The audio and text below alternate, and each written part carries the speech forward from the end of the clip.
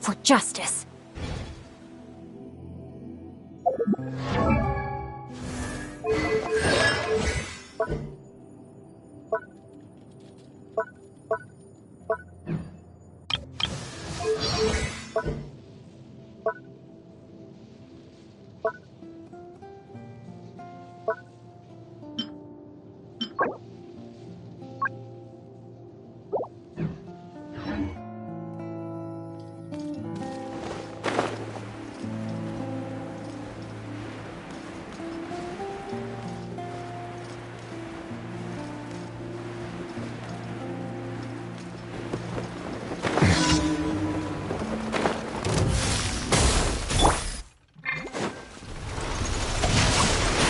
Let me weave you a verse. There is no escape! Everyone hold hands!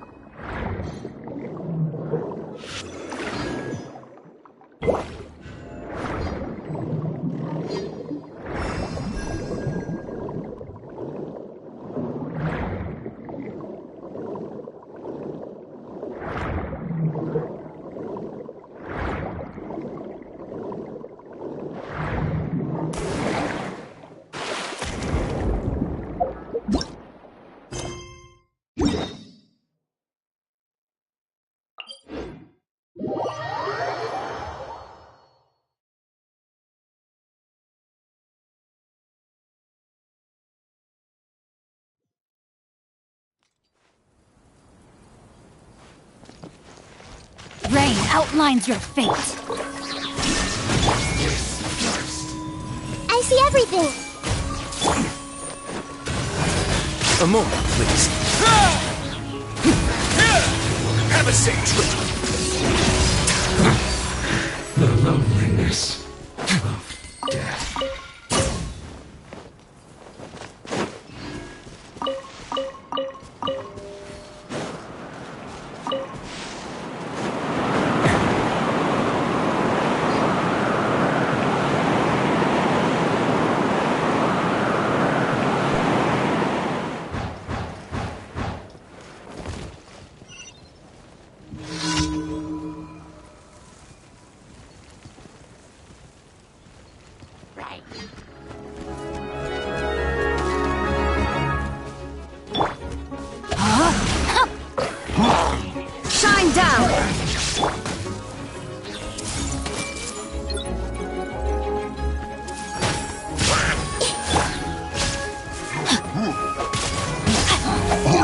There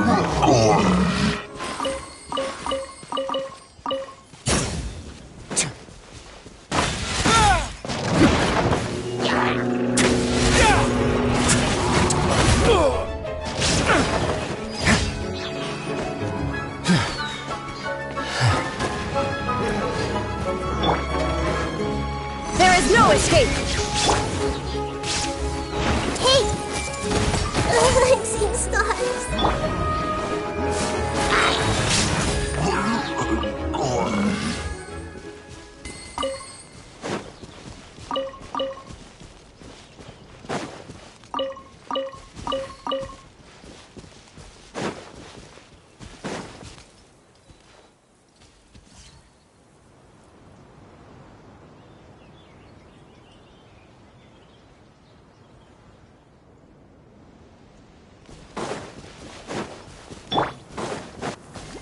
Outlines your fate. The insolent shall be punished. Everyone hold hands!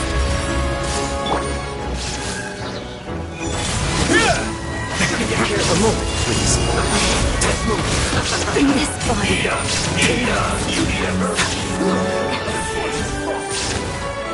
You need to hurry up! Back, huh? Fine by me.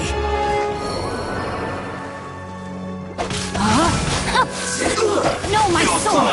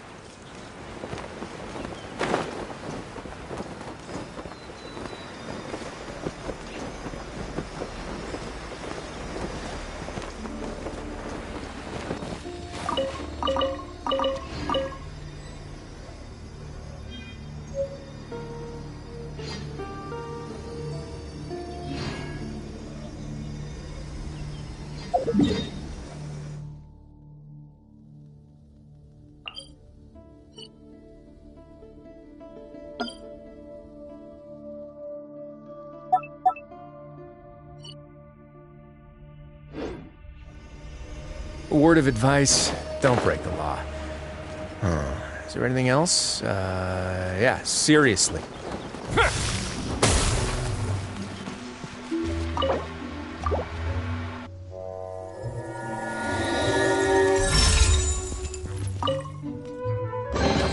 All unclaimed articles should be turned in. So, neither of us saw anything here, right?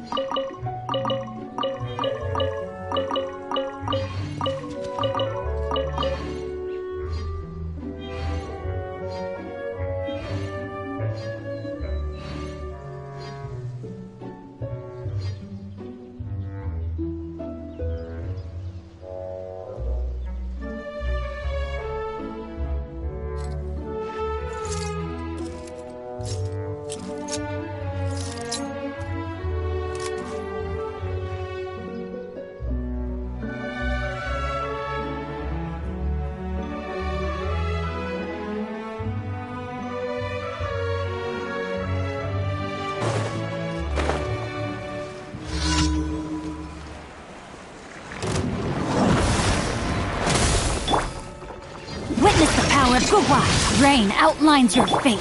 Shine down!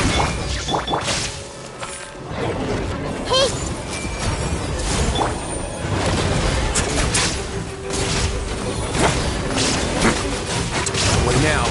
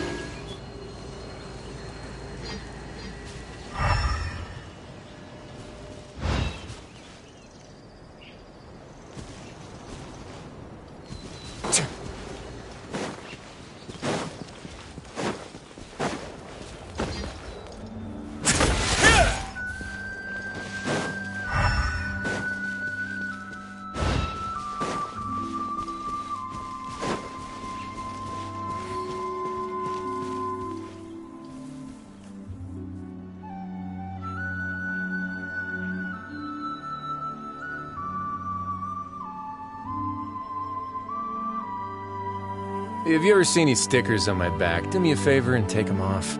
Malazines like to play pranks sometimes.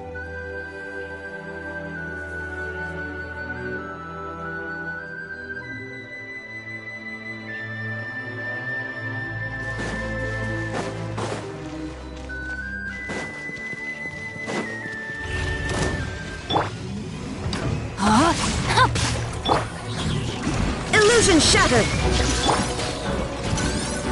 Everyone hold hands!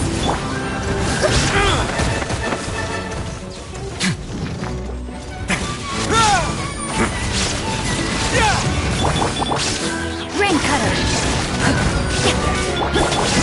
Inazuma shines eternal!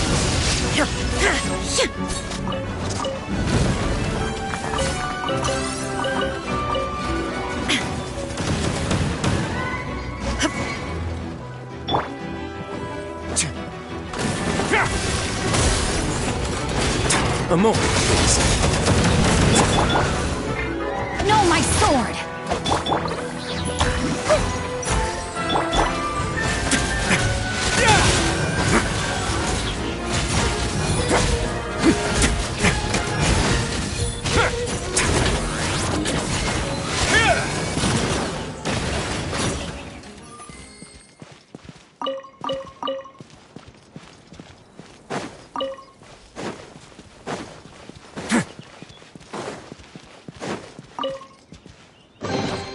I'd take it if I were you.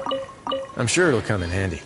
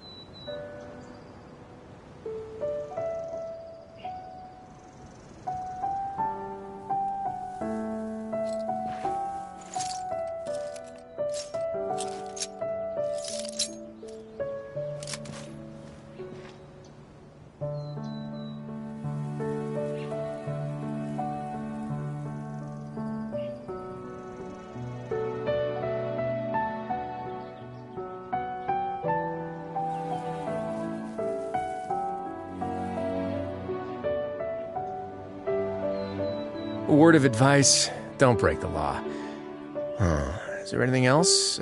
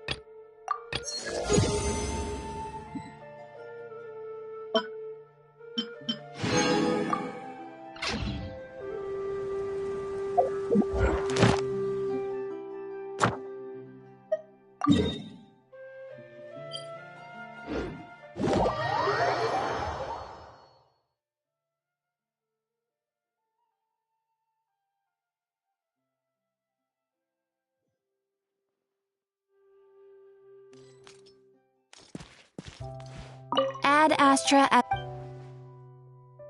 Thank you for completing today's commission. Ad Astra Abyssosk.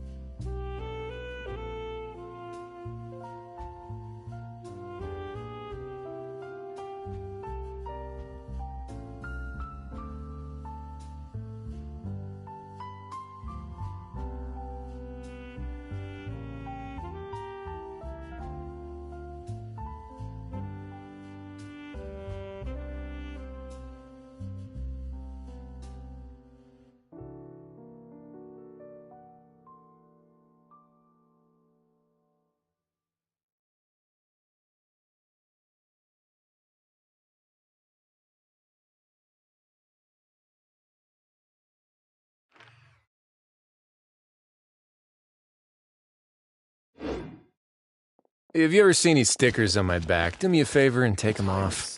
Malazines like to play pranks sometimes.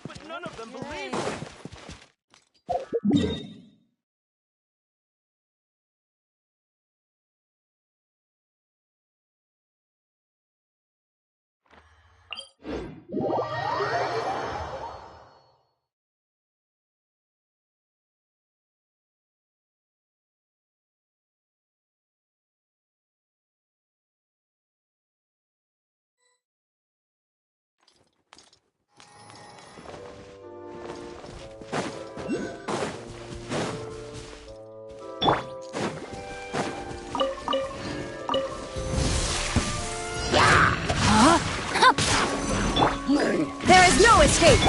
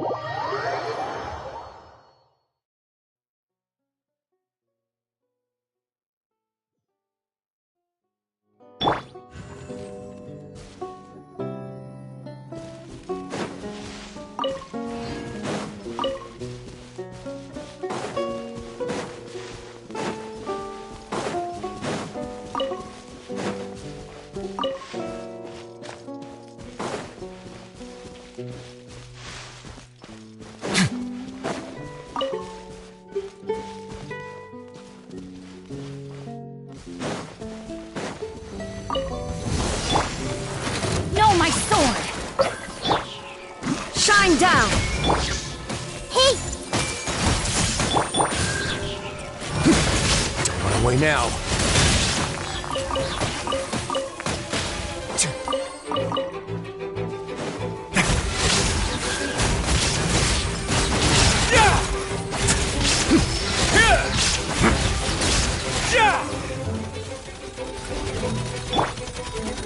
Time to act. There is no escape. I see everything. Let's begin.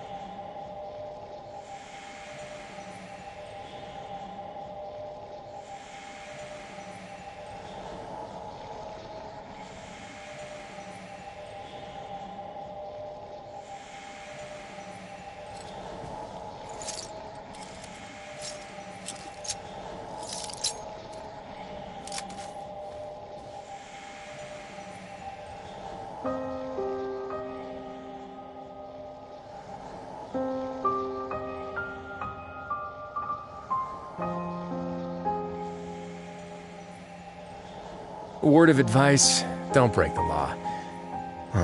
Is there anything else? Yeah, seriously, don't break the law.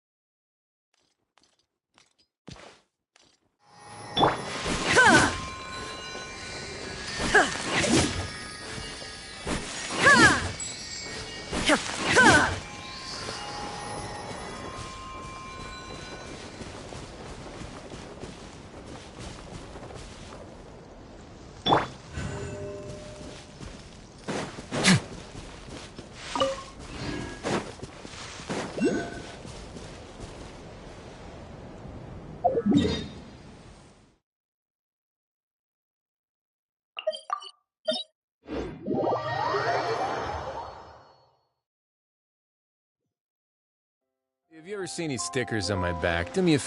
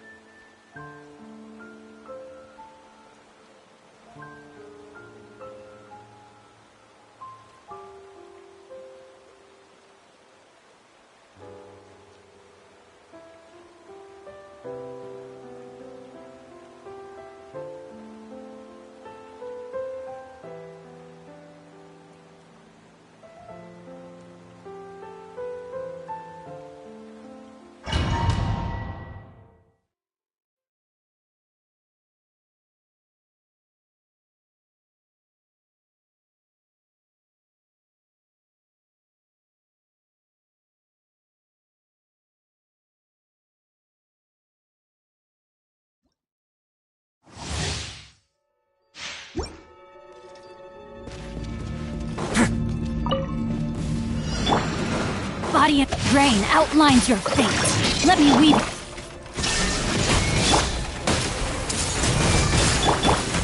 It's going to get a little chilly. Away now.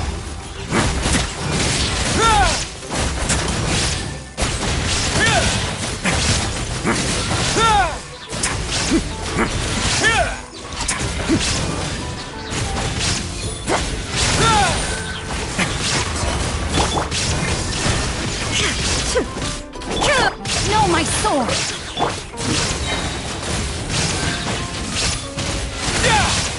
Have a safe trip. Illusion shattered! Let's begin.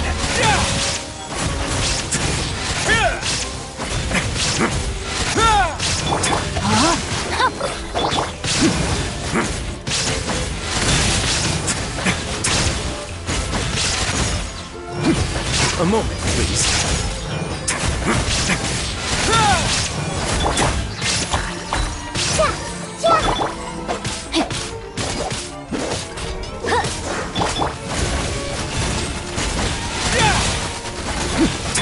Rain outlines your fate.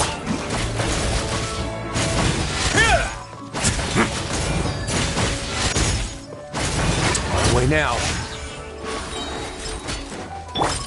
Witness the power of Gugwa. There is no escape! Everyone hold hands! Stay cool and face your guilt. Let's begin.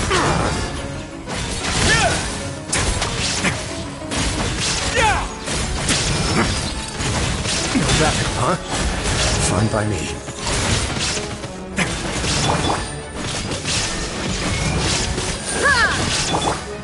Sharing my knowledge. I see everything. Yeah.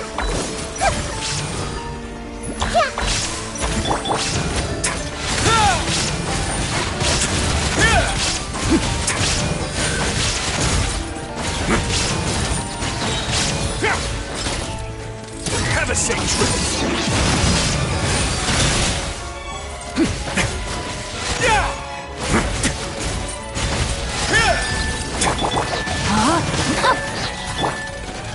Torn to oblivion.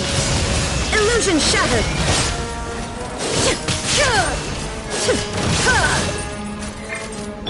Let me weave you a verse. No, my sword!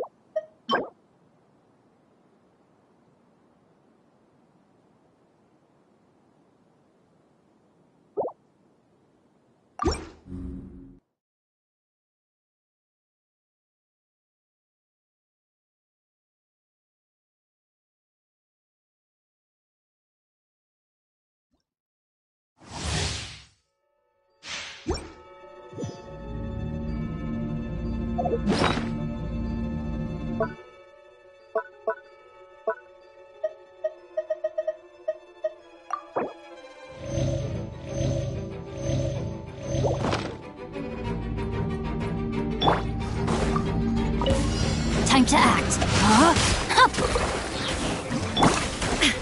There is no escape! It's going to get a little chilly.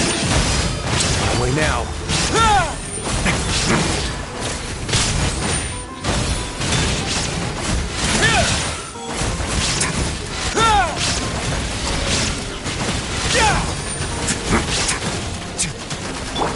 Illusion shattered!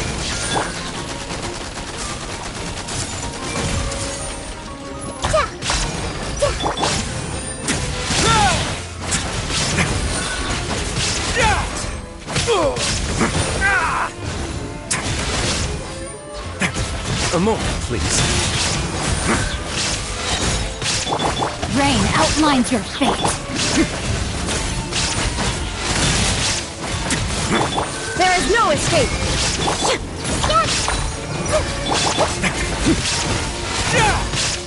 Let's begin.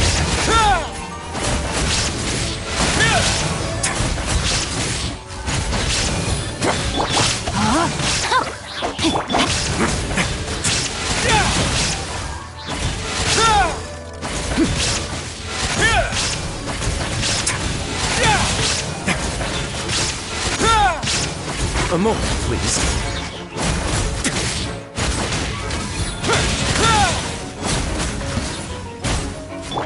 Rain cutter. Rain outlines your. Have a safe trip. Shine down! Now you shall perish!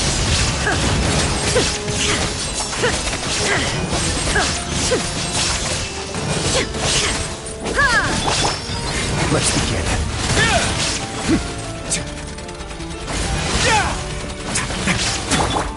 Make yourselves at home! Everyone hold hands!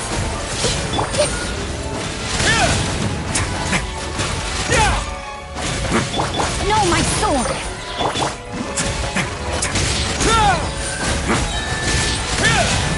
Stay cool and face your gift. Inazuma shines eternal! Ha! Ha! Ha! There is no escape! Ha! Witness the power of Gugwa!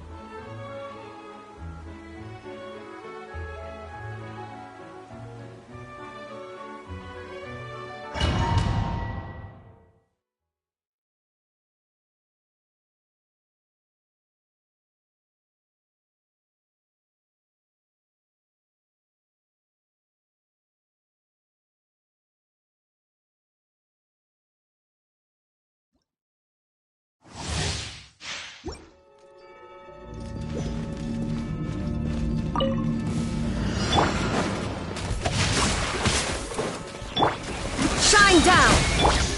Hey! Have a safe trip.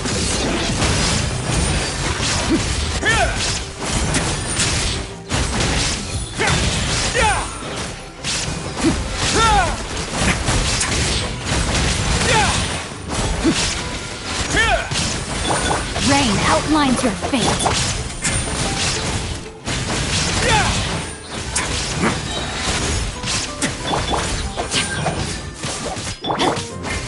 A moment, please. Illusion shattered!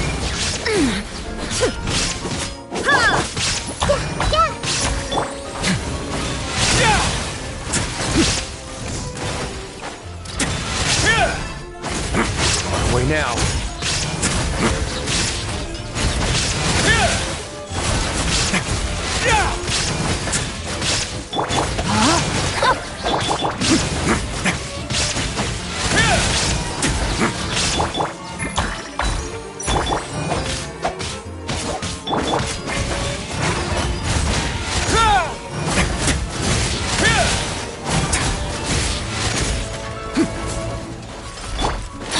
Rain outlines your fate. Let me weave you a verse. Everyone hold hands! This could get a little chilly. A moment, please.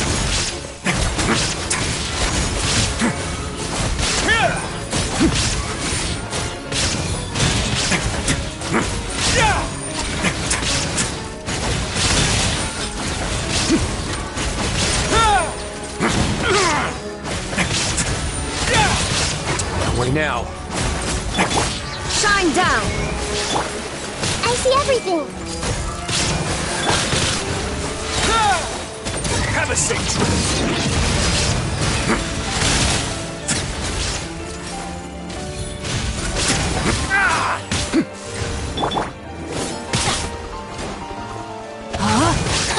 Witness the power of Gugwa. Torn to oblivion!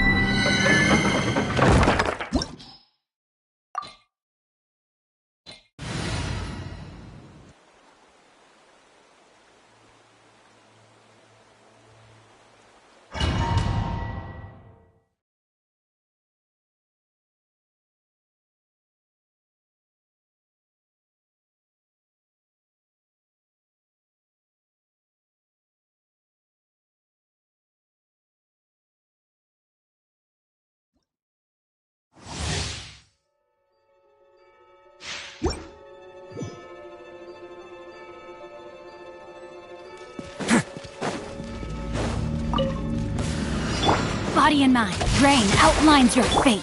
Illusion shattered.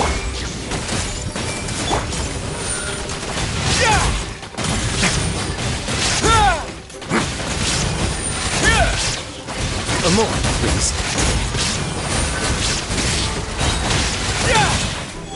Stay cool and face your guilt.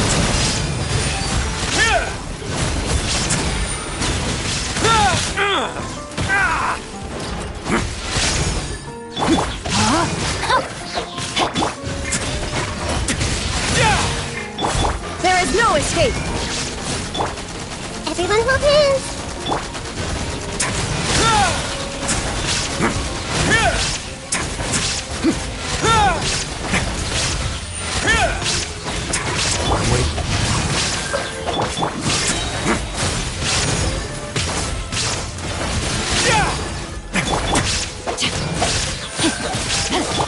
Shine down.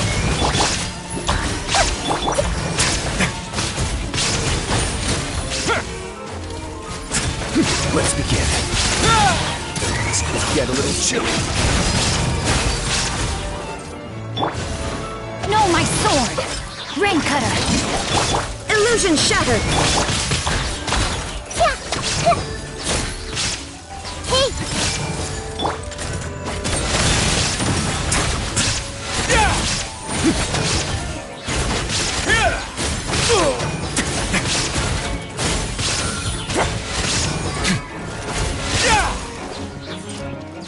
Away now.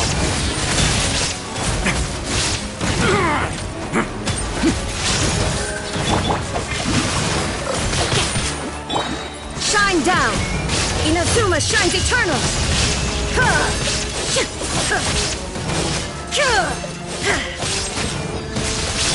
Let me weave you a verse. The Temple of Wisdom! Stay cool and face your guilt. Let's begin.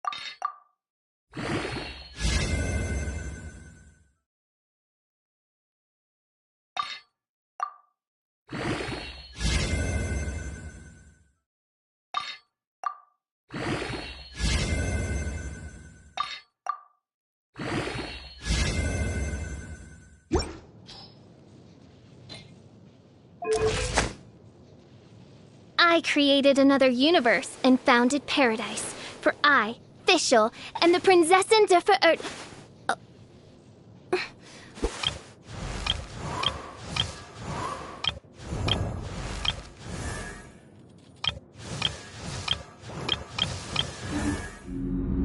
A word of advice.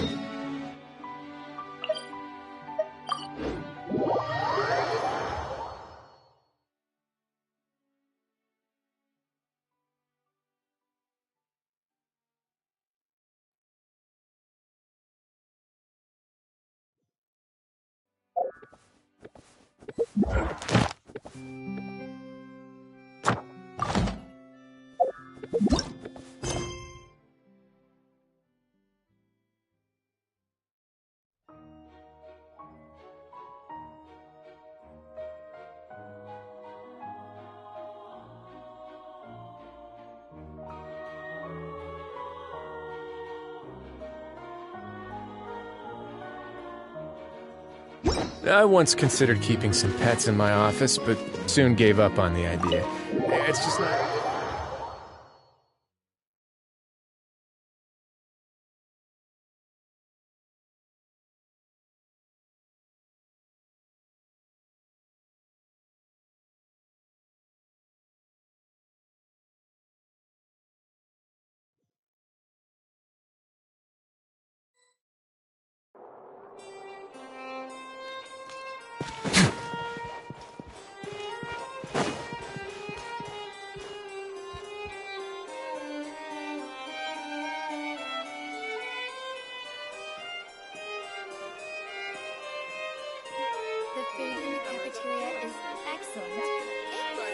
You're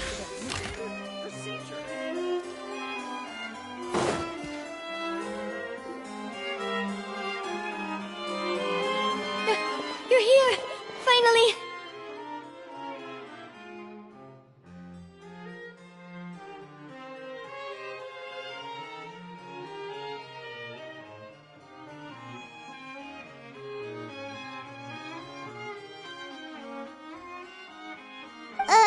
Is something wrong?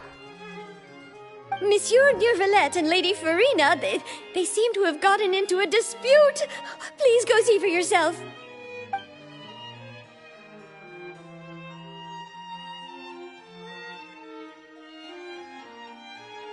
Like I said, I've already explained everything. And yet the problem has not been properly solved. There is little space for excuses between us. It is not my intention to offend you, but please, tell me where you stand. You are the Hydro Archon FolkLore, are you not? Look at this. This is a list of the victims from the recent Poisson incident.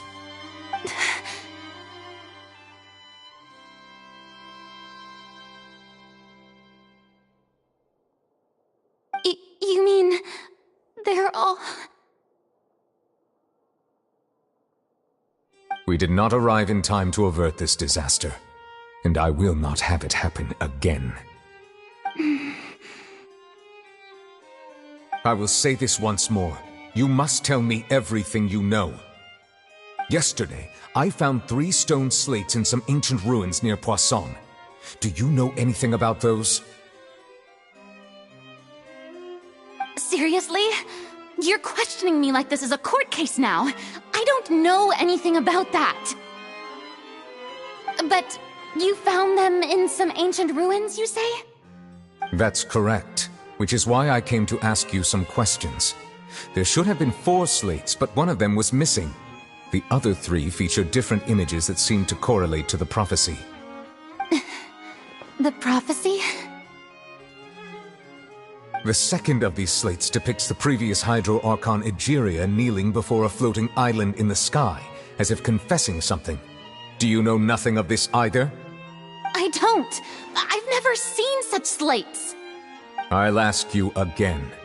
Do you really have no information regarding the previous Archon?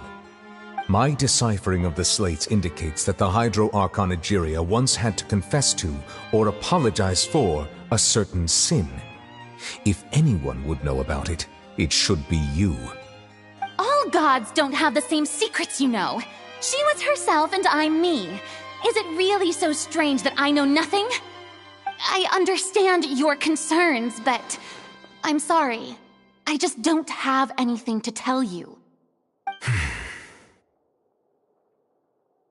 Forgive me for saying this now, Lady Farina, but I have long known of your various secret investigations into certain matters.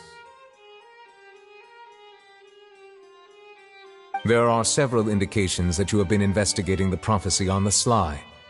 This is not strange in itself, considering that you are the Hydro Archon. But it is strange that you should also claim to not know any of Egeria's secrets, as well as do nothing following your inquiries. You have never been as superficial as you have presented yourself to be, nor are you a fool. And yet, your behavior is very inconsistent.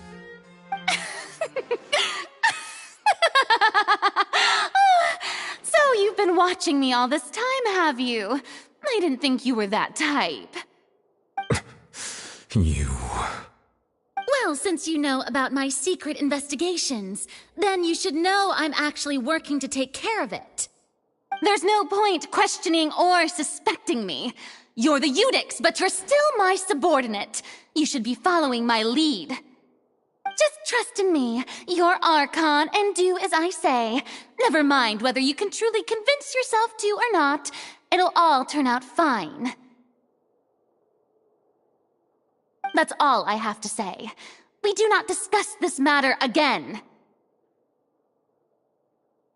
Oh, the opera's about to start.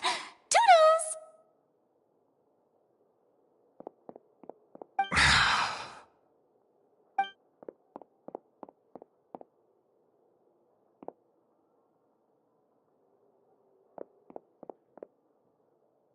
Did Farina not notice us standing by the door?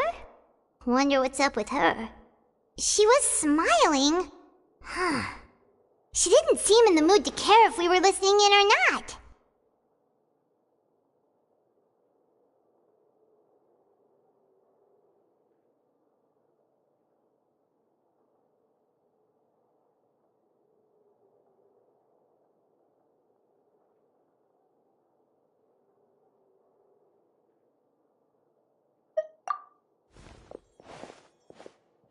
I assume you've been outside for a while now?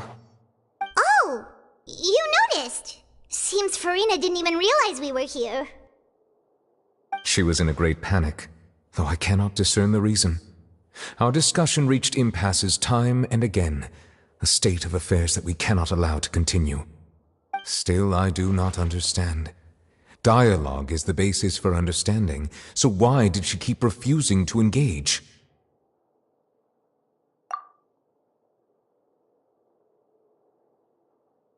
Everyone in her inner circle has noticed that she is hiding some secret. The issue is her attitude. I fear that she will not reveal anything unless absolutely forced to. We may have to create a situation in which she will have no choice but to speak. Oh? Like what? Normally, people will only reveal the truth when standing trial. Perhaps we must have the Hydro Archon experience just such a scenario. But Farina's seen so many trials, and she's really good at dodging questions. How do we make sure that she won't just slip away at the first chance she gets? We will need to consider this thoroughly, join forces with various parties, and then do what we can. If at all possible, I would prefer to recuse myself from this affair, but we must prevent the prophecy from coming to pass. This may be cruel to her, but all Fontaine is in crisis. The information a god possesses is too precious, and so we must take a chance on this.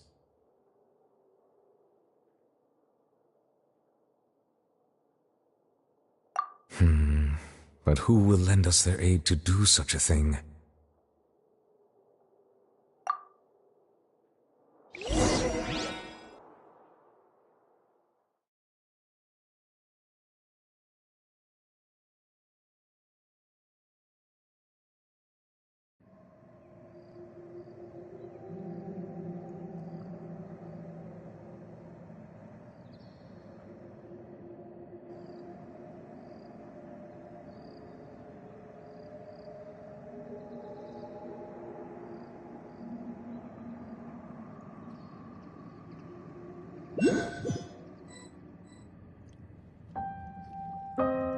Well, that's everyone, huh?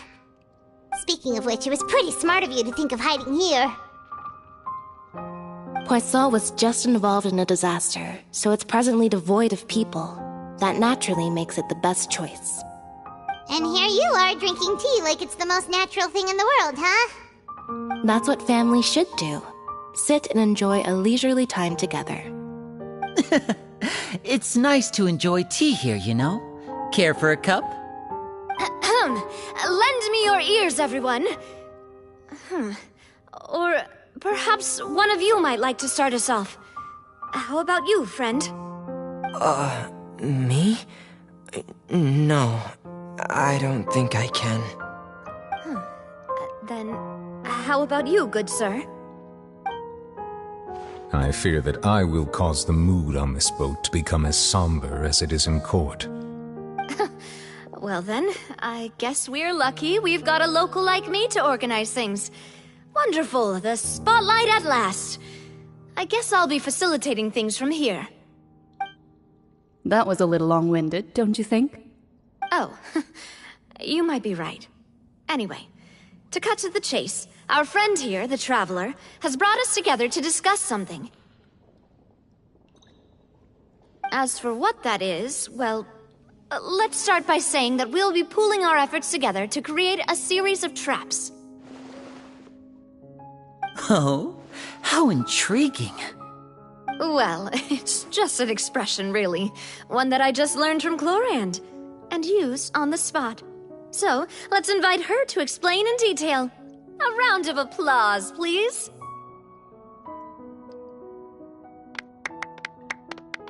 Huh? Didn't you say that you would be facilitating this? Oh, come now. Your work doesn't involve much public speaking, right? This is a good chance to practice. You might even pick up some fancy oratory tricks to impress your boss with in the future. I see. And what does my boss say? He is glad that you consider him your boss. Do go on.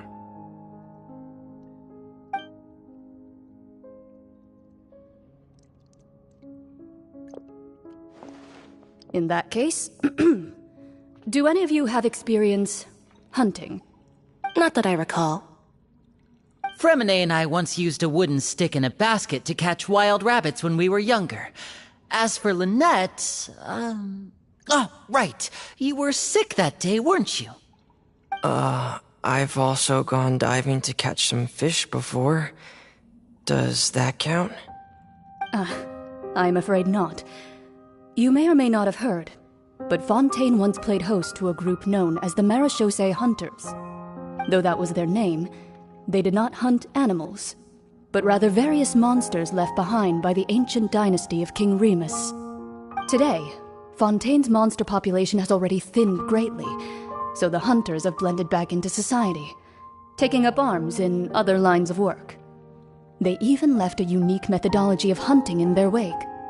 A trap comprises of the following components: bait, a trigger, and a containment device. Sometimes a lethal implement will also be necessary to deal with the prey. So, if we were to build a trap together, right now, what would you choose to build it with? For me, I would prefer something basket-shaped. Pigeons and rabbits will see the bait and naturally enter the snare. Our line of work requires a deft hand, and we're some of the best in the industry, so you can count on our techniques. You used some of those techniques while moving the people of Poisson, didn't you? My subordinates mentioned that you even performed some magic for the bawling children. Yes, and I even managed to gather some intelligence in the meantime. I'm quite the multitasker if I do say so myself. I'm afraid I can't claim that as my strong suit. I prefer more stable methods, like placing bait in the water and waiting for the fish to come within reach. That's the kind of method I would count on. Calm and steady. Exactly the kind of person who would catch loads of fish.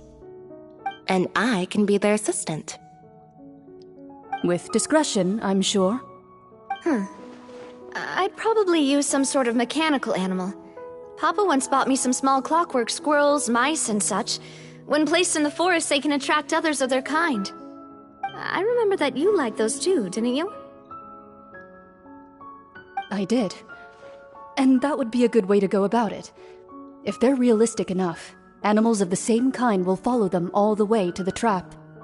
What about you, Monsieur Neuvillette?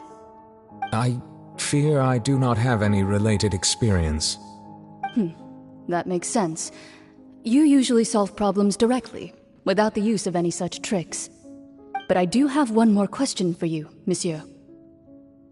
If we were to create a trap now, how would you design it? I would like for it to be effective, but bring no harm to the prey. A more gentle trap would be ideal. Kind, as always. However, our intention doesn't necessarily change the containment device and the type of implement we need. If we wanted to kill the prey in one strike, we would need a powerful implement. However, that also goes for prey that must be captured and safely contained. Wait, why's that? Only a hunter who's a true expert at subduing their prey can snare it without harming it. The line that divides life and death is often exceedingly thin. So, are we going hunting together? We hadn't thought of seeing ourselves as hunters. It kinda works, but maybe it's still not the best metaphor. If our means of capturing and dealing with our prey is to put them on trial, then the hunting metaphor is actually quite accurate. But we shall require much more courage than any hunter to judge a god, a being whose seat is an exalted throne. Oh, so that's what's going on. Sounds very interesting.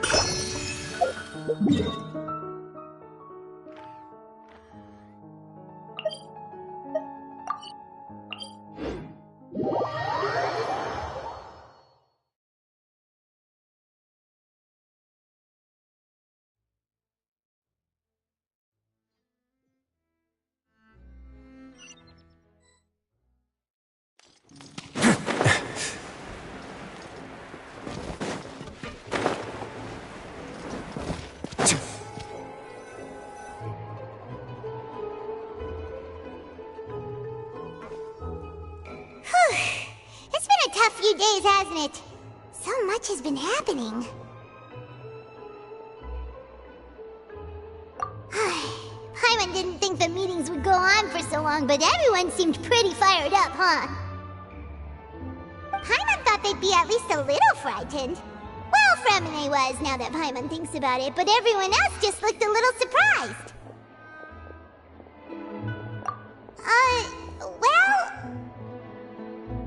It's hard to say. Paimon doesn't have any experience with this sort of thing. But with you around, Paimon sure will do great. After all, you're the most reliable person in the world, aren't you? Did you just pour some tea? Paimon didn't notice you doing that at all. Then what's that? Paimon's never seen that cup before. Don't be frightened. I'm just joining you two for tea. I merely refrained from saying anything till now. Who's that voice? But there's no one here. What a strange conclusion, but also such an interesting one. You two make such a fascinating combo, and yet even you feel confused. As such, I couldn't resist but come by for some tea and a chat. Consider me a passerby, just accepting a commission from my friend's disciple on a whim.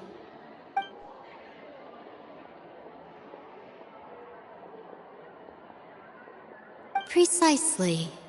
Call me N, a mage who wanders the world. At least, that's how my friends have suggested that I introduce myself. The prophecy. Yes, what has been prophesied will be fulfilled. You may view such things as the history of the future. What? Then is there any way we can stop it? People call such things fate, and it is written in the stars. It cannot so easily be altered.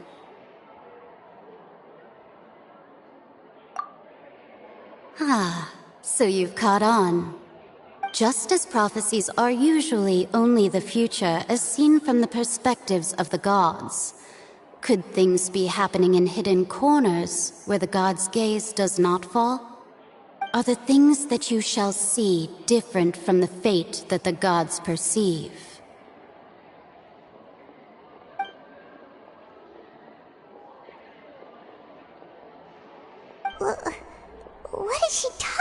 about.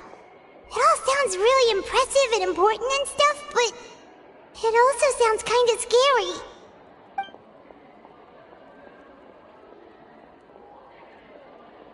I believe that you understand, right? Some things are insignificant, but others you must reach out to change. Ultimately, fate shall serve as your only guide, no matter what will happen in Tevat's future. All you need to do is to play your part. This was good tea, by the way. Thank you for your hospitality. Well, that'll be all for today. The voice. It's gone.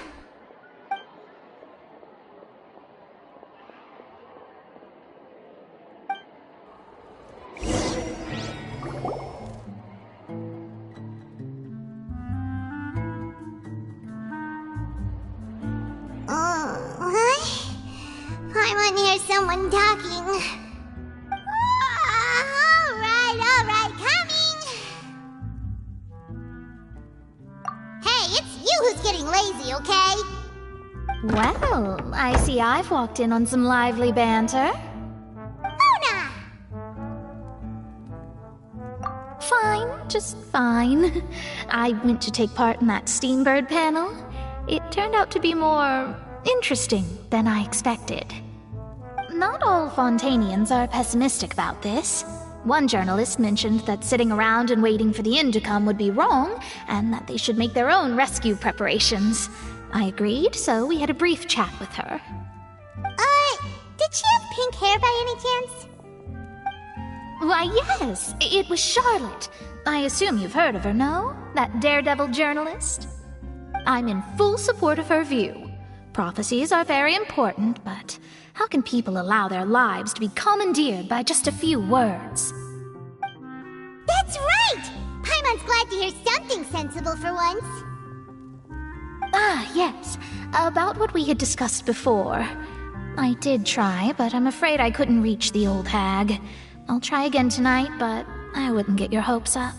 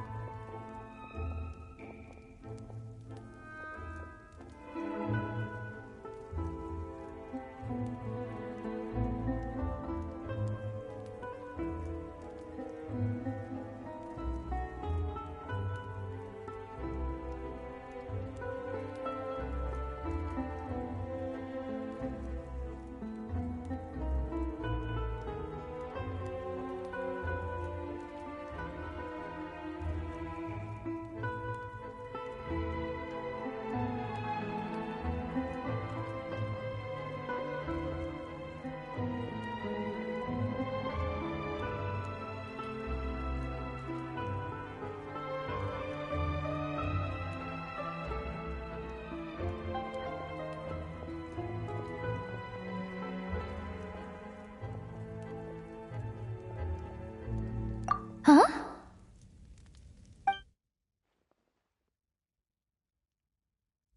Goodness gracious. Are you serious?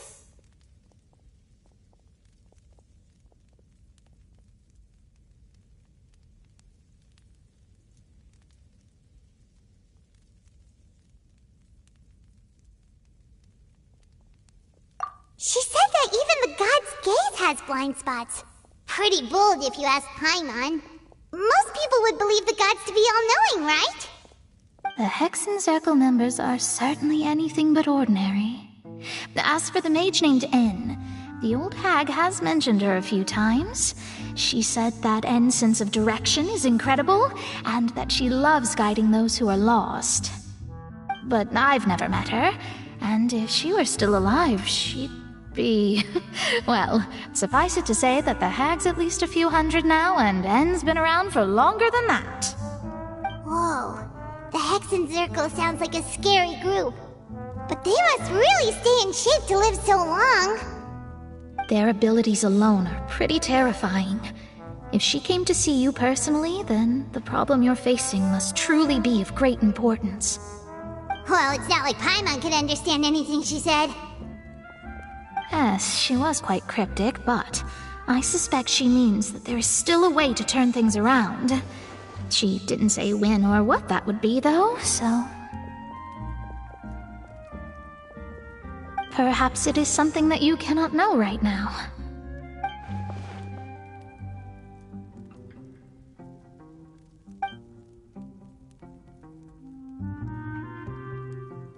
Traveler, Paimon, are you two all right? Oh, we're fine. We're just a little down right now. It kind of feels like the end is coming, you know? I see. I feel that same sense of desperation, too. I guess you could consider me someone who has often witnessed fate. So far as I have seen, it cannot be swayed. But even so, I still hope for, and believe in, miracles. Astrology is eternal and rational, but fate may not be. It is cruel, but it can also be beautiful. Perhaps that's what En was trying to tell you. Not to lose heart, and to believe that what you are seeing playing out before you is not yet set in stone. I did originally think of steering clear of all this, but I couldn't. Even if this is all futile, I still wish to help everyone. If we don't struggle to the last, then how can we face the end when it comes? Huh. You do have a point. There I go, talking about astrological principles again. Sorry about that. The moment I start talking about work-related stuff... I need to get going. It was worth trying to comfort you, even if only a little. I believe that you'll help those who are struggling in the same way I did. I suppose that might be why we always seem to meet by coincidence. Paimon feels kind of moved by what Mona said. But also kinda sad, too. Hey, Traveler, Paimon suddenly feels like going outside for a walk. Let's go. Let's walk around the city, shall we? There's a few spots we always like to walk by.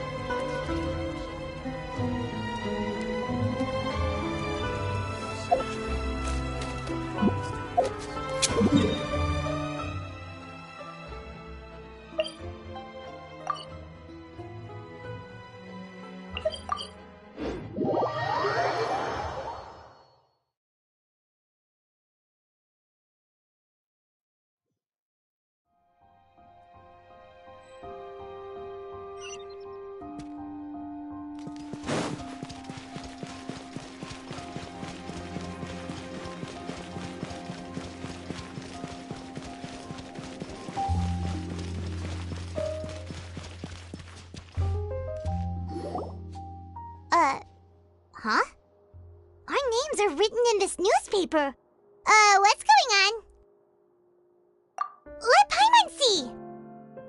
The underwater stronghold, the Fortress of Meripede, has continued in its noble autonomy, but that does not mean that others cannot interact with it. My recent attempts to enter the fortress bore little fruit. Huh. Guess Charlotte still hasn't given up on that. Thus, else did an Outlander friend become the focus of this report? A blonde adventurer with their white fairy legends trailing in their wake. It is said that this mysterious traveler once visited the underwater fortress. So while the fortress's interior remains a mystery behind closed doors, do not fear, for the tales of the traveler contain surprises in spades. Journalist Charlotte's biggest scoop yet, the Traveler's Trail, World Walker. Huh.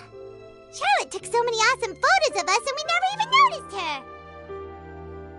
She hasn't been able to get a hold of anything at the fortress, so since we're easier to find, she's using us as the subject matter instead? Ugh, seriously? Well, fine. Those headlines and photos do look cool, so Paimon will forgive her this time.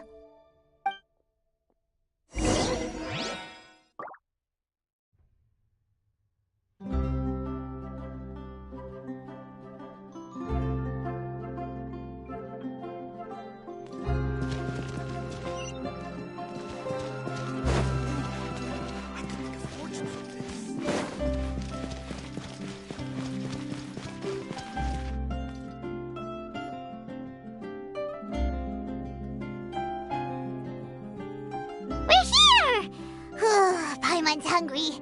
Should we go in and get something to eat?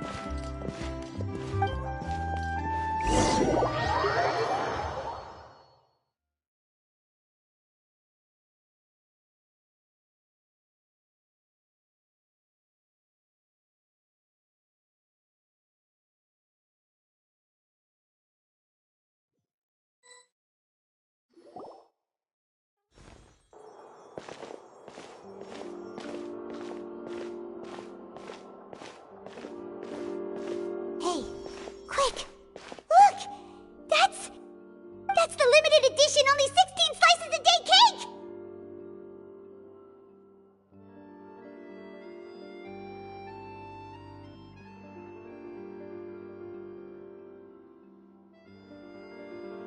It was so delicious the last time we tried it! Despite the tense situation we were in, let's give it another go! Paimon's sure it'll be great!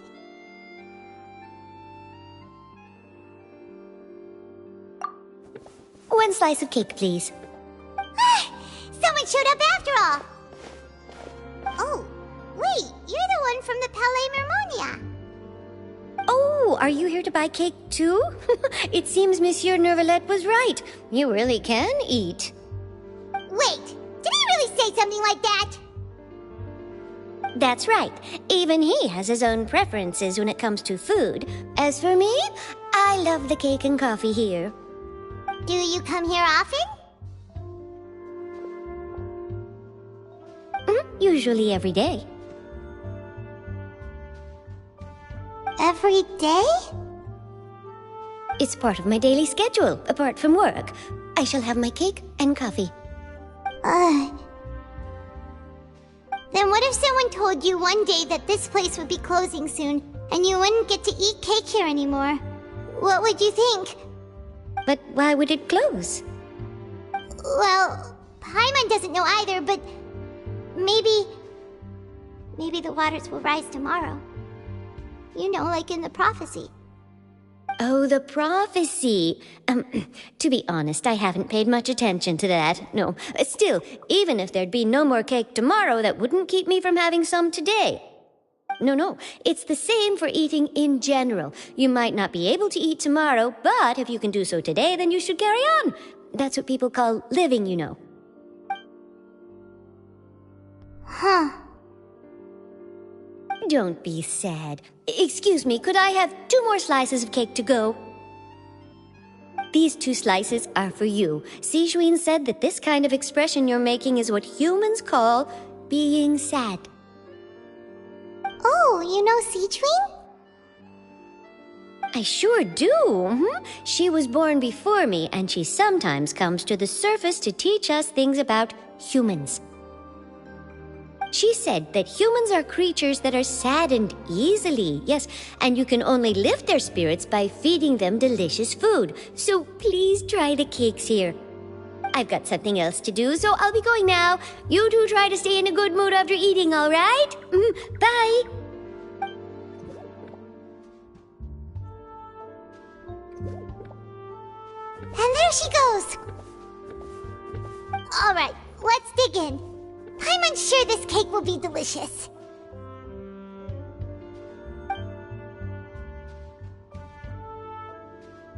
It's more delicious than last time! And the flavor gets even better with a sip of tea. It sure would be nice if we could come again tomorrow. Sure would be nice if we could always eat delicious food here.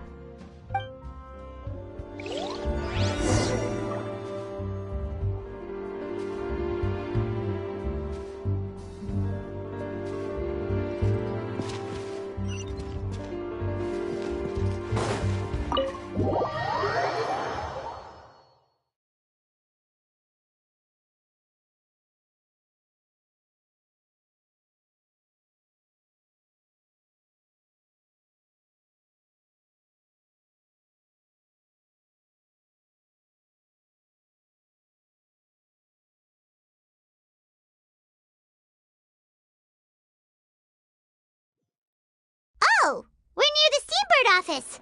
Let's go look for Charlotte and have a chat.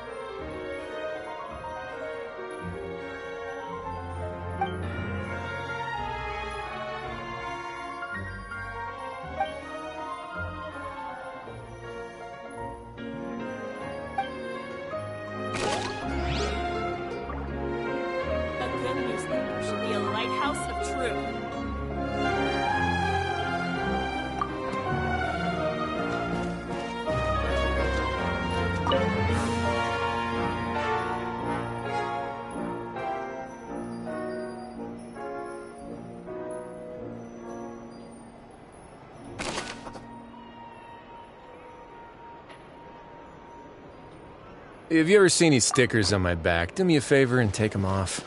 Malazines like to play pranks sometimes.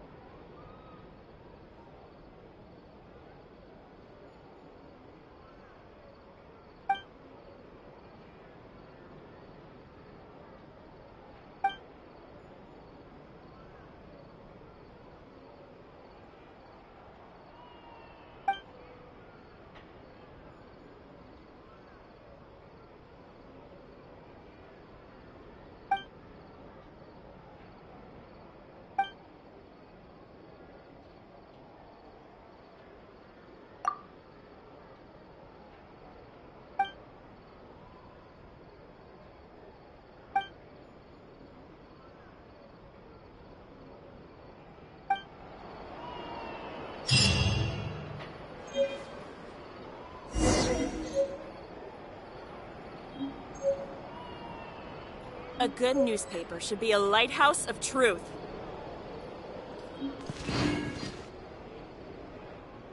Wow!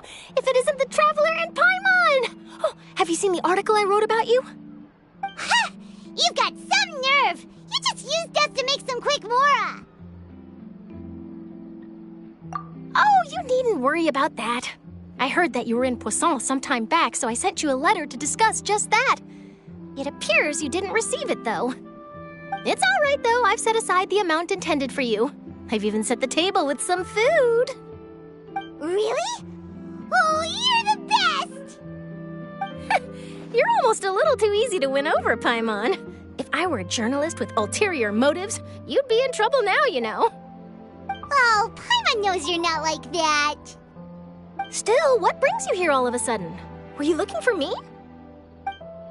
A friend of ours met you a while back, and when she mentioned it, we thought of coming to see you. Her name's Mona.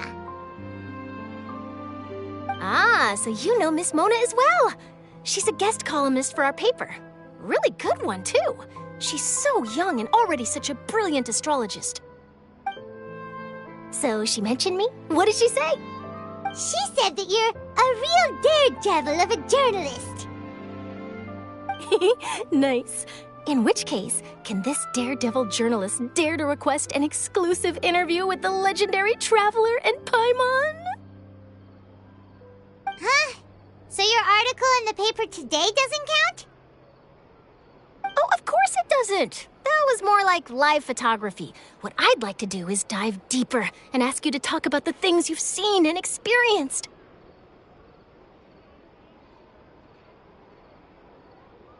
Yeah, are we even qualified enough? Why not? If I say you're worth an interview, then you're worth it. But not right now, of course. I'll need a few days to prepare.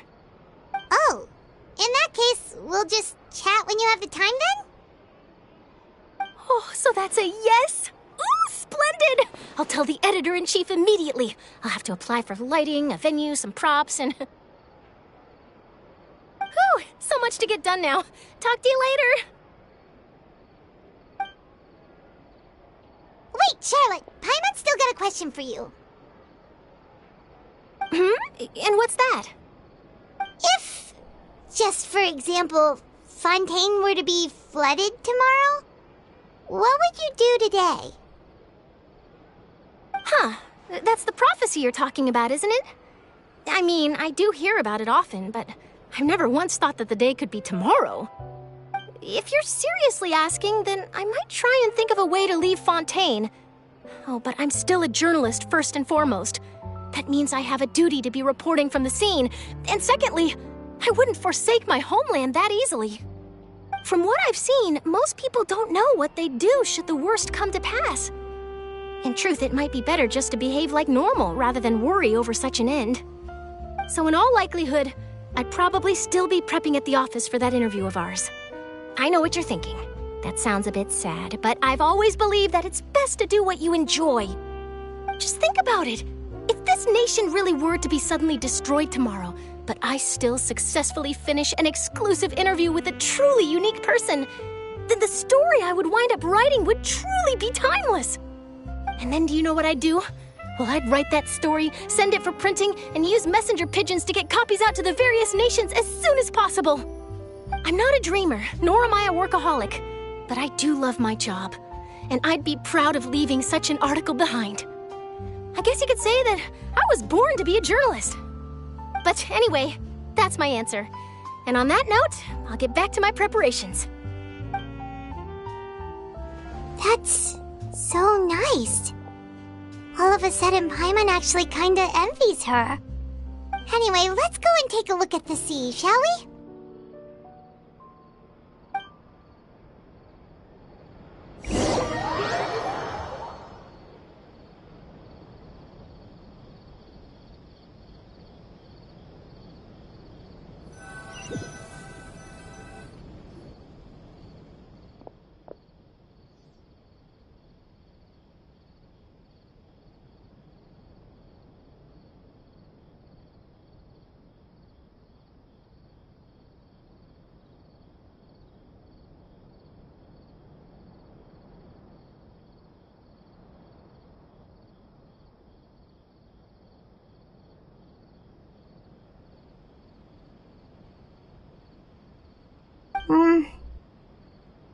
Paimon's been thinking. If it wasn't Fontaine, but all of Tevat that would be destroyed tomorrow, where would we go and what would we do? No, Paimon should ask, if you could choose, what would you like to do?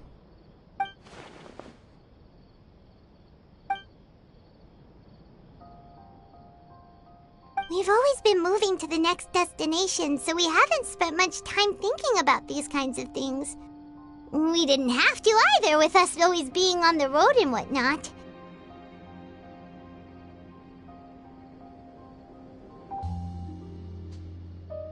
You mean, still traveling? Huh. Wait, isn't that what we've always been doing?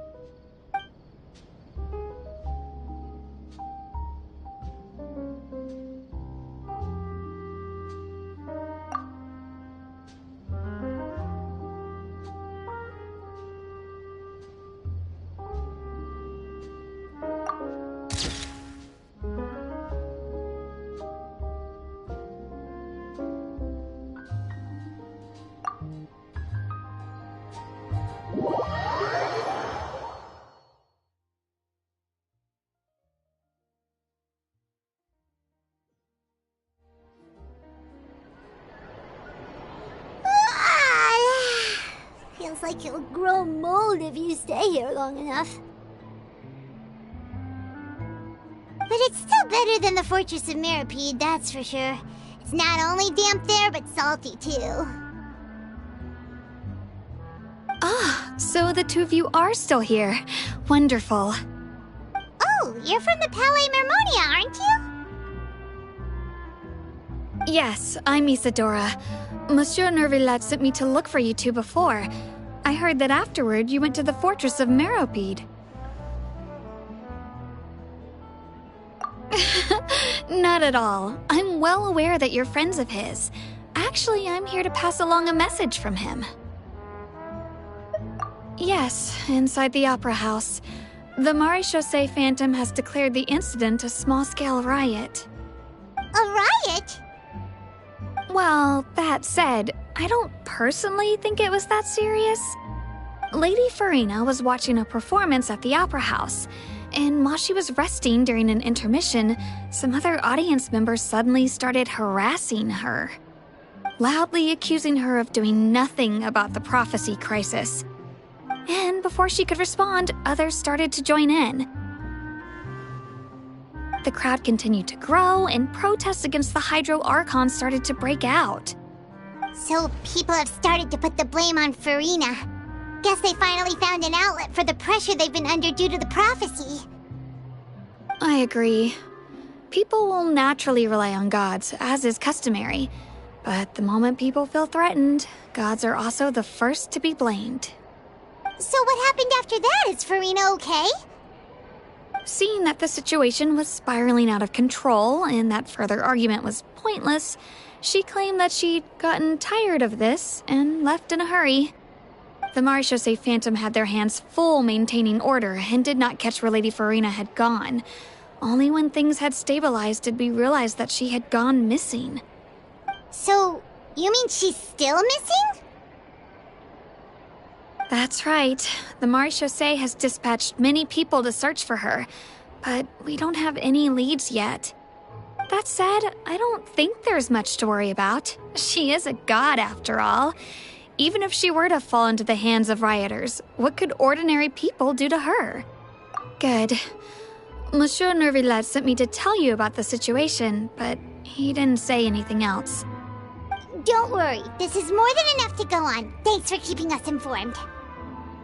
Ah, is that so? Well, all right then. In that case, you two take care. I'll be heading back to the Palais now.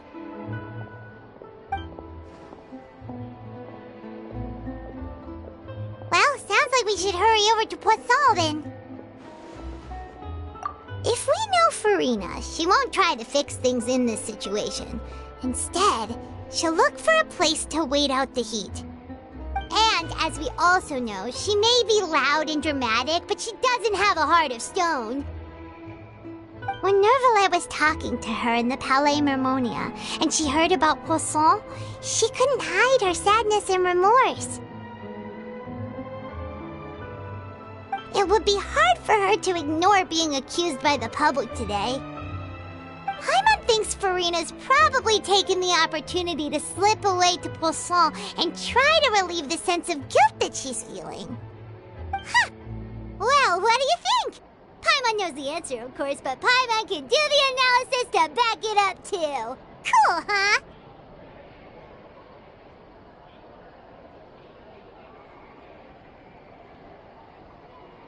In that case, there's not a moment to lose. Poisson, here we come!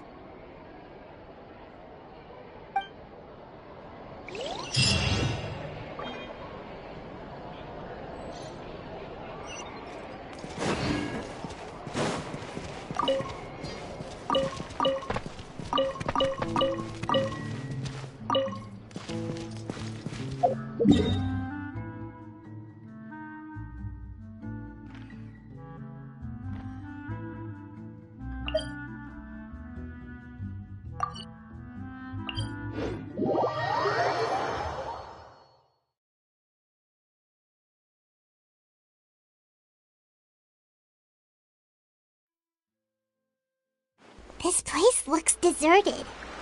Guess all the survivors must have evacuated already. All that's left here are signs of devastation. Could Farina really be here? Let's try to find her as soon as possible.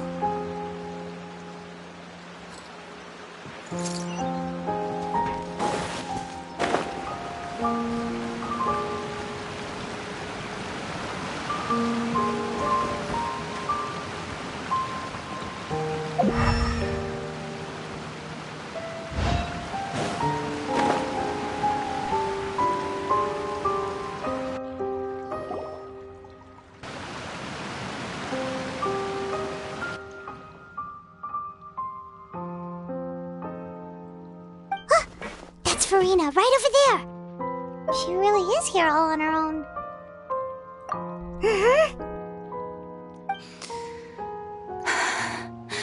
Should I just give up? This is all meaningless. What was meant to happen did happen after all. Everyone's dead. I'm sorry. I am so sorry. Give up, Farina. There's no point in holding out. I'm sorry. But what can I even do other than to repeat meaningless apologies over and over? Who's that? Don't worry, Farina, it's just us.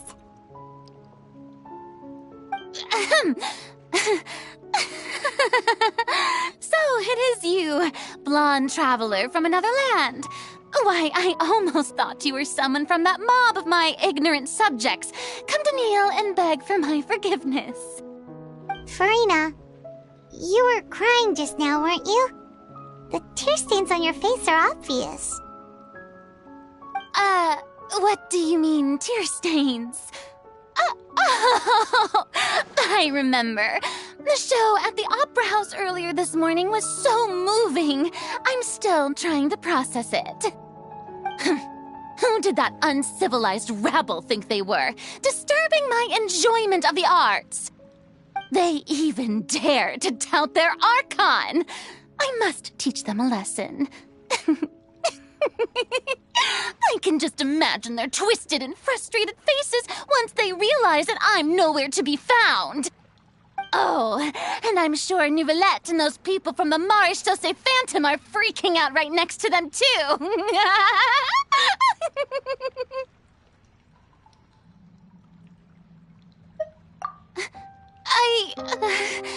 Of course not. Hey, there she is! The Hydro Archon's over there! Quick, after her!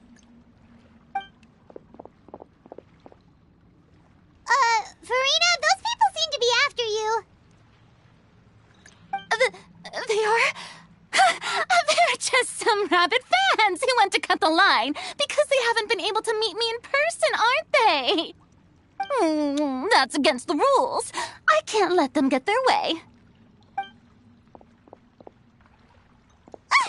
Farina just ran off! Quick, we have to catch up with her!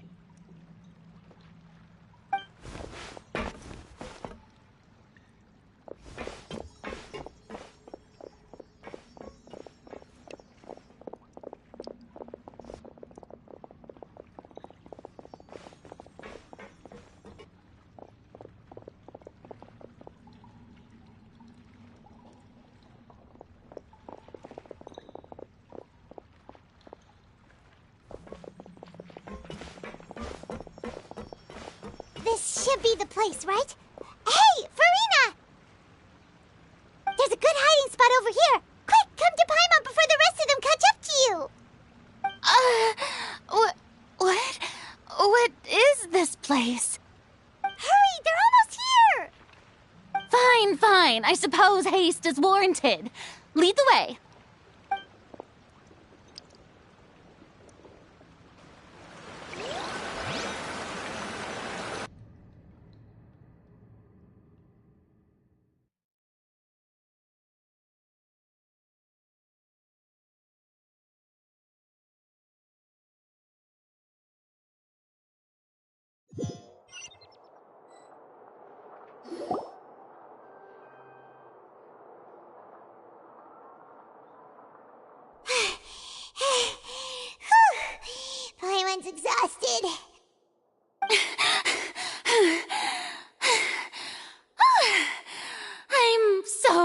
tired. I totally thought they had caught me. No, I mean, I merely gave in to the sheer enthusiasm they displayed.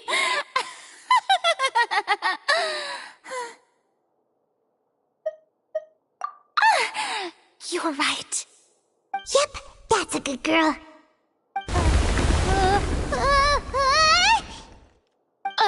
What's happening? The ground's shaking. Is it an earthquake? Yeah, a quake of this kind preceded the flooding in Poisson, didn't it? It can't be. It's happening again. Well, there's no need to worry too much about that. Neuvillette made some emergency plans, so the evacuation should go a lot smoother this time. Yeah, I hope you're right.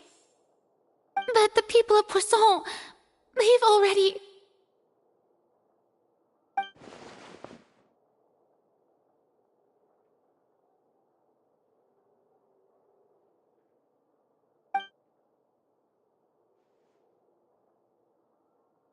It's true. I've been investigating the prophecy for hundreds of years. I once had informants all over Teyvat, searching for clues and feeding information back to me. I've tried all kinds of ways, too, to hold back the sea. Anything to keep the coastline from advancing. But all my efforts proved to be futile in the end. Really, the truth has been clear to me for a very long time. We cannot make an enemy of the divine. No matter what we do, the will of the heavenly principles will have its way, and the prophecy shall be fulfilled.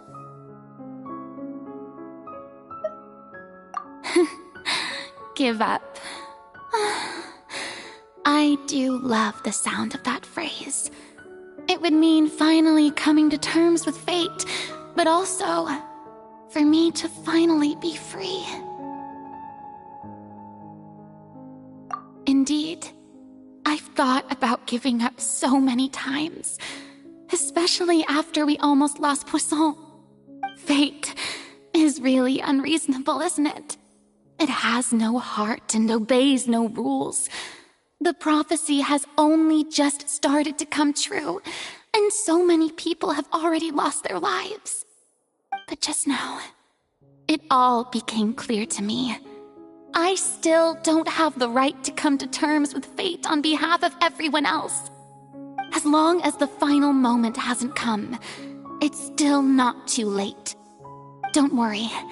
I will keep hope alive for everyone until the very end. Well, that's enough for now.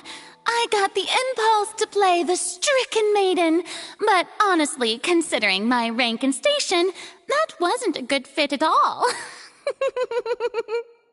Don't take any of what I just said seriously. How could I possibly let Fontaine fall to the whims of trivial prophecy? Come on! Paimon could have sworn you were actually being honest just now.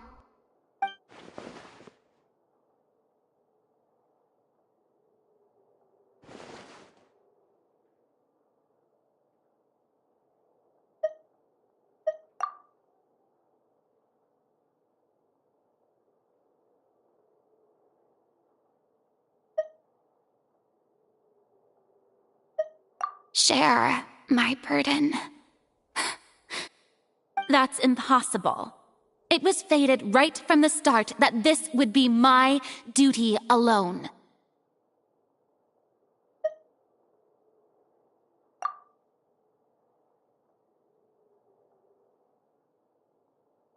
A witness. Yes, I've heard that you came to Teyvat from beyond the stars, yes. In other words, you never belonged here. And if Teyvat is, in its entirety, a show on a stage, then you're just a spectator, aren't you? If that's the case...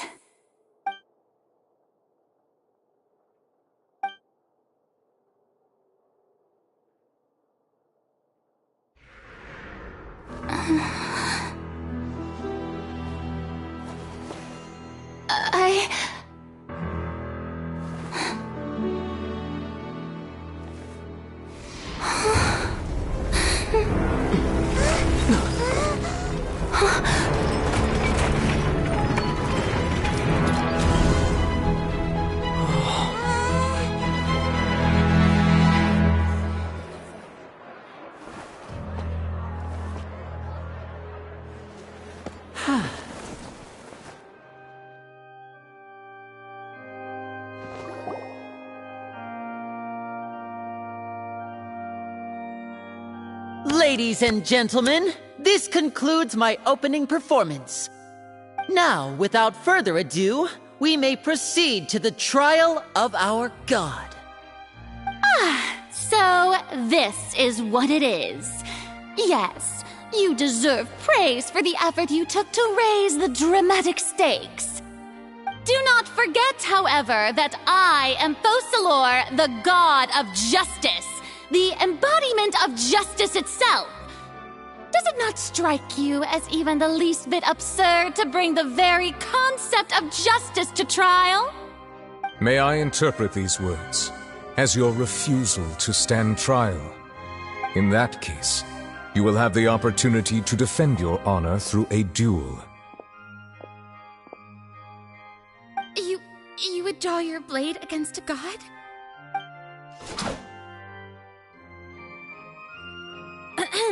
I see.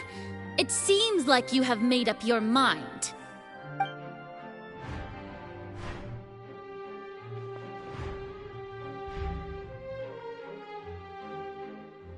Paimon can't believe it. She just surrendered. What the heck is going on? Did I just see an Archon surrender to a human? Wow, how utterly humiliating. Lady Farina, what is the meaning of this?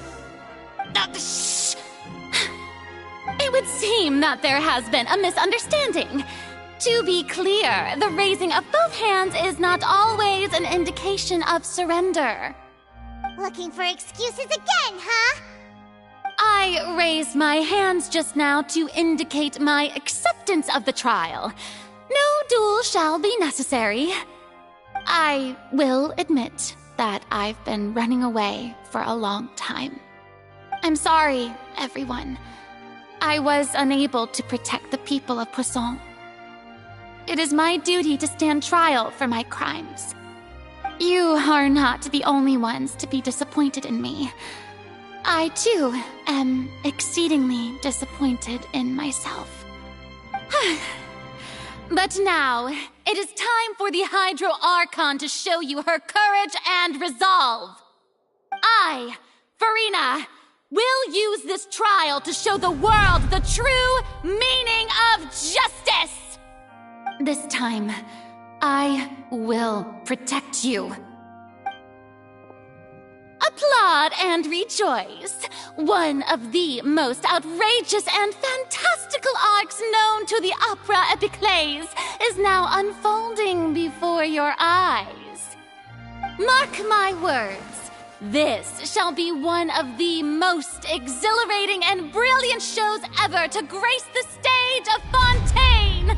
The trial of the Hydro Archon, FolkLore, will now begin! Woohoo! Oh, now we're making history! Why does it feel like Farina just took over the whole thing? Like, come on! Didn't she just get forced to stand trial for her crimes? Also, even though she's still acting super dramatic, she is taking this seriously this time, right? All right, then. Who will be my opponent in this trial? The court asks the prosecutor to please take the stand. Is that so? Very well. Then please speak, witness of Tivat, my accuser and fated opponent.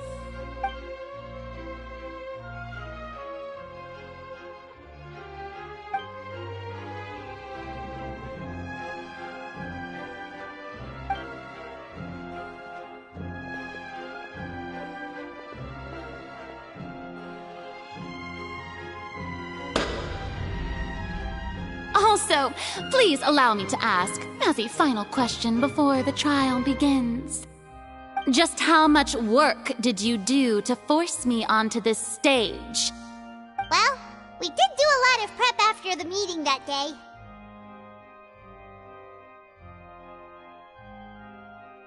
I can go over the tasks assigned to the Spina di Rosula, since they were rather straightforward and easy. Navia, the president of the Spina di Rosula. Most of the people who participated in the disturbance this morning were my subordinates. They changed into plain clothes and came to the Opera House as regular audience members, waiting for the perfect opportunity to incite insurrection against you.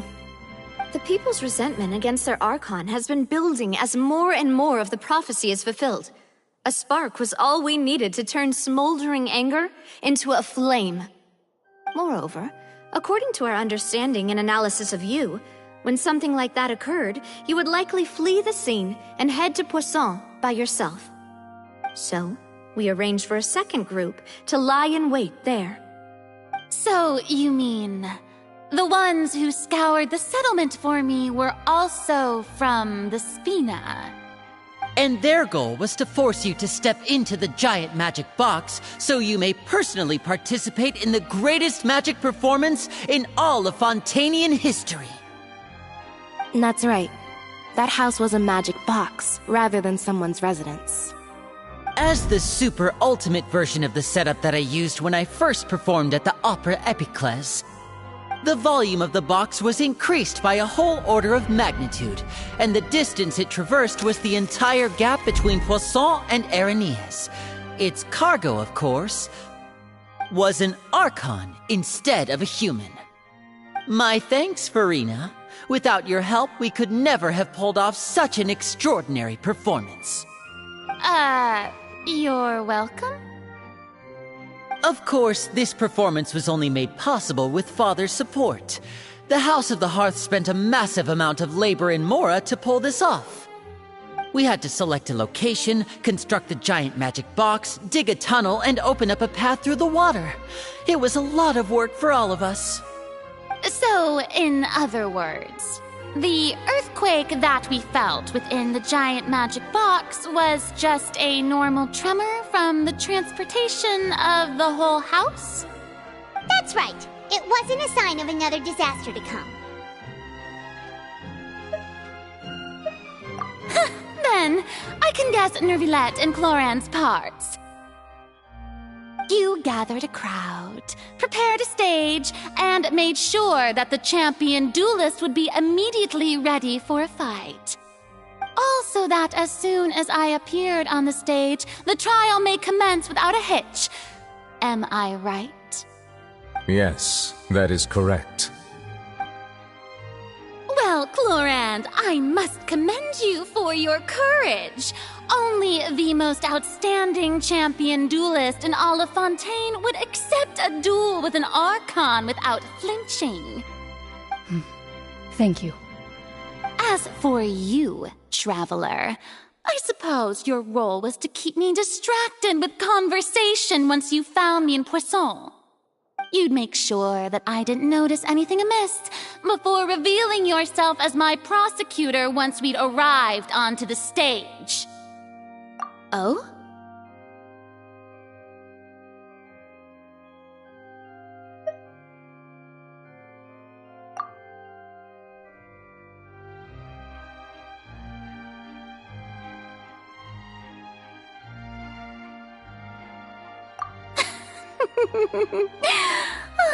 Is that so? Then I suppose I must have missed my final chance. It's fine. It matters not. What's done is done. The stage is already set, so there's no reason to disappoint the audience. Let's see this trial through to the very end.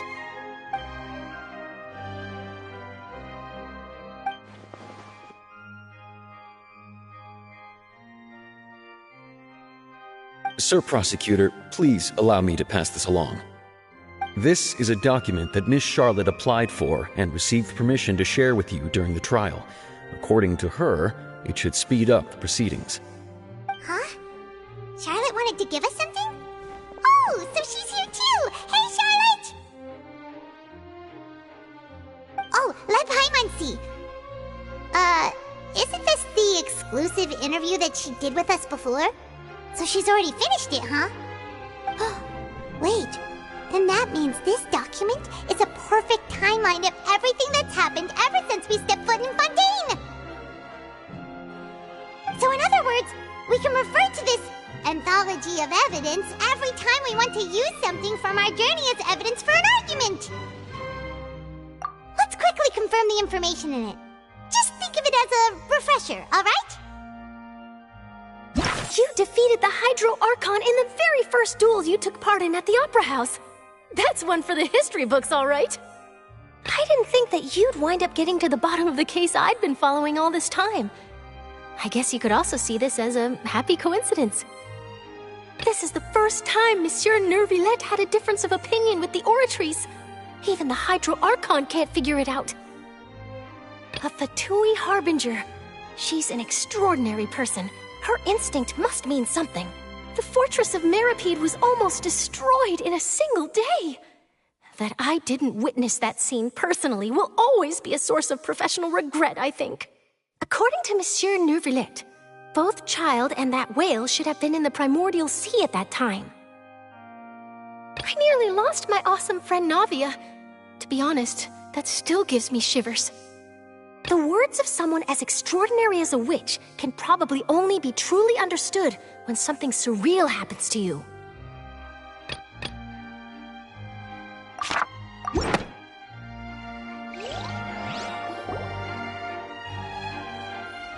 The prosecution and the defense are both in position. The trial shall now begin. Oh, come on, Nervillette.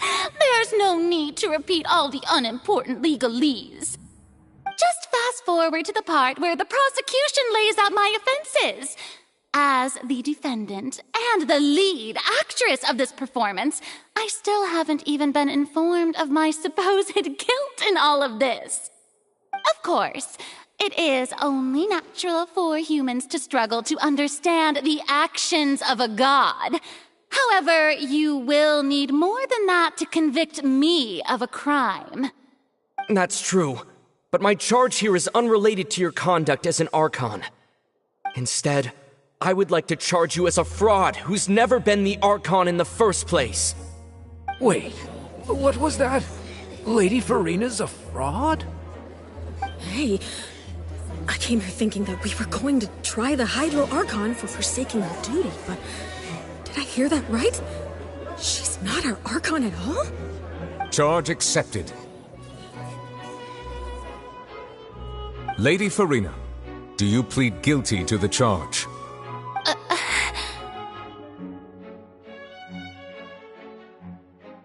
Lady Farina. I plead not guilty. How can I be guilty? There is no way that I, FolkLore, otherwise known as Farina de Fontaine, a member of the Seven and the Regina of all waters, kindreds, peoples, and laws of Fontaine, could be anything other than your true Archon. Yeah, even though Lady Farina can be rather eccentric, isn't it going too far to doubt her very identity? Yeah, I've never questioned her identity either. Sure, Lady Farina can be super irresponsible, but what grounds does that prosecutor have to make such a huge claim? I have cause to believe that common sense will prevail in this case. Many of the members of the audience have known me as the Hydro Archon ever since they were born. There would be no fooling their memory. See? Even the Oratrice has decided to show me its favor. Are you sure you want to commit to a charge that will never be upheld? If you wish to drop the case, I can promise you as the God of Justice that you will not have to face trial for making a false accusation. We will treat everything that's happened as a dramatic spectacle and move on with our lives. What do you say to that? Huh. An argument with near impossible odds, huh? You have to not only refute Farina's claims, but also overturn the long-held beliefs of the people.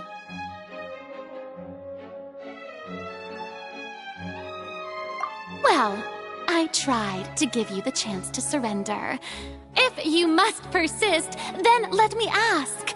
If you believe I'm not the Archon, then what manner of being do you think I am? And if I was not the Archon, then how did I manage to live for over 500 years?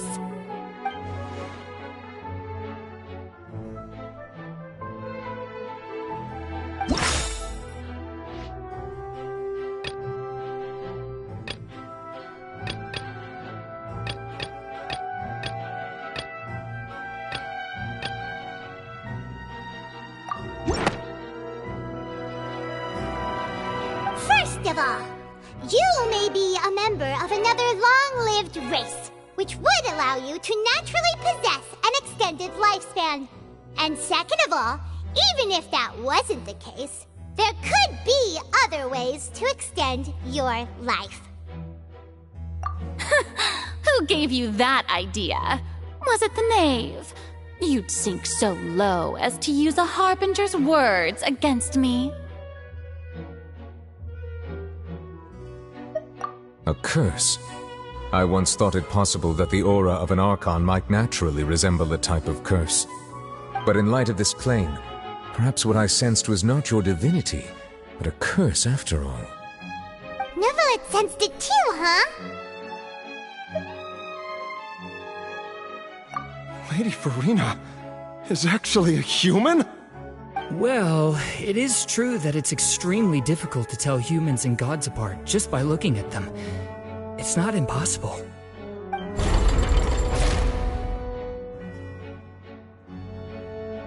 Well, don't start celebrating too early now. Even if I have been carrying a curse like you said, how does that prove that I am merely a human being? Besides, everyone knows that the main difference between a human and a god is the possession of authority. Gods can do what humans cannot. That's why they're worshipped as gods. For centuries, manifestations of my authority have served the nation of Fontaine. One need only to turn their eyes towards the Oratrice Mécanique d'Analyse Cardinal in this very opera house, or consider the indemnitium that is used in every aspect of life.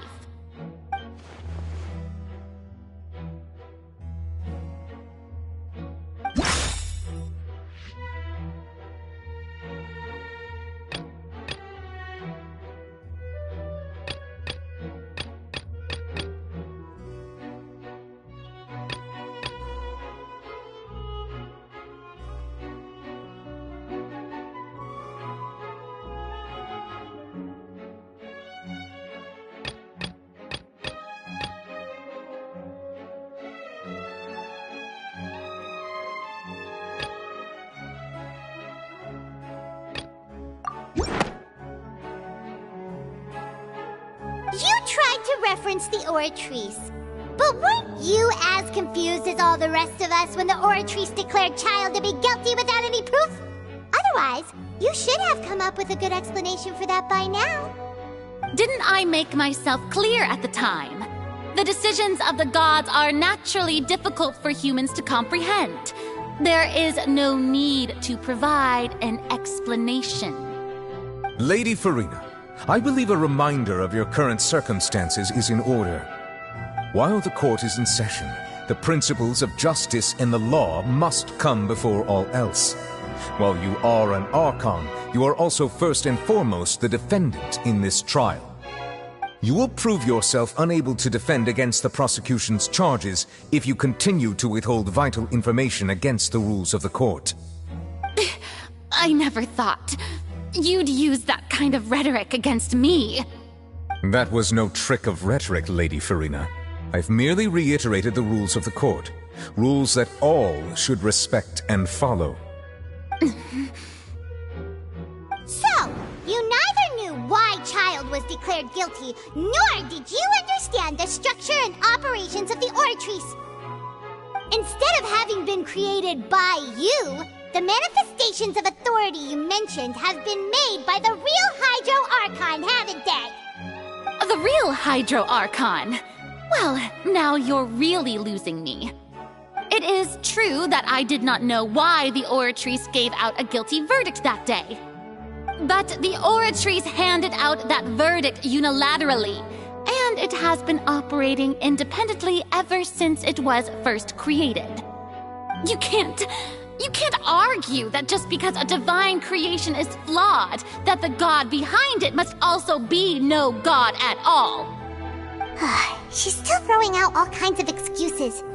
Seems like she's confident that we won't be able to produce proof that she has no power over the Oratrice.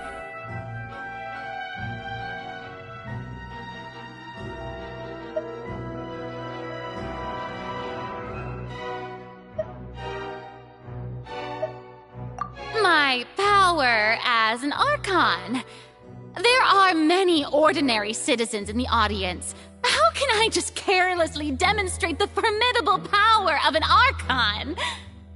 If that poses a concern, I'm prepared to extend my protection to the audience. You don't need to go that far.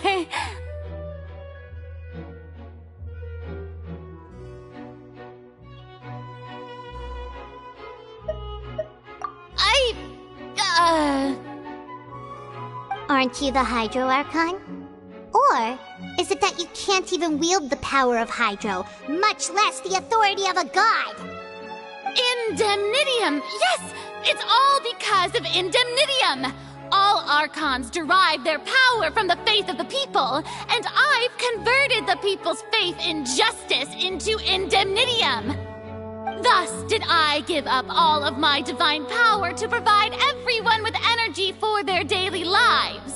Have you ever seen a more magnanimous god? Isn't that a huge stretch? Yeah, no matter how generous an Archon can be, how could they give up all their power? Can a god with no power even still be called a god? It seems like nobody's buying Furina's excuse. Hey, come now, everyone. Please don't stare at me as if I was a liar. I'm still the same Furina you knew, right? The one that you loved. Shouldn't you want to believe in me? Please? You've got to believe me. If what the prosecutor said is true, she really has committed a grave offense. Did she deceive all of us? And all of our parents and grandparents too? And all of our ancestors? Ever since they were born? Enough! That's enough. Tell me then, if I'm not the real Hydro Archon, then who is? If you have no evidence of another Hydro Archon's existence, nor can you find anyone who can back up their claim to be such, then what grounds have you to say that I'm not actually the real deal? Wow, she came up with yet another argument. How can we refute her now? Seems like she really doesn't want to give up.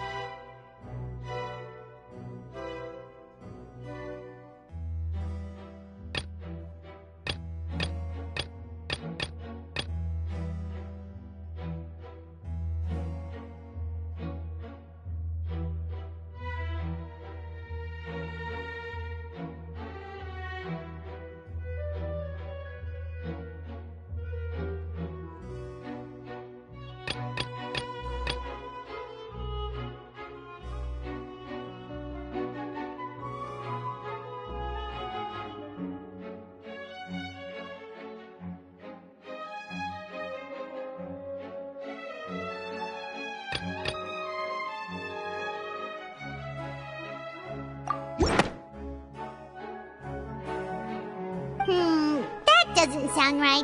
Paimon doesn't think this clue can be used as compelling evidence to build our case.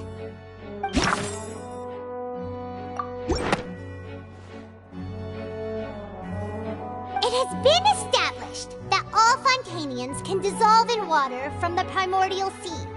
And that means...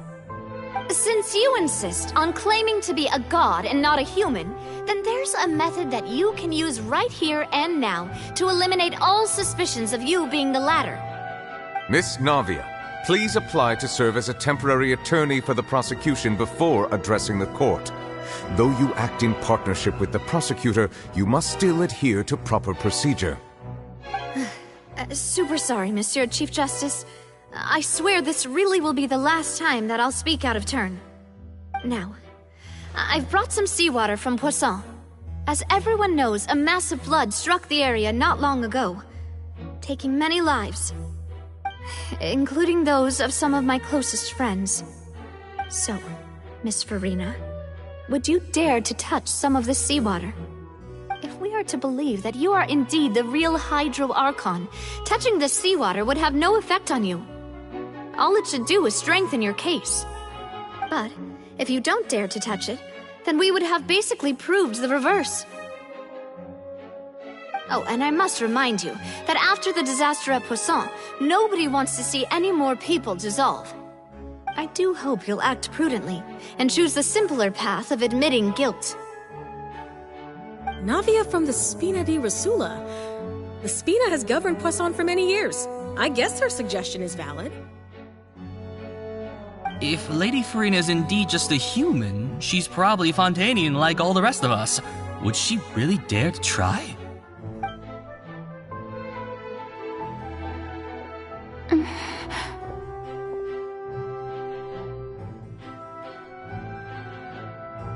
Lady Farina, this test has been unilaterally proposed by the prosecution. As it falls outside the realm of standard court proceedings, you possess the right to decline participation. Well, of course he had to tell her that. But refusing to participate is basically the same as a confession of guilt. She's just staring at the water without saying a single word. It really does seem like she's quite terrified of it. That could only mean... What's going on? Is she really planning to... that's not what we thought she would... Due to the inherent risk of the test, Lady Farina, you may... What? Hey!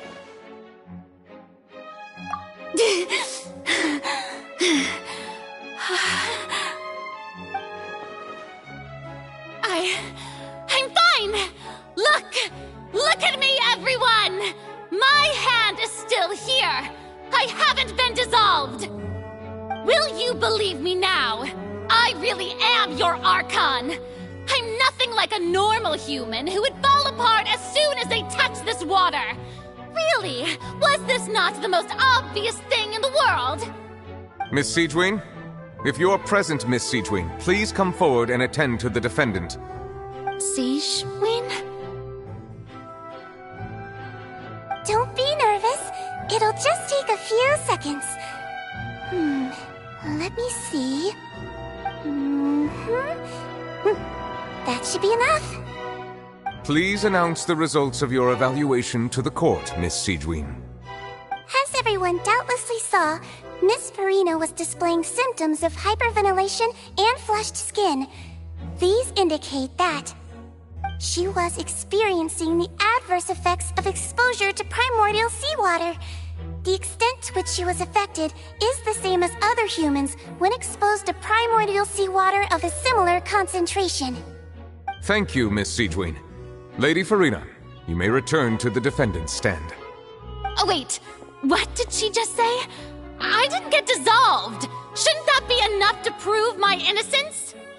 Well, considering your tendency to run from your problems, we did originally prepare a direct sample of the seawater around Poisson. However, after extensive discussion, we exchanged it for a sample that is not concentrated enough to dissolve an actual human. After all, On the off chance that something entirely unexpected might occur, we don't want anyone else to lose their life to the sea. Yeah, so out of regard for Farina's life, you secured a low-concentration sample and asked the head nurse to serve as an expert witness. It's a great thing that the direct sample wasn't actually used. Farina could have... I can't believe... you...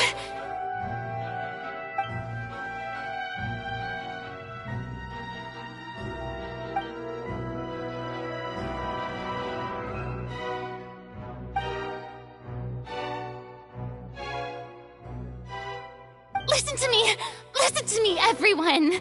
Please don't give me such cold and disdainful looks! What happened just now didn't prove a single thing! Think about it! How can you conclusively prove that an Archon can't also be affected by the primordial seawater? Also, if I was really just a human, why would I dare to just put my hand in that kind of water?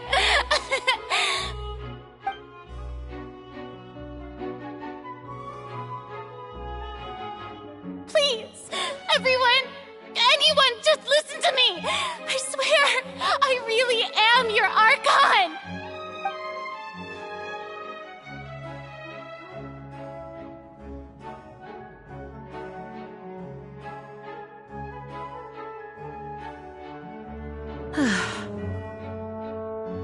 I don't think anything she says at this point will sway anyone. The odds are just too stacked against her now. With all the things that have been said, Paimon doesn't think there's any way left for Farina to win. I believe the time for arguments and presentation of evidence has come to an end. If there are no objections, we will move on to the final judgment.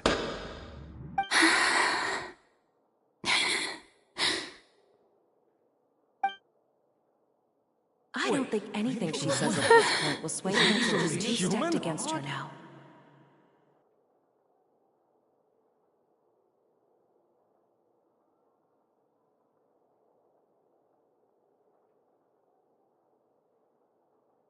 In my capacity as Chief Justice, I shall now render judgment on Farina's misrepresentation of herself as the Archon of Fontaine. As a human who knowingly deceived her fellow citizens, Farina is... guilty.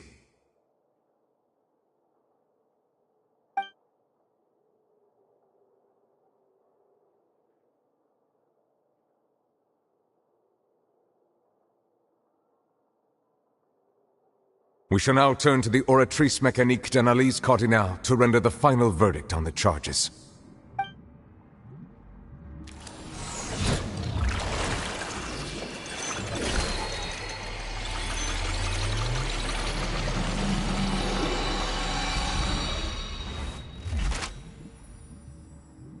According to the judgment of the Oratrice Mécanique d'Analyse Cardinale, Farina is... Well, what's wrong? What's the Oratrice's verdict?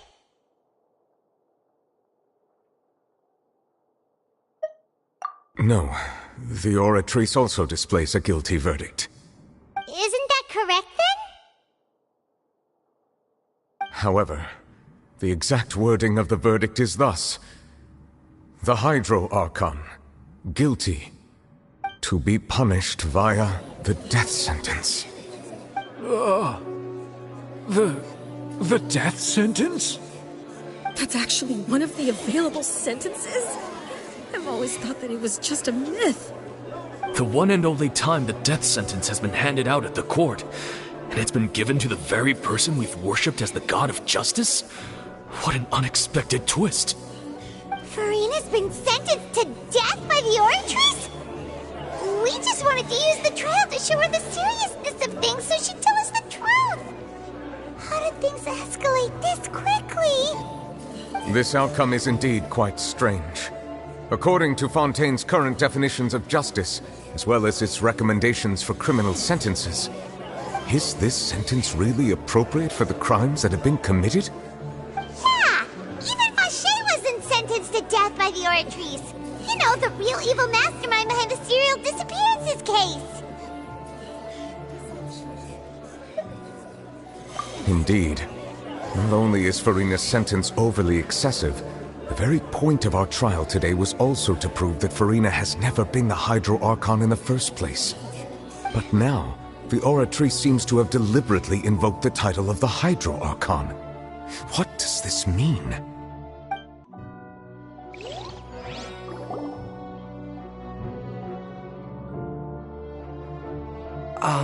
Excuse me, if I may interrupt. Is the trial still going? Fremine! Oh, you finally made it. I assume this means you've completed your mission? Mm-hmm. Any mission Father assigns to me will always be top priority.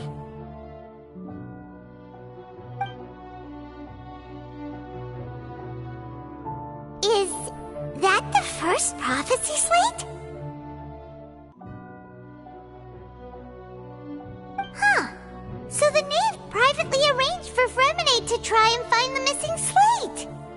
I looked everywhere and finally found it at the bottom of the sea. It took me a long time to get around some dangerous stretches of water.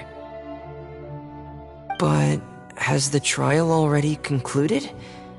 Then doesn't that mean I've come too late? Oh no.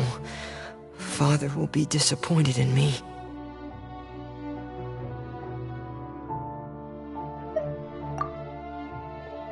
Thank you for your hard work, Mr. Fremine. Please allow me to review the record left on the slate. Traveler, I believe that you have already seen the other existing slates, and would like you to come here and confirm their contents.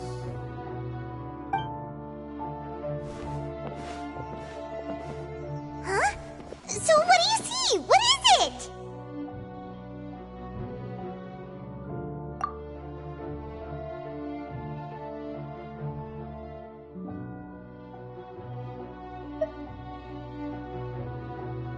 I believe I've now made sense of the Hydro Archon's crime. It has to do with Fontaine's lost history. Huh? Isn't the Hydro Archon just guilty of deceiving her people? Oh, wait, no, that's Furina, and we've already proven that she's not the Hydro Archon. So when you say Hydro Archon, do you mean the real Hydro Archon we've been kinda talking about? In truth, everything that you've encountered in Fontaine up until this point can be traced back to the contents of these stone slates. However, I'm uncertain as to how much sense they currently make to you.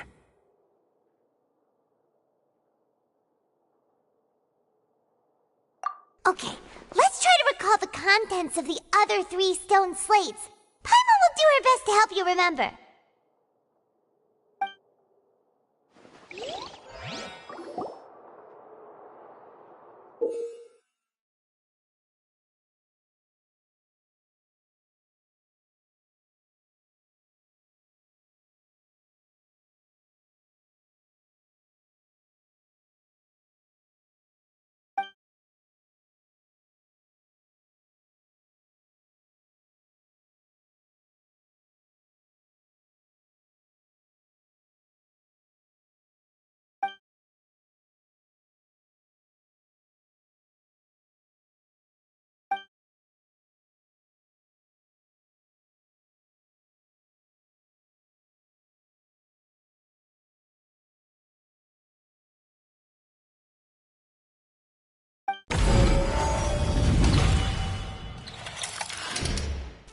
Stone slate describes what you just said. It seems to show the previous Hydro Archon using her divine power, and then the Oceanids turn into humans. Does that mean that Fontanians are transformed Oceanids? Oh, Paimon wasn't expecting that. But if Oceanids can turn into humans, then perhaps this process can be reversed as well.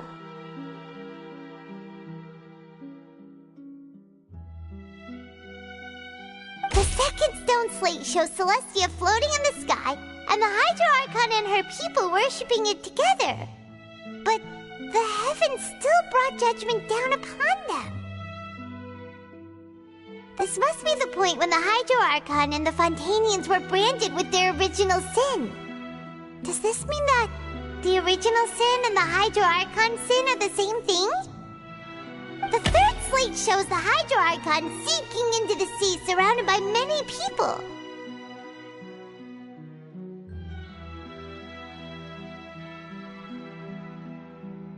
Huh. That reminds Paimon, didn't we also watch that happen to someone else?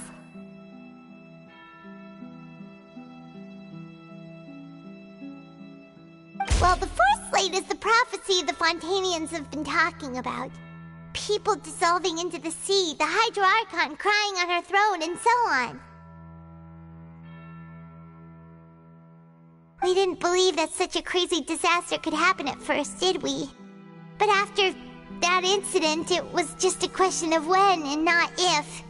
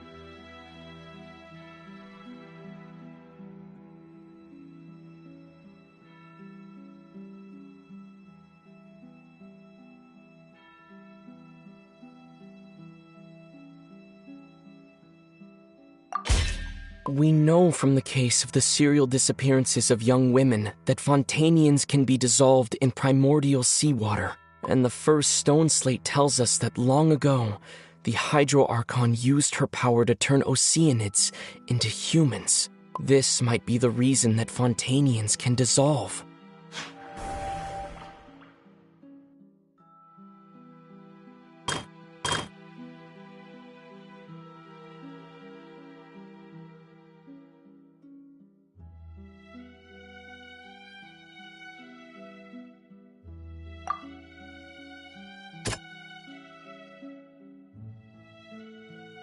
That doesn't sound quite right.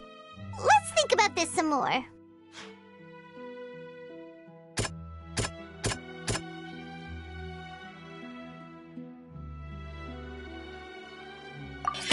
Perhaps what is about to take place has all happened before. The true sin of the Hydro Archon that Nervalette mentioned, and the original sin cast down on the people of Fontaine by Celestia, as recorded on the stone slates.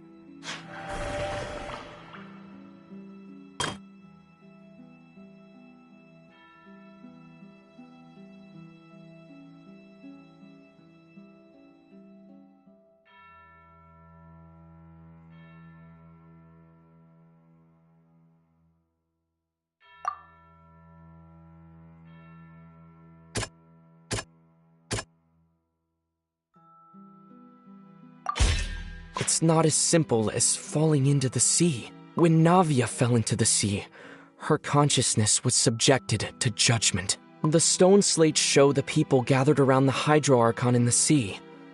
Could that be alluding to the same thing?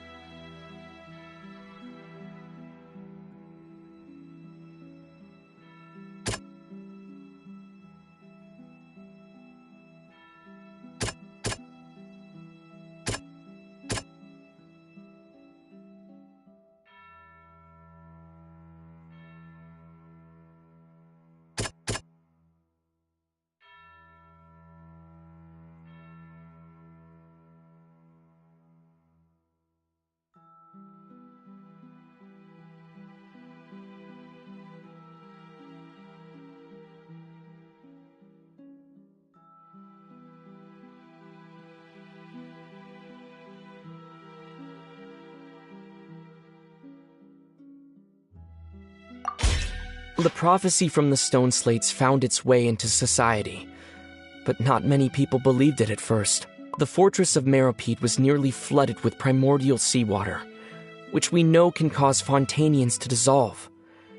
It seems increasingly likely that the prophecy may come true. If we hadn't dealt with it in time, things could have gone very badly.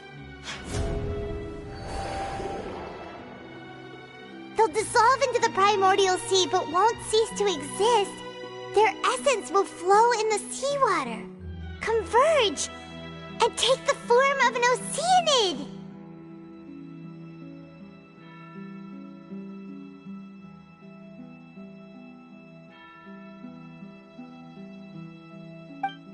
The Hydro Archon was sentenced to death in court, shocking everyone present.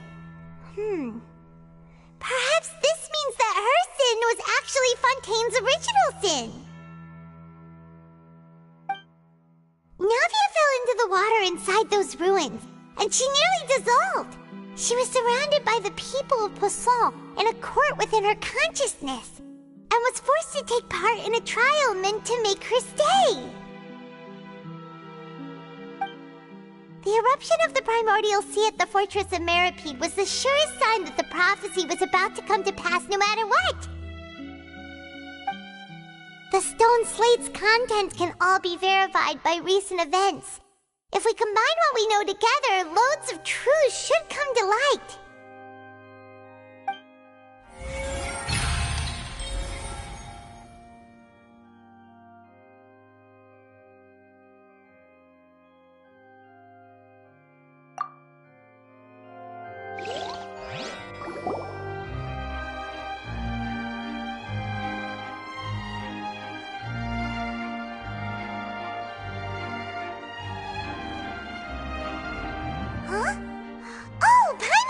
Now, so that's how you can make sense of it.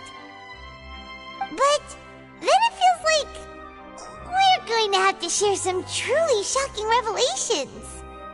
Let's hear them. Incredible. Linny, did you hear that? We're not real humans. All Fontanians were originally created by the late previous Hydro Archon, with Oceanids as their basis. The evidence for that can be found in how only Fontanians could dissolve in primordial seawater, and how all the girls Vacher dissolved were also turned into Oceanids.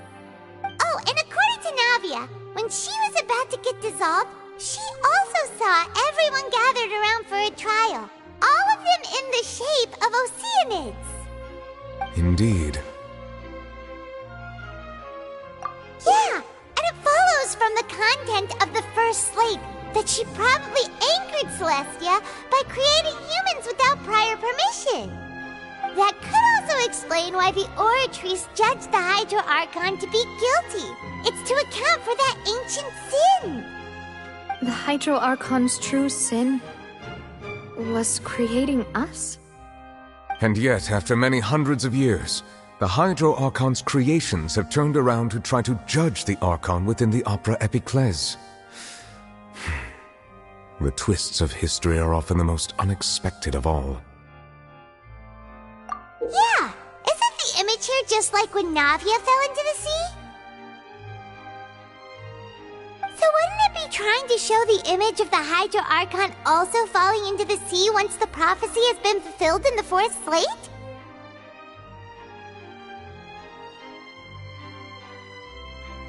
In the end, the people will all be dissolved into the waters, and only the Hydro Archon will remain weeping on her throne. Only then will the sins of the people of Fontaine be washed away. Did Paimon get all that right? You've made some keen deductions. I must say, given how much you still don't know, it is impressive that you've already managed to connect so many pieces of the truth. However, while you were able to decode all the information on the slates, they've also been etched with an additional layer of hidden information using a different power source. When we were at the ruins, I tried to decipher the hidden information recorded in the slates. But since we only had 3 slates at the time, I was unable to come to a full conclusion. Now that the slate collection is complete, I shall make another attempt to decipher the narrative recorded within. If everything goes well, we should finally be informed of the unadulterated truth.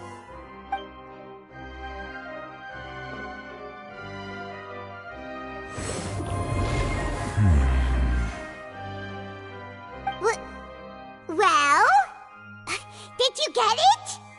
I believe I should share this truth not only with you, but with all the people of Fontaine as well. I will try to briefly summarize it for you.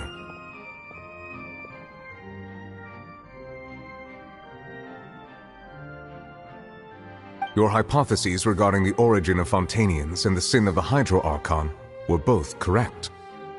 In the Fontaine of old, the previous Hydro Archon sensed the yearning of her Oceanid familiars for life on land.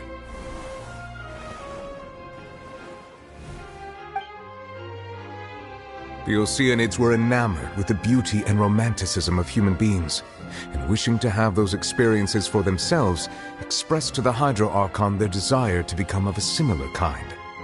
However, even though water as an element is intricately linked with the power of life, the Hydro Archon, as one of the seven, did not possess the authority to create a new form of human life. Not one to give in, she eventually found a way to create permanent humanoid bodies for her familiars by appropriating the power of this planet's primordial sea. She poured primordial seawater into the Oceanids' blood vessels, creating humanoid mimics in the process. But if Fontainians were to ever come into direct contact with water from the primordial sea, the power within their bodies would escape these artificial restraints and return to the sea. As a result, their forms would collapse, and they would be reverted to their original forms as Oceanids. Of course, the Hydro Archon never received permission from the heavenly principles to create a new human race. And thus, the Hydro Archon and all of her creations came to shoulder the original sin of appropriating the power of the primordial sea. That is the true history of how the people of Fontaine first came into being. So we were all Oceanids before we turned into human beings? That's way too much information for me. I think I'm just going to pretend that I never heard a single thing. Wait, but if that's the truth, we can't let the Hydro Archon be sentenced to death. After all, her only sin was creating us. This really might be too much information for your regular Fontainian, but it does answer a lot of our questions. Alas, your hypothesis regarding the third and fourth stone slates was inaccurate. The slates' respective positions are, in fact, correct.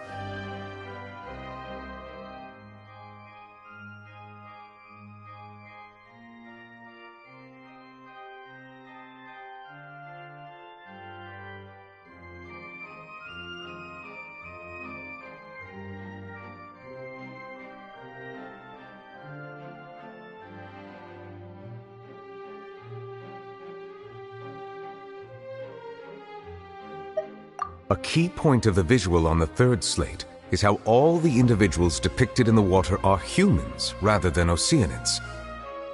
They have not been dissolved, which implies that the water depicted in this slate is not water from the primordial sea. The nation of Fontaine is the nation of Hydro, as well as the nation of trials and justice. Instead of being the literal element, the water in the scene symbolizes judgment and justice. You may also recall Navia's experience. When she fell into the sea, her consciousness was surrounded by that of many others who intended to hold a trial to determine her fate. Therefore, the meaning of the third slate is that the people of Fontaine shall try the Hydro Archon at the court of justice. Yes, it refers to our present situation. I think I'm following now. So, what you're saying is, even though we decided to put on this trial to avoid fulfilling the prophecy, in truth, everything we've done has happened exactly as the prophecy foretold. So now, it seems, we're the ones making sure it comes true. What should we do? Huh. No matter what, The prophecy will be fulfilled. Is this what it feels like to be a prisoner of fate? If that's the case, does that mean the scene in the fourth slate will also be fulfilled soon? Traveler, I would like to point out another small fallacy in your deductions. About the fourth slate, you probably thought that the eruption of primordial seawater beneath the fortress of Meropide served as the surest sign that the prophecy was about to come to pass, yes? However, I believe that rather than being a sure sign, that eruption could in fact only be a small warning of something far worse to come. As for the root cause of the catastrophe, I believe you've already encountered it once before.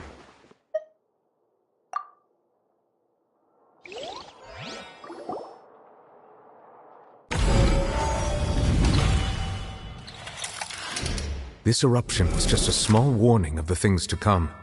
We must find the root cause of the disaster.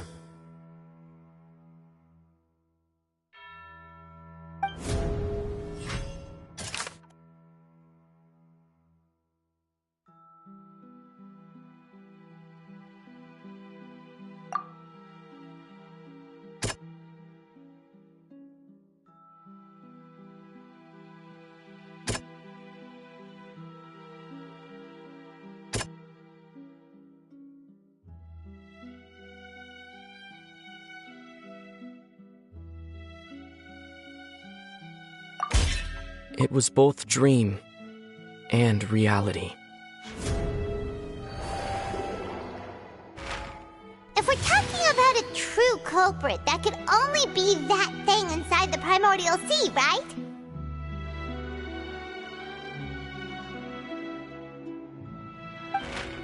The truth, the original sin, the trial, and the root cause of the disaster.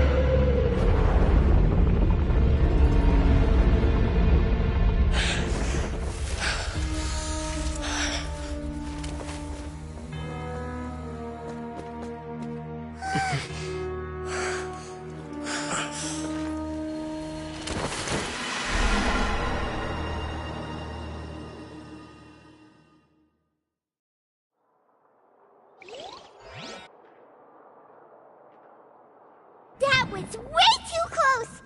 How did that thing just burst into the Opera House? Wait, was that the huge whale you saw in your dream? So we've met it at last. I understand very well why it has chosen to make an appearance here. That whale does not belong to Tevat. It is a monster that has traversed the stars, weeping all the while. It has been greedily consuming the energy from the planet's primordial sea, using it to grow. That is the main cause for the rising sea levels. And once it has finished consuming all of the energy contained within the sea, its next step will be... You said that when the Hydro Archon first created Fontanians out of Oceanids, she filled their blood vessels with primordial seawater. Precisely. That whale finds the blood of Fontanians nigh impossible to resist. Therefore, when it left the primordial sea, it decided to make its next stop a packed opera house full of food. Food in the form of Fontanians. We just barely managed to push it back, right? In that case, won't it come back to target the people again once it's managed to recover its strength? That is correct. Indeed, it is more accurate to say that we should thank that Harbinger for buying us some time. Without him, the whale would have likely come onto land far sooner. From the way he looked, he must have been fighting the creature for quite a long time. That battle maniac. We've always known that he had a special connection with that whale, but we definitely didn't expect it to help us out like this. Anyway, now that we know that this whale is the actual cause of the disaster recorded in the prophecy, all we need to do to stop the prophecy would be to find a way to beat it up, right? It is too late. It had already absorbed too much of the primordial sea's energy before we could notice it.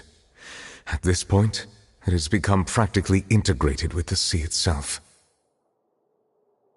Even if the entirety of Tevat were to be destroyed, it could still survive and swim off towards some other world.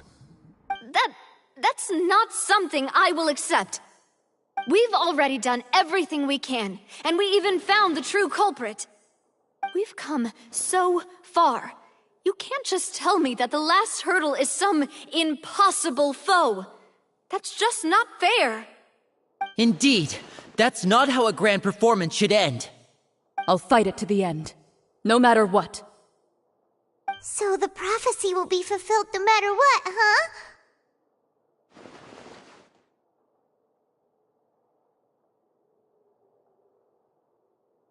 The prophecy. Yes, what has been prophesied will be fulfilled. You may view such things as the history of the future.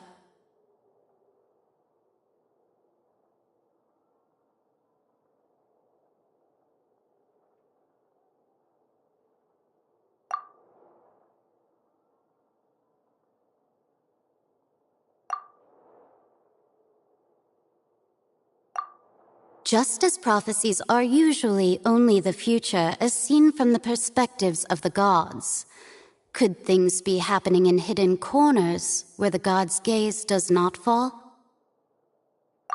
Ultimately, fate shall serve as your only guide, no matter what will happen in Tevat's future.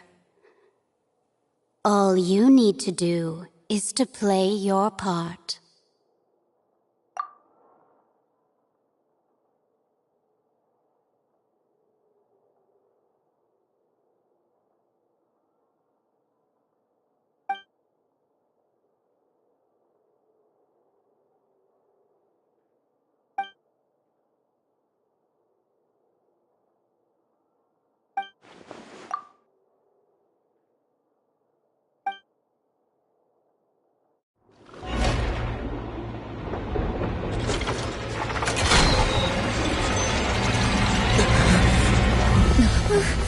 What's happening with the oratories?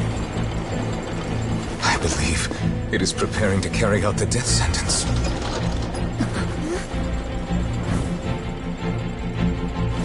Farina!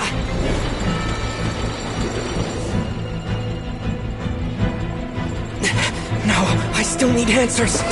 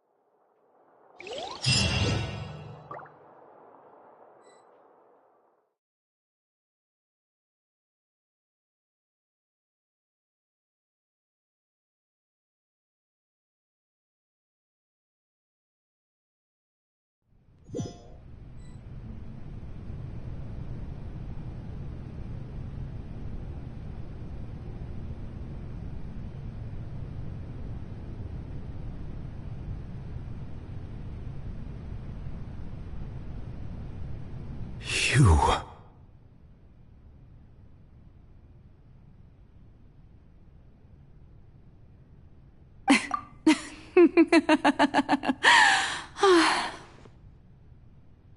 Sorry. That shocked expression on your face is just too amusing. I couldn't help myself. You are not Farina. Who are you? Ah, the sweet sound of bewilderment. Marvelous. A sure sign that my attempt to deceive everyone was a resounding success. But to answer your question, I am FolkLore. You know, the god. FolkLore, why did you deceive us? Oh, that wasn't my goal, of course. Goodness, no. But I had to fool everyone else too, if I was to stand any chance of deceiving.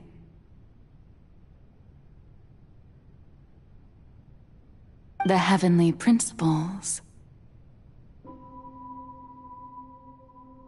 Deceiving the heavenly principles? It's all because of that pernicious prophecy. Dreadful, wasn't it? Everyone doomed to dissolve. Fontaine condemned to be flooded. One was not amused. In fact, one was positively bemused when that problem was thrust upon me by my dearest predecessor. That's the former Hydro Archon Egeria for the uninitiated.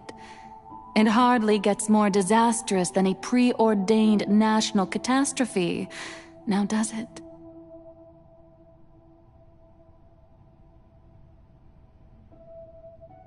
She knew full well that the prophecy would surely come to pass. And as one of the seven, she also knew full well that one defies the heavenly principles at one's peril. So yes, as you have no doubt surmised, it was a rather impossible situation that I found myself in. I spent a terribly long time mulling it over, alone on the ocean floor. And I was almost growing barnacles by the time I finally realized there was only one possible solution to this confounding conundrum. I had to outwit the heavenly principles, allow the prophecy to be fulfilled, ostensibly at least, while saving everyone at the same time. I'm a genius, I know. I can only assume that's why Egeria chose me as her successor. Although, looking back now, it was hardly the inheritance one dreams of. Between the task of saving the nation, the quotidian duties of the Hydro Archon, and not to mention the original sin of creating a new race of humans, I dare say she left me quite a colossal mess to clean up. But one can only play the hand one is dealt. I did not choose this, any more than I chose to be one of her Oceanid familiars. So you were also once one of the Oceanids, transformed into a human by Egeria's hand. Yes, I was. I always dreamed of becoming human. And I still do, even now. In my eyes, to be human is to be part of the greatest opera ever known. After becoming a god, I separated my divinity from my body and spirit, leaving behind only a self that was as naive and bewildered as my past self on her first day as a human being. The me you see before you now is that divinity. And the human counterpart I left behind, I named Farina. She could feel joy, sorrow, and everything in between. She could be as vain and conceited, or as meek and vulnerable as she wished. Her strengths were of a kind only a human could possess, as were her shortcomings. But in my eyes, Farina's humanity was what made her perfect. She was perfectly human in every way. The person I always wanted to be. Anyway, so then I cursed her. All part of the plan, of course. The plan to deceive the heavenly principles. Do you still remember the final scene of the prophecy? The Hydra Archon alone, weeping on her throne. In order that the prophecy might appear fulfilled, I invited Farina to be an actress, to play the part of the Hydro Archon in the prophecy. Under the curse I placed on her, so long as I, FolkLore's divinity, continued to exist, she could not die. But nor was she free to live her life in the pursuit of happiness. Instead, she was forced to take the stage in the opera house, to embrace the role of leading lady, to forever play the part of the god from the prophecy, all to create a deceitful appearance of that prophecy coming to pass. I suppose now you probably understand why your court is called the Opera Epiclese. But Farina is only human, isn't she? Even though she has had a long life, her mind is no stronger than that of any other ordinary human being. I cannot begin to fathom what she has had to endure. It must have been torture for her. It has indeed. And although she is, in a sense, me in human form, I most definitely owe her an apology for it. It's been 500 years, and all along, she's been playing her part in the most unimaginably long, unbearably lonely, and agonizingly painful opera of all time.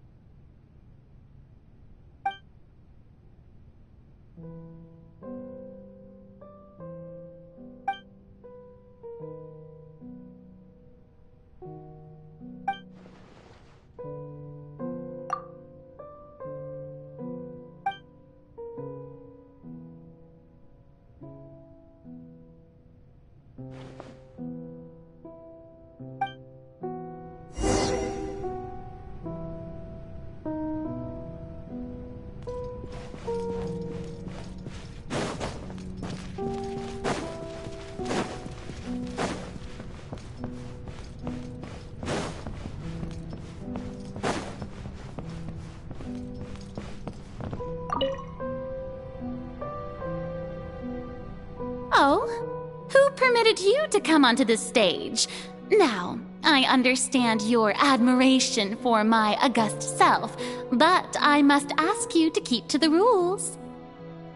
All right. It is not my intent to reprimand you. There is no need to state your name. Just be off with you. Do not distract me from my performance. Oh, do not jest. Can you not feel it? I am FolkLore. The eyes of countless Fontanians are upon me. I must, at all times, display the utmost elegance and nobility.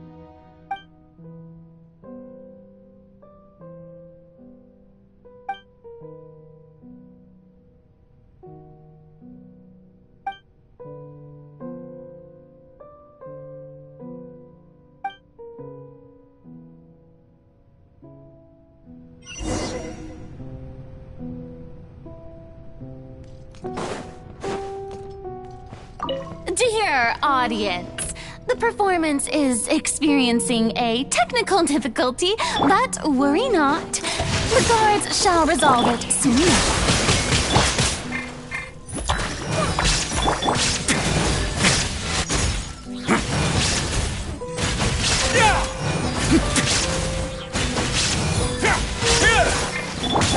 Torn to oblivion!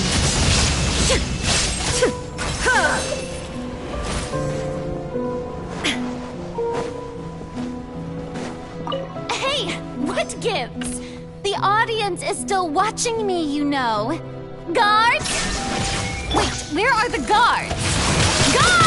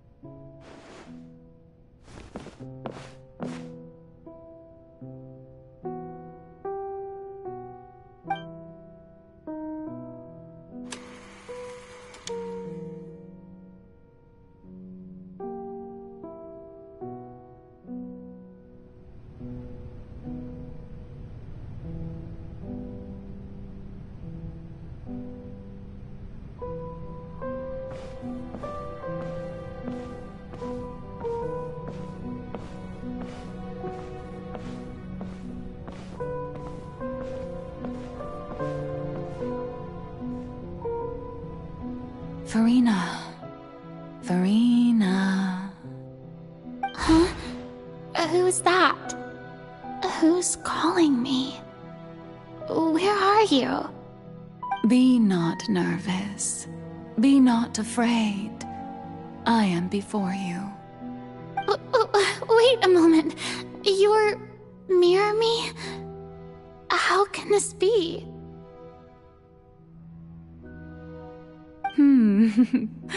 Mirror you, huh? You know what? That's not bad. Let's go with that. Mirror me. What do you wish to say? The prophecy. Have you heard of it? What prophecy? Wait. I know. I think. I don't know why, but it's in my head somehow. The people will all be dissolved into the waters, and only the Hydro Archon will remain, weeping on her throne. Only then will the sins of the people of Fontaine be washed away. Oh, very good. You know it well. What's going on? I can't seem to remember anything clearly. The only thing I know for sure is this prophecy. Will it really come to pass? Yes, it will. And that is why I've come to you. Disaster will come to Fontaine sooner or later. Things will develop just as the prophecy declared. There is no escaping it. But doesn't that mean everyone will die? I'm a Fontainian just like them. Will I dissolve too? Oh, don't worry. Magical meetings exist in this world precisely to give people a chance to turn things around. It is the reason why you met me today. I will tell you how to save everyone, but you may have to suffer somewhat. Oh, so there's still hope after all. Goodness, you frightened me. You spoke so much and with so much certainty. As for the suffering, well, I will admit that the first thing that came to mind was, why do I have to be the one to suffer? But if the prophecy will come true, I'll also die anyway, right? So if I've already met you as my magical meeting in this world, if there were scales, with all the people of Fontaine on one side, and my pain on the other, is it not obvious where the scales should tilt? You truly are the perfect human, my ideal. I suppose this would also be the justice that belongs to you. Huh? Don't worry, it's nothing. Listen well. Fontaine has just lost its Hydro Archon. I need you to play a role. That of the new Archon. Play as a god? That's right. You must begin a never-ending masquerade. You must never let anyone suspect your identity. If you can keep it up, then I shall have my way of defying this prophecy. But should your identity be revealed, then all hope will be lost. But how will I do this? A human assuming the role of a god without being exposed. Don't worry. What you must do is not to turn yourself into a real god. You simply need to play the role of a god as humans imagine them to be. Being a human yourself, I'm sure you already know what such an entity would be like. Remember, your true challenge will not be pursuing divinity, but contending against humanity. I'm still not sure I understand, but I'll try. I'll try to do this.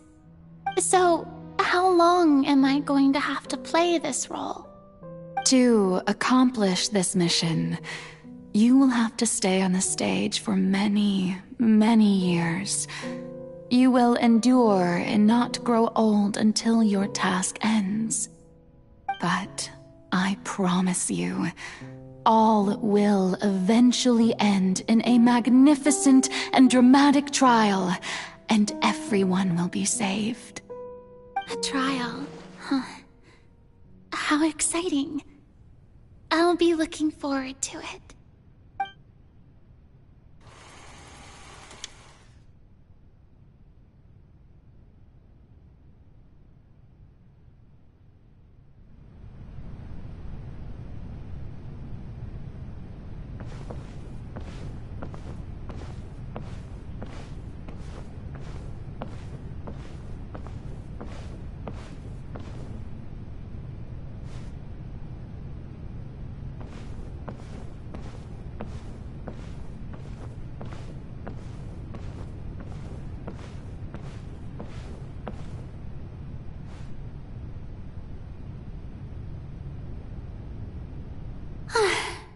The Maison Cardinalise has announced my accession, but this is my first time facing the people.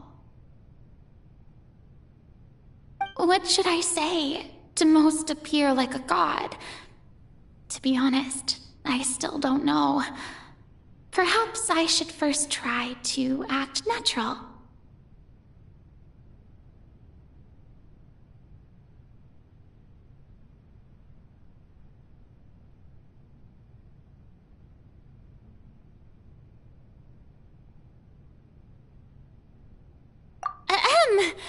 Ladies and gentlemen, good evening, and welcome to the Opera Epiclese. I'm sure you've all heard about how I have taken on the role of Hydro Archon. Indeed, I am Verena de Fontaine, your new Archon. In truth, I know little about becoming a nation's new god, but it will be my honor to guide you all. As the god FolkLore, the god of justice, I shall do all within my power to lead you into an age of fairness and justice.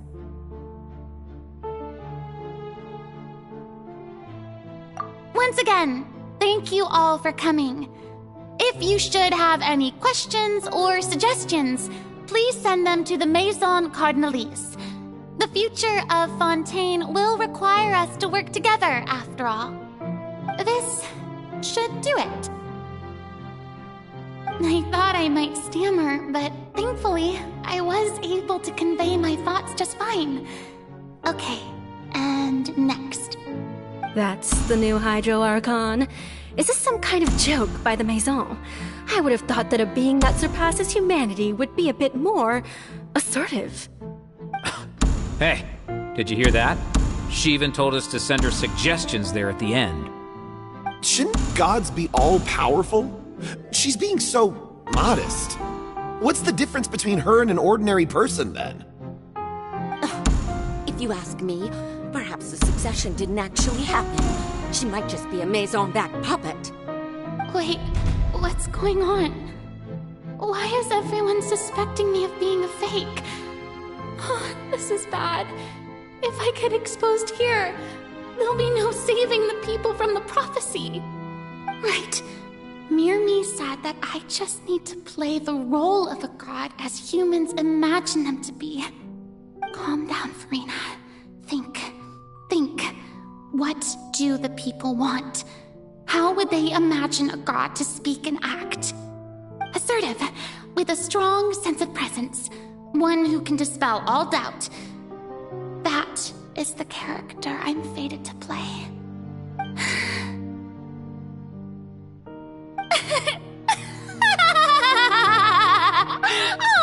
Oh, very good, my people. Only ones such as you are deserving of my rule. Now, I was wondering if some weak puppet were to one day come onto the stage and claim ownership of this opera house, would the children of Fontaine follow them? Well, it seems that you would all see right through them. Having passed my test, you are qualified to witness wondrous trials alongside my august self, here in this opera house. You may consider my previous act a door gift of sorts. I thought it was a debut that suited the atmosphere. Now then, let us be reintroduced.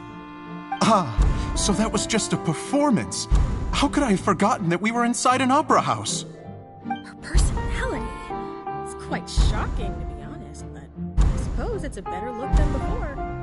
Such a fascinating and bold deity. How wonderful! Our future may yet be bright after all. It seems I've turned them around. Best follow this flow and restart my accession speech. My dear people, whether you acknowledge me or not, whether you trust me or nay, I say to you, keep faith in your ardor for justice.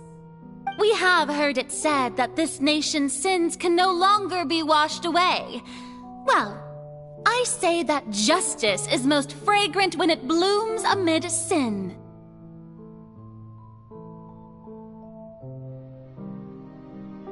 No, this won't work. They'll suspect me again. I must play the role that they want me to play. The scales of justice should not weigh heavy in the hands of its god. On one side, it must carry fairness and justice. And on the other, praise and applause. May law be the prayer on our lips. May judgment be our worship. Let us light the fires and drink to the future of Fontaine!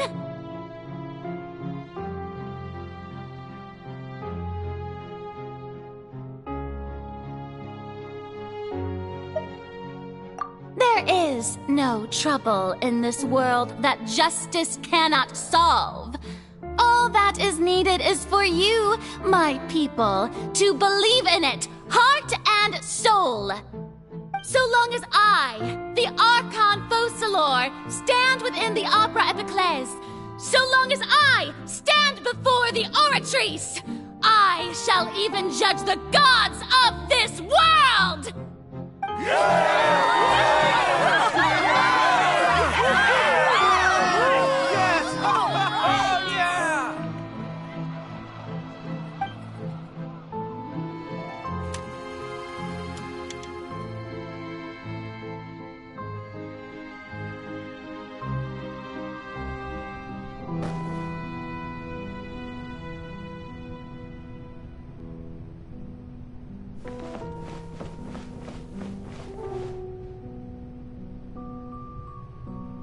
Lady Furina, here are today's case reports, as well as a summary of the follow-up for your perusal. Come now. Was I I not just at the opera house in person? Leave these kinds of things to Neuvillette. Besides, none of these trials were the one that I'm looking forward to the most. If I may be so impertinent, what kind of trial are you truly looking forward to? A magnificent, dramatic, and wondrous trial. A trial to end all things. How could you hope to understand? That's true. I fear I lack the ability to grasp your divine thought, Lady Archon. No need for fright, and do not take what I said before too seriously. Go now, do your duties. The trial I await. It will come one day.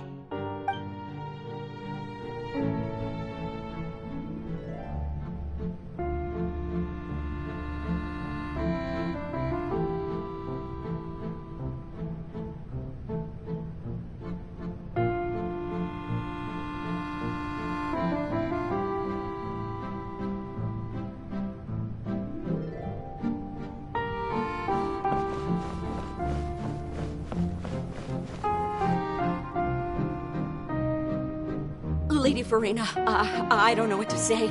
Thank you for agreeing to see me. No need to thank me. Or rather, thank your own sense of perseverance instead. Long have you stood in line to meet me, have you not? Oh, I'm afraid that's just an inevitable consequence of my divine charm. All right, Deoteria, is it? How is your son's illness? You remembered me, and you knew of my family, too. He is doing much better now. In fact, he is far more of an ardent believer than I. He was the one who forced me to seek an audience with you, and to bring your words back to him. Oh, good. Very good. If this should happen again in the future, please do not hesitate to come and tell me. Going down to citizens' homes every so often, while not usual practice, should serve as a fine change of pace.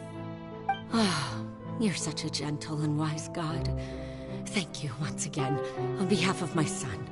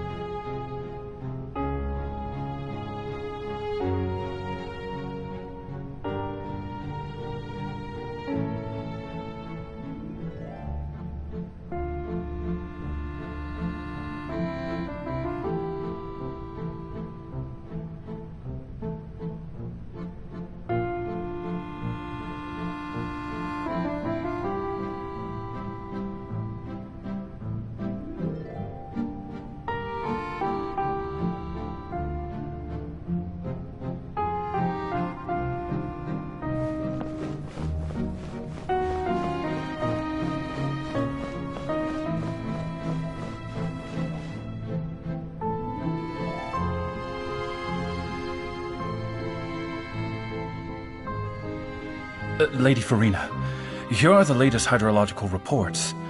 As for the specific parameters you asked to take note of, I'm afraid things still don't look good. I see. It's as I thought, then. As your god, I did already expect this, but I wanted to see how far your human wisdom would allow you to analyze it. All manner of signs indicate that the prophecy will still come to pass. Forget it. That's not something you need to worry about right now. Well, as I understand it, the Fontaine Research Institute is also trying to find a way to counter the rising water levels. Really? Have they found anything? I'm afraid that they haven't found any effective solution thus far. Oh, is that so? Well, no wonder. This issue has reached the realm of the gods, after all. Still, their spirit is praiseworthy.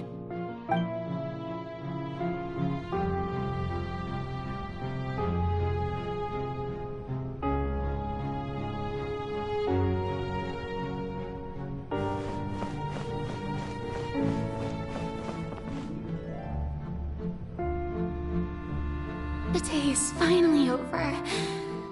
I haven't had a moment to breathe this whole time. But it's good to see that everything's getting on track. There are no longer any voices of suspicion. Maybe this is fine. I just need to keep going, and everyone will be saved. Alright, Furina, don't think too hard about this. You need rest. Tomorrow's a new day.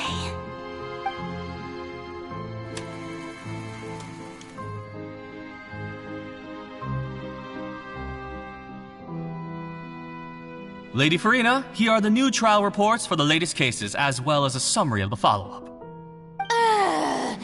There'll be no need for that. I've seen them already.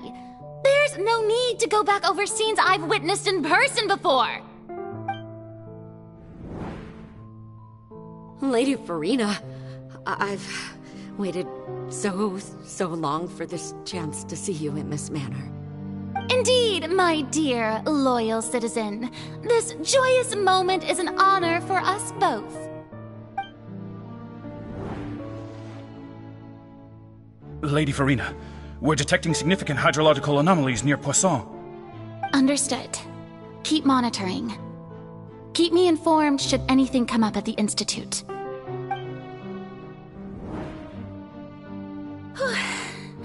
I don't think I let anything slip today. I must show the people that there is nothing to worry about. I just don't know when these days will end. I feel utterly exhausted. Best to rest early today, too.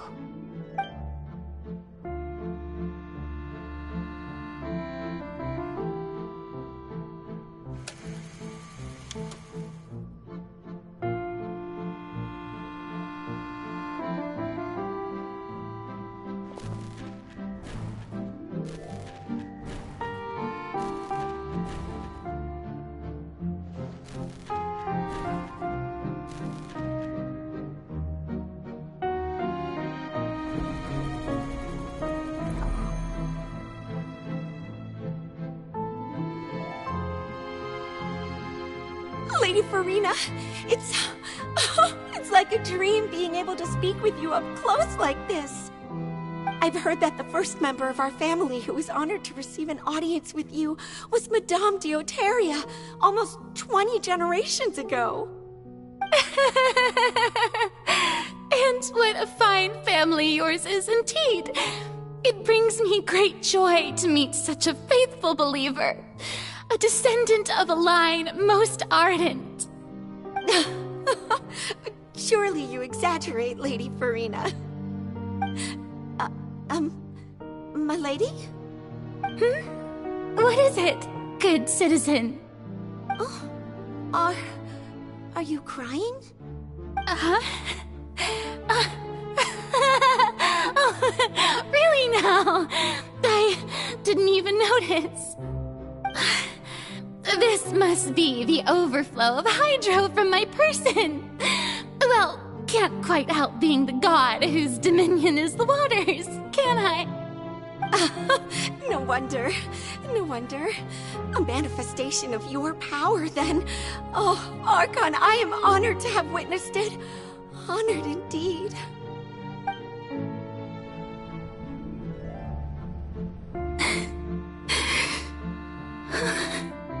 So interminable. So lonely. Just how much longer? Hundreds of years must have passed by now. Perhaps the show must go on for hundreds more. I never imagined that it would hurt so much. Have I reached my limit? No. Perhaps I reached it long ago.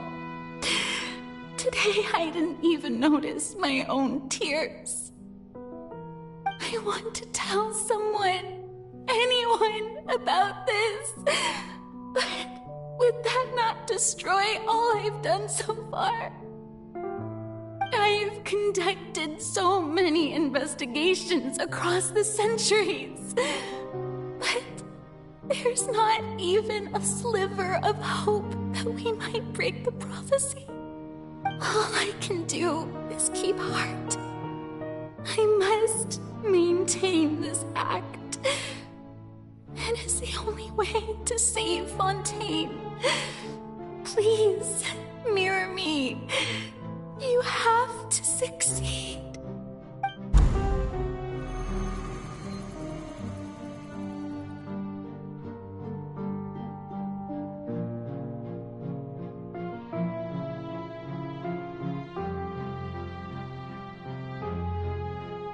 Farina, you don't have to shoulder this burden alone. Although I don't know what you might be keeping from everyone, your people are more than willing to share your burden with you.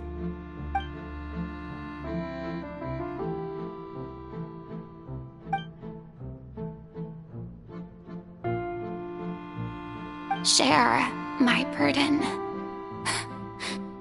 That's impossible. It was fated right from the start that this would be my duty alone. But even if your burden doesn't need to be shared, you can still choose to confide in someone. Just share it with me.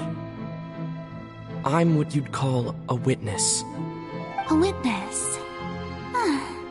Yes, I've heard that you came to Tevat from beyond the stars, yes. In other words, you never belonged here.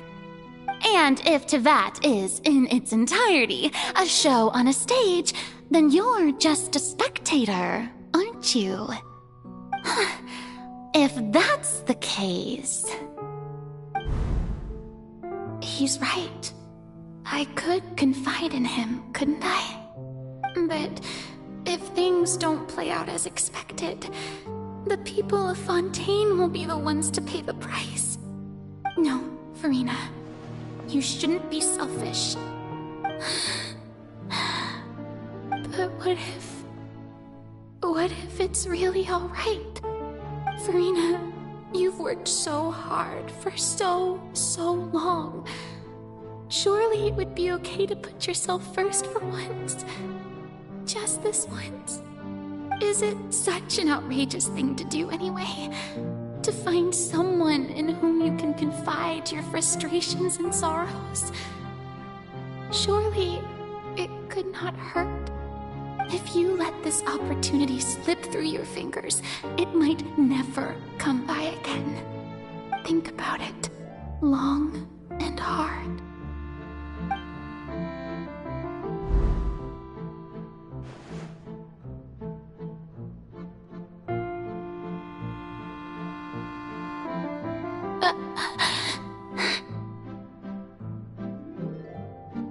No, I have nothing to say. I am Farina, the Archon of Fontaine. Everything will surely get better. All you need to do, dear spectator, is to witness my performance until the curtains fall.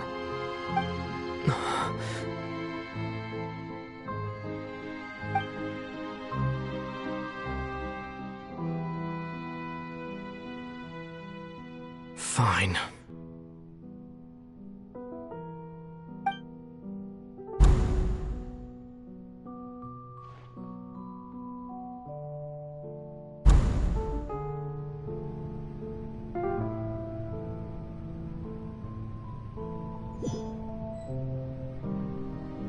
So even Farina doesn't know the truth? You've never once let her in on the full plan? Yes, it had to be done. To deceive the heavenly principles, you must first deceive yourself. She did very well. If she had let her resolve falter even once in these 5 centuries, Fontaine would have been doomed to the most tragic fate.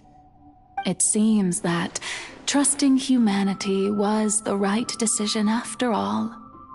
I believe that I understand how your deception works, but that is only half the truth, is it not? How would you build on this foundation to save the people of Fontaine? That is the most important thing. Ah, good, good. Of course, the Iudex of Fontaine has pinpointed the crux of the issue. I'm sure you've long sensed that the Oratrice is no simple machine, yes? I've always suspected that it had its own consciousness. And Lenny did mention that he heard a human voice within the core chamber. It now seems that that person was you, hidden within the machine all along. Am I right? And then I became one with the Oratrice, taking Fontaine's gnosis with me. Yes, it would seem so, wouldn't it? Alas, your understanding of this device still lacks sufficient depth. In truth, it is no enactor of justice. It is, in fact, a device created to kill the god of justice. I beg your pardon?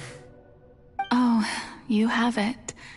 And to be more precise, not only will the Oratrice take down the god of justice, it will also take down the divine throne upon which she has been placed. I mean, did you think I would be the sort to enjoy peaceful repose while Furina suffered? My work over these last 500 years has been to constantly accumulate indemnitium within the Oratrice. But really, some have already discovered that only a small fraction of the energy generated by the device was ever used to provide power to Fontaine. The vast majority had to be, accumulated to enact this death sentence. It was all a part of your plan, then? Both the trial and the sentence? Indeed.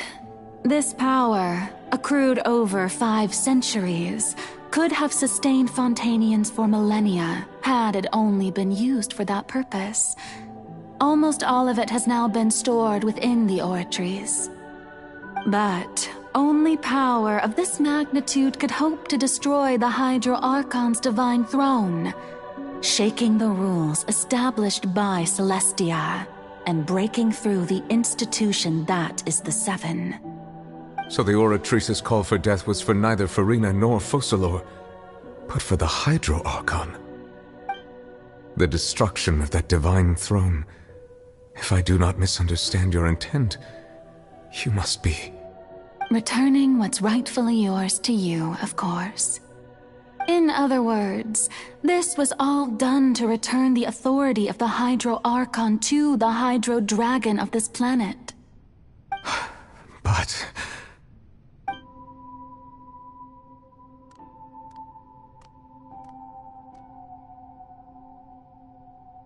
Oh, what? Getting sad again, are we? The authority of the ancient dragons shall soon be yours once more, O Hydro Dragon Sovereign. And this is the face you make. All you've done throughout the years is just so you can sacrifice yourself at the very end. I've never quite seen it that way, you know. Even now, I'm quite pleased at how well my deception worked.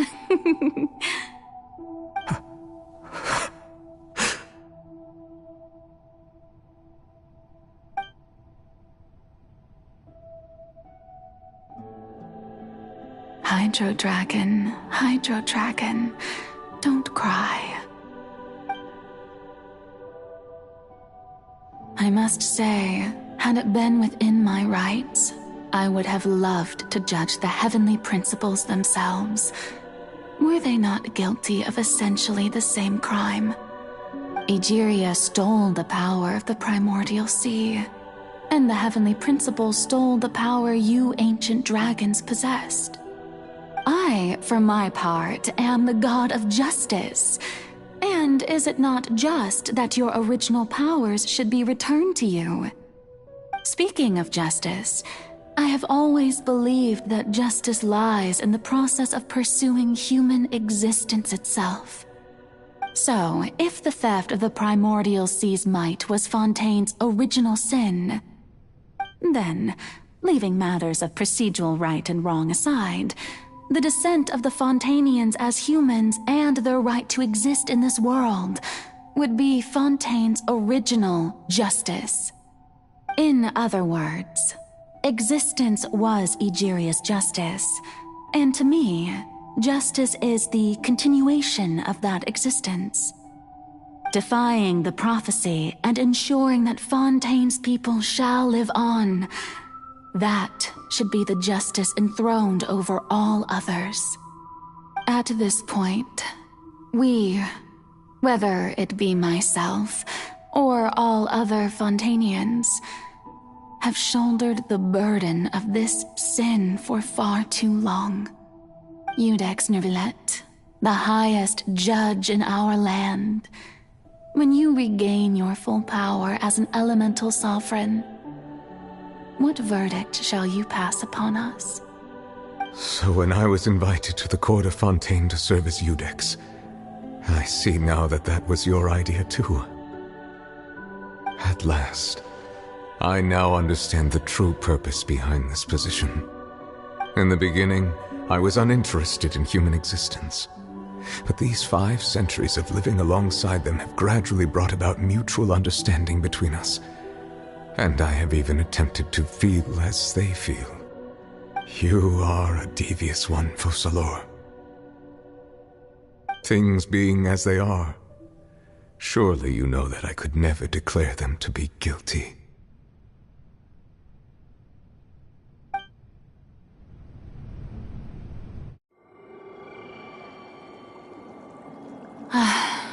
The hour of my execution is almost here. For the sinner, the curtain call has come. I know I may not sound it, but faced with death, I find myself a little afraid. Perhaps this is one thing both gods and humans have in common.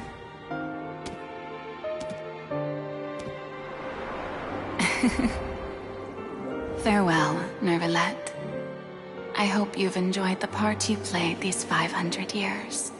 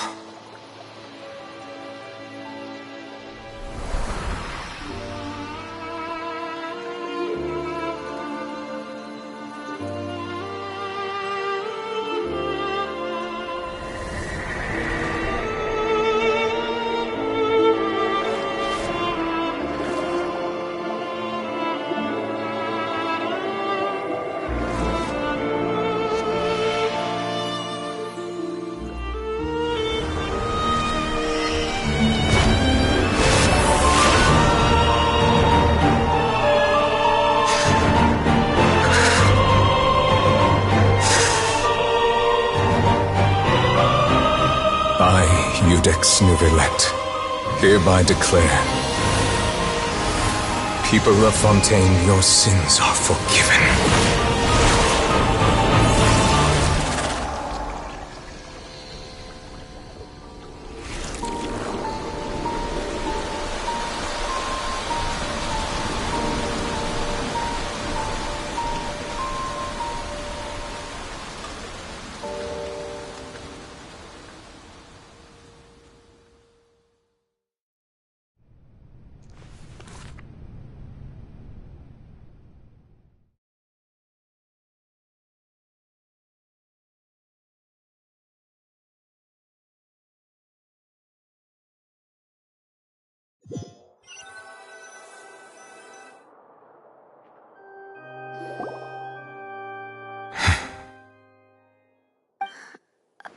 What just happened?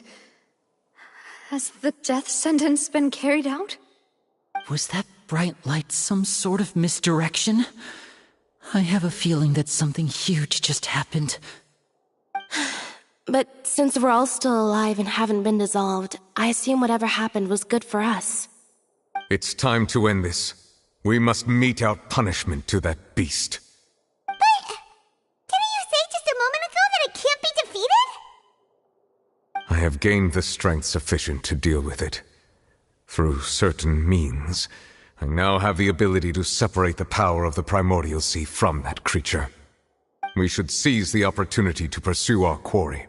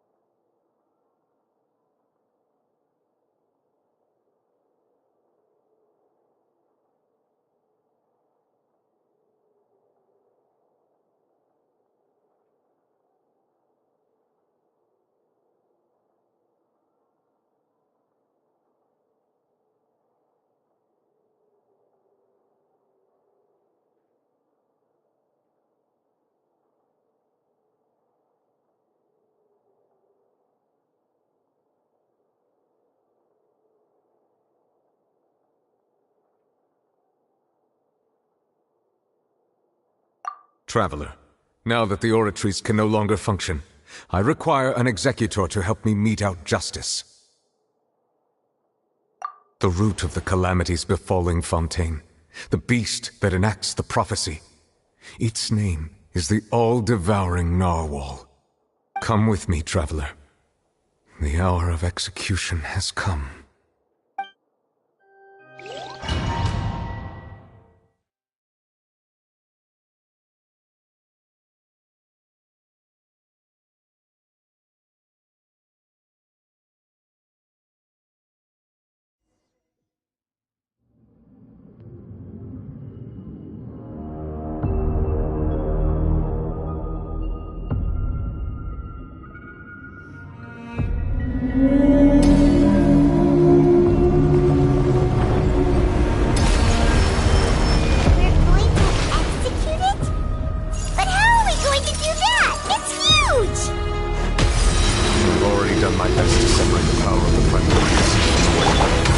Considering the size of the beast, I cannot reach the power source. Unless we can find a way to attack it from within. I shall share a part of the ancient plan. We shall look for an opening together.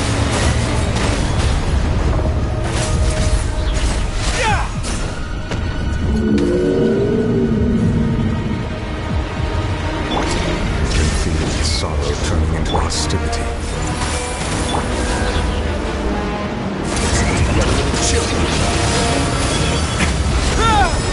A moment, please.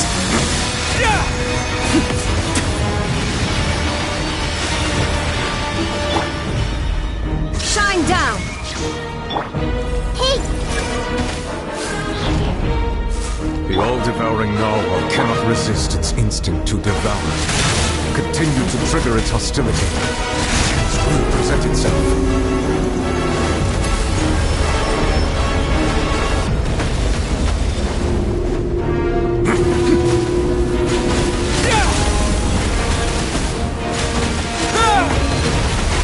Now.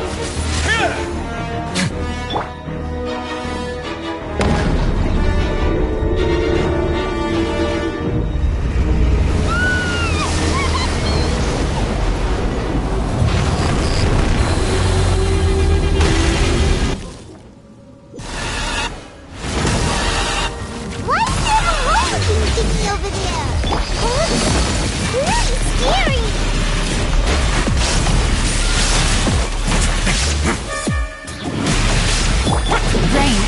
meet your fate.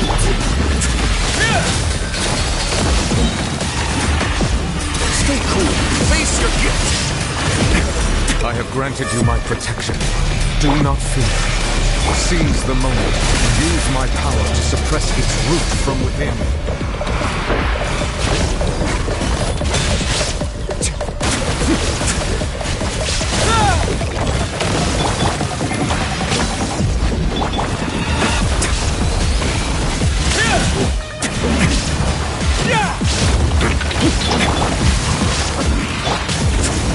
A moment, please. Illusion shattered!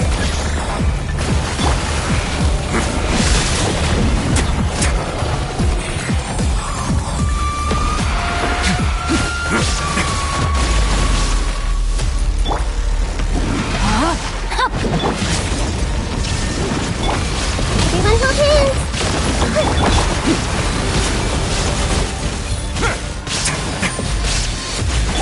Let me weave you a verse.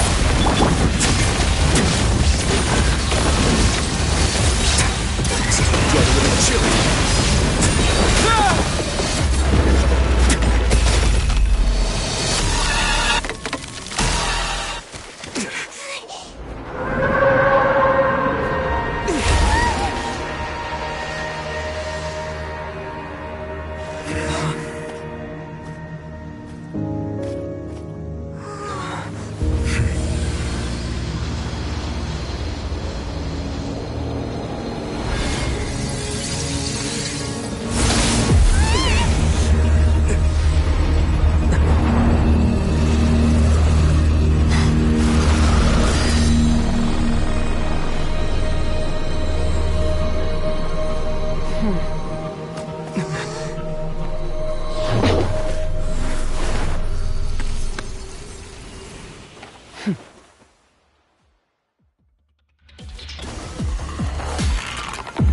Thanks for helping with the cleanup.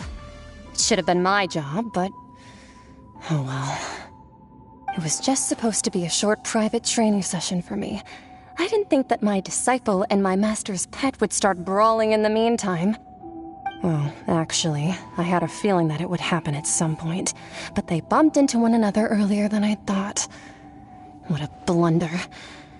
I suppose I'll have to swing my sword 3 million times as penance.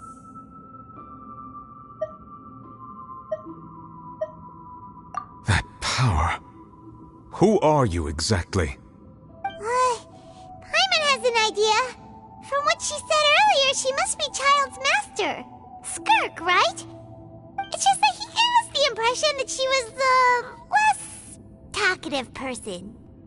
I simply did not have anything to say to the weak.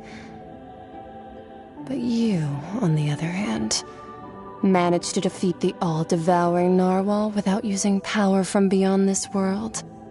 So you may speak to me as equals.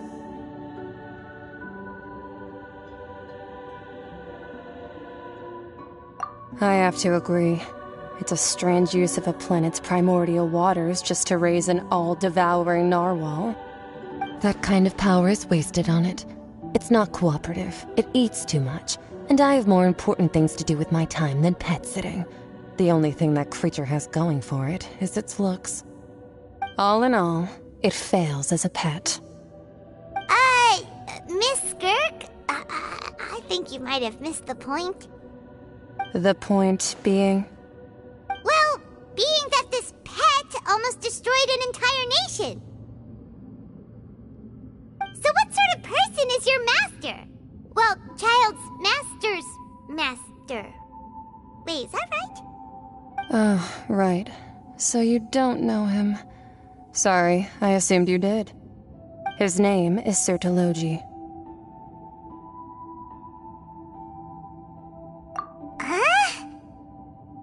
I am unfamiliar with that name. Huh. So Master isn't sufficiently famous.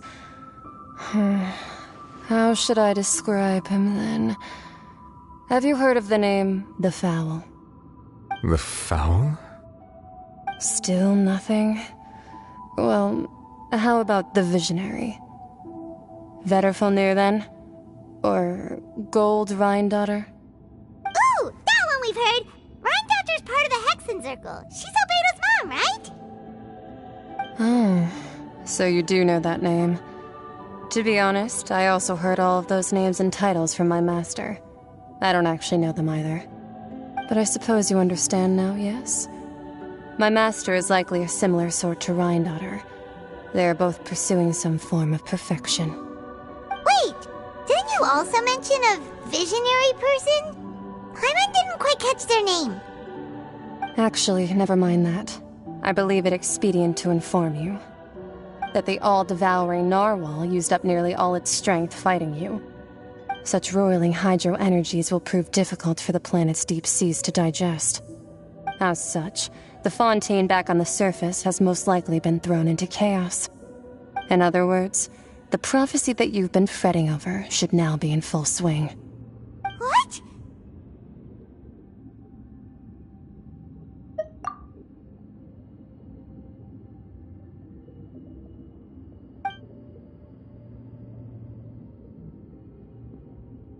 Not to worry. FolkLore has already managed to deceive the heavenly principles.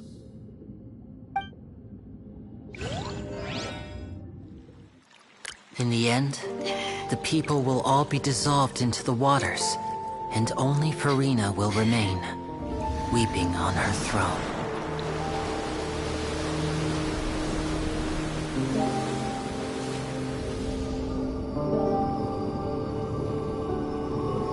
Only then will the sins of the people of Fontaine be washed away.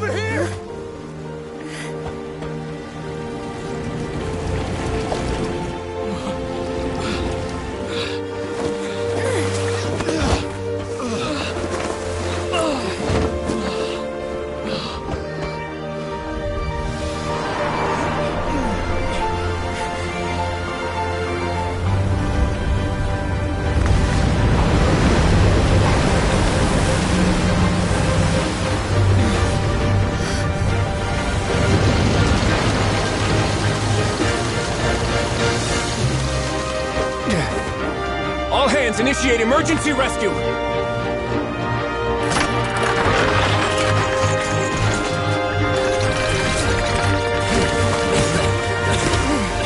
Hurry!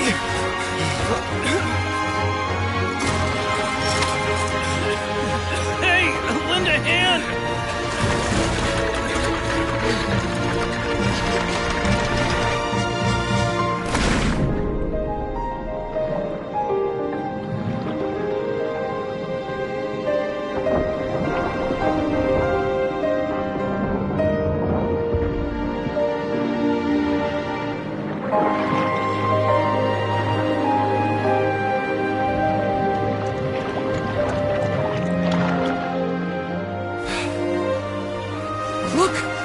Receding!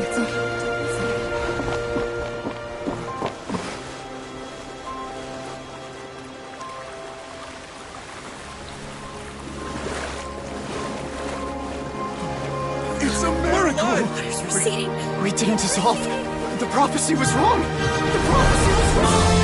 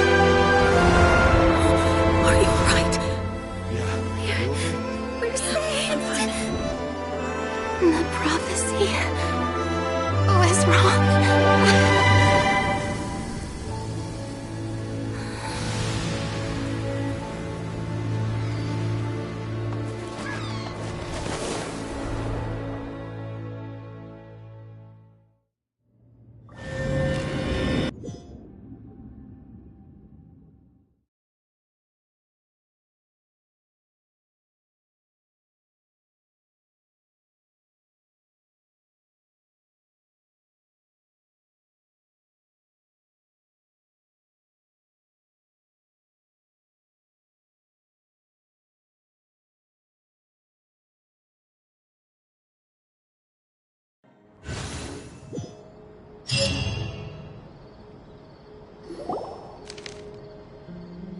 soil renewed! The Spina di Rosula attacks post-disaster rebuilding. I recently visited Poisson to meet with Miss Navia, spokesperson of the Spina di Rosula, and we spoke about Poisson's present and future. Old soil can still give birth to new bloom, Miss Navia stated. Hope is like seeing a small cookie when you're starving late at night. You just need a little of it. Skyship Winglet, lunar brain of the Fontaine Research Institute. The various disputes that have arisen on account of Mr. Edwin have suddenly become a shield over the Institute, with Jurier turning out to be a once-overlooked hidden gem. People always call the first researcher mad, but few know what to call the second. And should that latter person achieve a miracle, they would find it all the harder to find a word with which to classify him and his team. Wow! Paimon barely recognizes the people in the reports. Are those really Jurier and Navia? They sound like real big shots.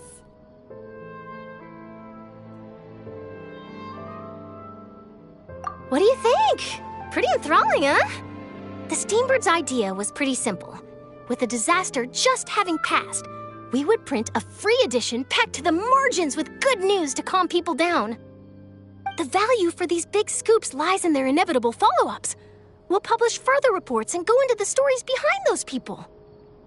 Edwin's assistant, Jurier, created a true flying ship, while Navia is leading people in the reconstruction of their home. I'm sure that these stories could draw even your well-traveled eye.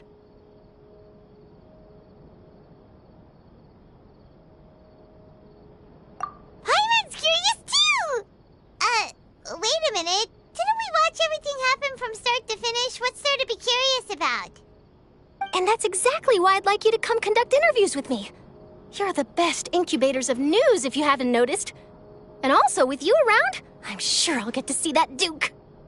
Are you sure? Hasn't he turned you down several times already?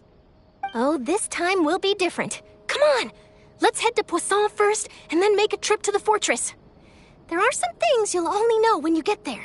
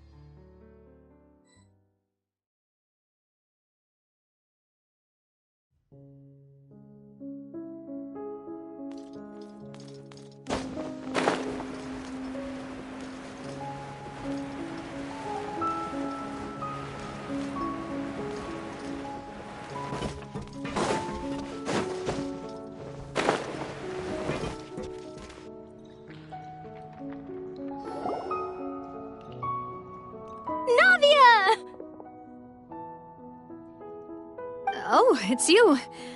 What brings you all here? Hey, we're just having a look around. I'm here to update myself on how things are going here. Oh, the Fatui are here too. Let me introduce you. This is Mr. Garunt Snežević. He represented the Knave in sending us a large amount of supplies, and is helping with our work. Our residents are hard at work as well. Thanks to everyone, work is progressing nicely. We've lost a lot of people, but we're moving forward. That will have to be enough. Hello, Miss Charlotte. I'm a big fan of yours. I especially like that article you wrote last year about Fontaine's stray cats. But if you don't mind, could you not emphasize our role too much in your report? It's not charity we're doing here. We just happen to share the same interests as the Spina. I get where you're coming from. I'll keep it as simple as possible. Or would you be willing to feature as friendly neighbors? That would be fine. Thanks. Oh, you're back too. How are things? We finished laying down the construction materials. It'll be another hour before the workers are able to go over there. Huh? You're here too, Clorinde? Well, her reputation's greatly risen after that whole duel business with Miss Farina, so she's here in Poisson to wait out the heat. All right. She really came here to help me out. There's too much to consider in the reconstruction of Poisson.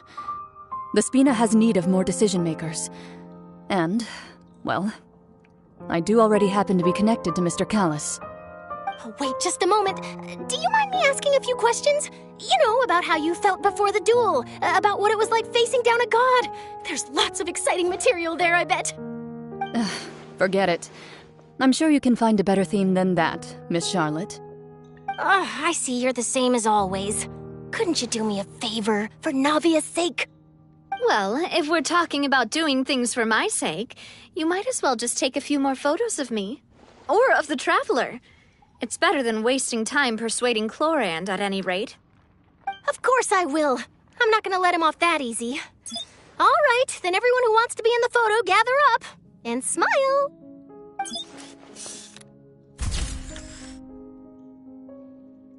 How did it go? Was it a good shot? Did Paimon look cute in it? Not bad. Your addition really helped the composition of the picture.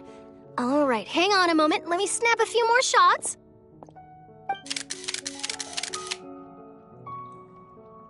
All right, that should do it. I'll be back here later anyway, so let's call it a day.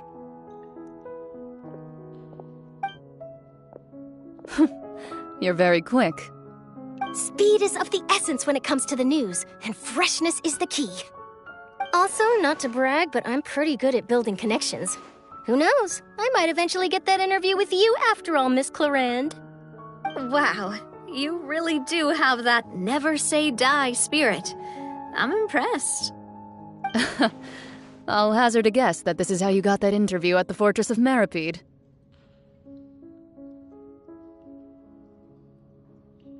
Whoa, you're well informed. Let me make a guess too. I asked Sijuin who told Monsieur Nervillet, and he told you, right? That's a very complete information chain.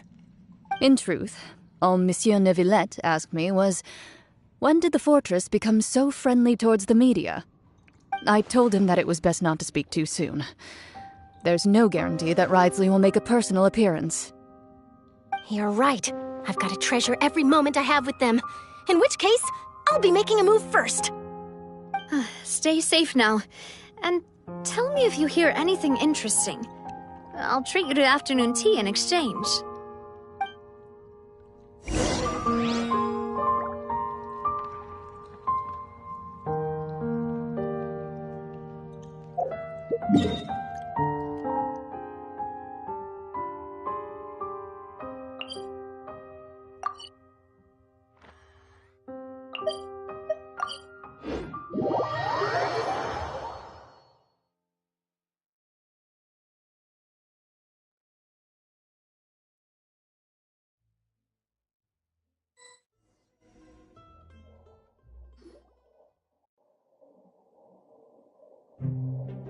Wow, guess we're here again, huh?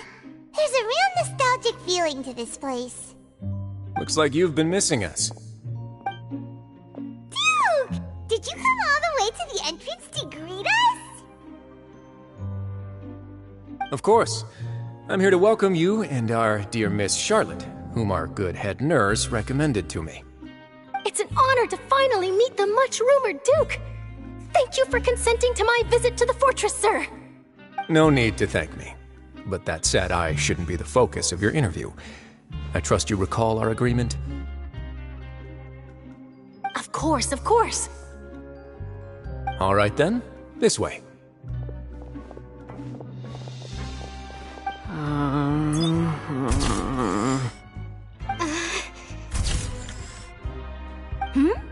Hey, no need to be so nervous.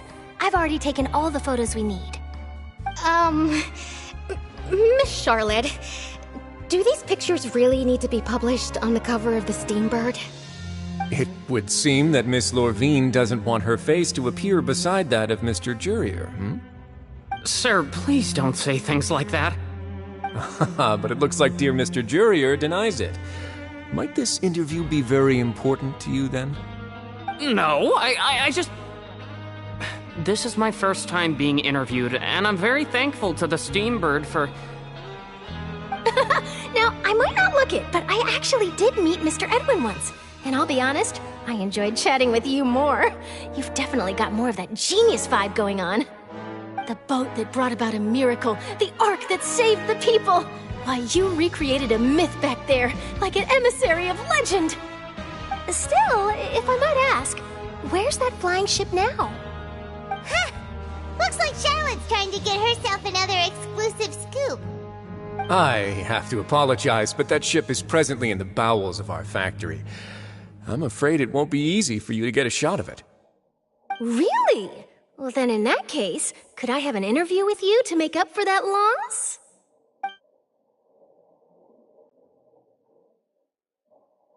You already know my answer, I'm afraid. Best you interview our head nurse instead. Or perhaps you'd like to take another photo of this couple of researchers?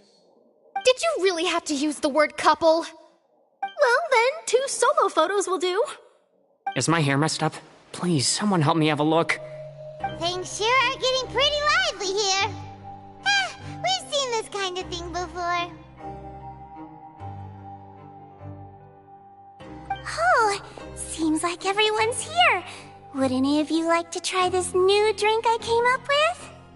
Ah, Siegeween. Hey, Miss Charlotte. Why don't you, take some pretty photos of our head nurse? Sure. Come on, Miss Siegeween, over this way. Let's find a brighter spot. Huh? Sure. Do I have to smile? So, how have things been at the fortress?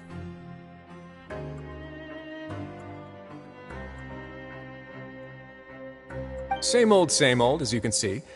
Fontaine's undergone some changes, but this place is still more or less the same. Other than that flying ship, it got a tad too much attention, I think. That's why I decided to let the interview go through. We should direct more public opinions toward the behind-the-scenes heroes. Am I right, Mr. Jurier? Miss Lurvine? You're too kind, sir. I believe that you too should have your day in the sun. Not that you would want that, which is a pity. I'll just leave the spotlight to you two.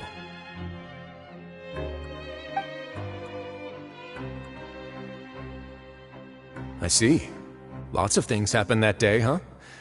Anyway, regarding that Harbinger, I'm not sure you remember, but his 3 young followers are still waiting for his return. He sure did win them over, huh?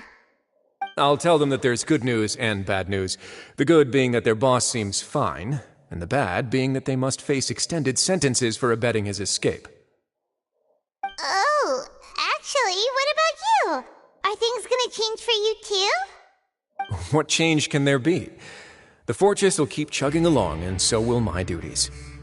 As to what Miss Farina's departure will mean for the nation, and if our laws and governance will be transformed, we'll leave those to the folks in the overworld. Hey everyone, the photo shoot's done. Good. In that case, let's call it a day here. Thanks for your cooperation. Come on, Traveler, let's go. Till next time, everyone. There'll be a next time? Maybe. Who knows? I might write a story about the underwater factory next time. Until then. All right. Last stop, the docks.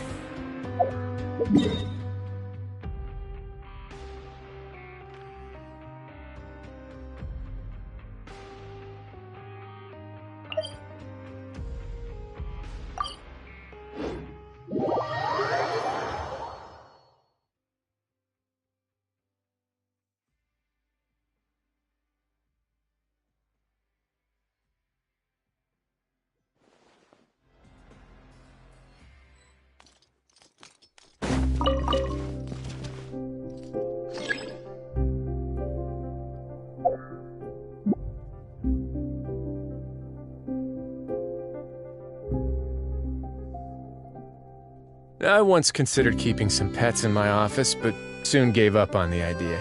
It's just not right to keep small animals where they won't be able to see the sun.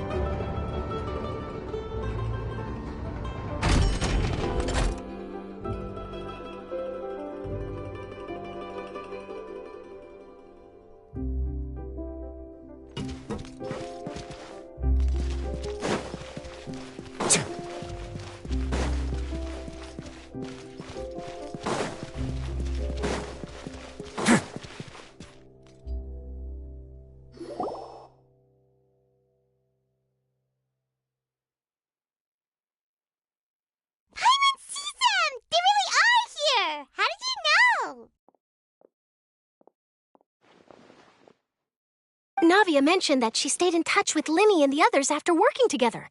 Apparently, they've been at the docks distributing these strange pockets the whole time since. Traveler, Paimon. Ah, and Miss Charlotte, too. Would you like a magic pocket? What sort of gadget is it? It's a wondrous bag that can be used to carry many things. The water level has returned to normal, but if you see any of your things floating around, you can use this to carry them. Or you could trick a friend into doing it for you. Trick a friend? I wonder which of my friends would fall for that.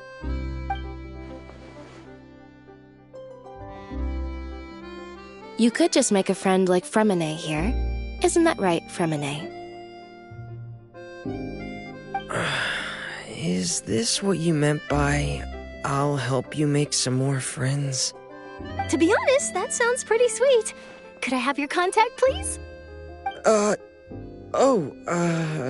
Sure.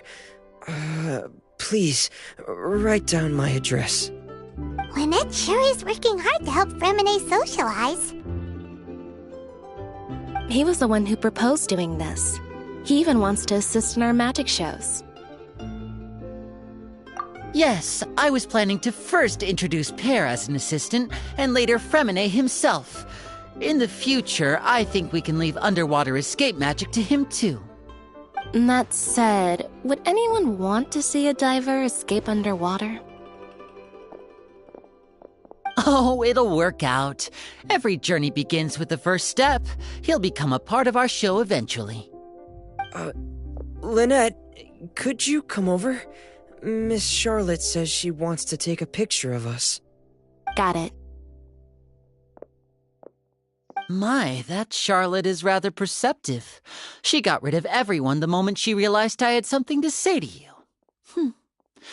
So, how have things been, Traveler? Father says that you did a great deal during the latest events. She's very grateful for your contributions to Fontaine. That's all right. We were more than happy to help. So, what's she doing now? Oh, I guess you haven't heard. Well, after Lady Farina left, Father and Monsieur Neuvillette opened negotiations, during which he gave Fontaine's gnosis to her as a diplomatic gift. A diplomatic gift? A gnosis? Yes, I was quite surprised at first myself. But when I thought it over, there were actually a number of things going for it. It could have been done as an apology for the incident with Lord Child, or as thanks for his help in tying the all-devouring narwhal down. Furthermore, Father did also lend significant aid to Fontaine and Poisson. Well, that's true, but this is a gnosis we're talking about. Doesn't this seem a bit irresponsible? I would agree, but I've also heard that it seems that Monsieur Neuvillette has had a significant change of heart regarding the matter. So there's some reason for this that only Neuvillette knows about? I suspect you'll have to ask him about that yourself. Ah, yes, speaking of which, I did see him strolling around the entrance to the fortress of Maripede a while back. Isn't he real busy and stuff? Paimon didn't think he'd have the time for that. But back to the topic.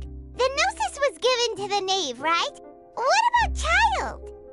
They say that he's returned to Snezhnaya to recover from his wounds. I hear that the recent disaster really did a number on his health. That's true. When you think about it, we've had loads of run-ins with the Fatui. To think we'd be allied with them this time. So shocked by such a simple switching of sides?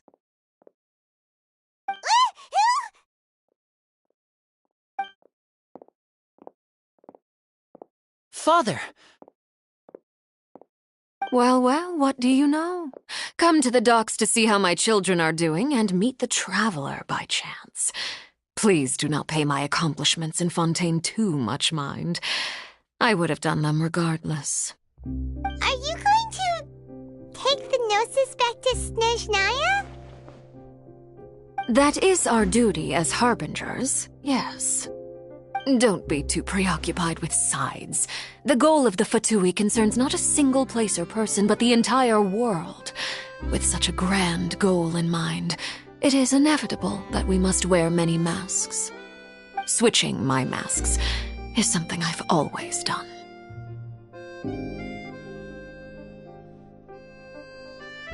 Well, that depends on many things. No one truly knows what the future holds. What good is honesty if you can't rely on it forever? As for you, I very much look forward to our next collaboration. Good things cannot be achieved alone, and you've proved yourselves to be great partners.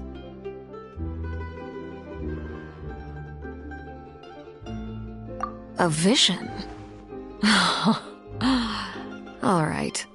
I'll remember to return it. Thank you for keeping it safe for him this entire time. And that's a wrap for me. Huh? You're... Greetings, Miss Journalist. Hello. If I'm not mistaken, there are diplomatic channels I'll need to report to take a photo of you. That is correct. So forgive me, but I will not be able to serve as a subject in your article. However, feel free to write as much as you'd like about our dear magicians and our upcoming rookie talent. I will. The sea breeze is quite pleasant. I shall continue my walk while the weather remains so agreeable. Farewell. Farewell, Father. Oh, she has such an intimidating presence. I didn't even dare to take a picture. Thankfully, I've already wrapped up all my pre-scheduled interviews. Thank you all. This'll be more than enough for me to write about, I'm sure. Don't be too nervous. Why don't you take a magic pocket before you go? Here, Traveler, Paimon, you take one too. To move things about? That's right. Funny. I was giving out magic pockets when we first met too. And what do you know? I'm doing the exact same thing right now. So many things have happened, but the pockets are still the pockets. I guess this must be life. We will all follow our own paths, and serendipity will lead you to your fated friends. All right then. We'll be handing out pockets in some other districts later, so we'll get going now. Have a good day, you two.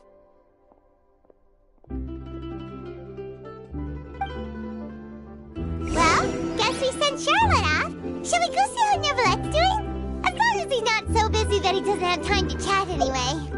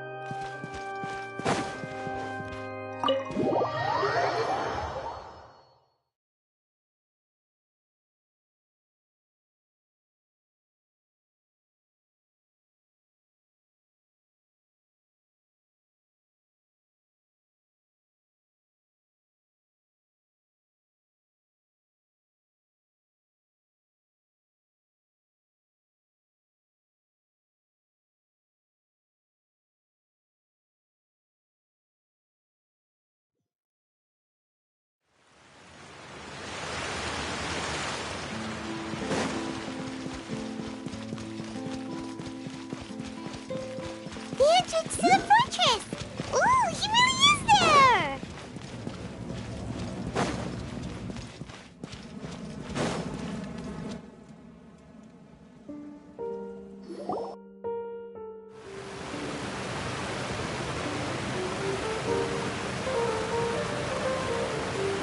So, you really are here, Neuvillette! Paimon didn't think you were going to have free time this hour of the day. Really? Oh, I suppose you must have met Mr. Linney. He took the time to greet me earlier when he passed this way. In any case, you came at a good time. I was just considering reaching out to you to set up a meeting, so I may explain some things that I haven't had the time to before. Aw, Paimon's glad that you remembered. Thank you for keeping us on your mind, what with you being busy and all. Alright, let's have it then. How was Fontaine actually saved? The whole business is still quite the mystery to us. It is strange how words can often leave a bitter taste in the mouth when it finally comes time to say them out loud.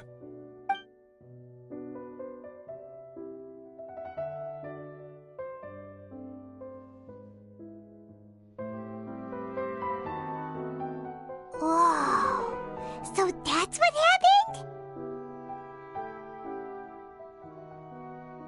FolkLore destroyed the divine throne of the Hydro Archon and restored your power to you, transforming you into a fully fledged elemental dragon sovereign!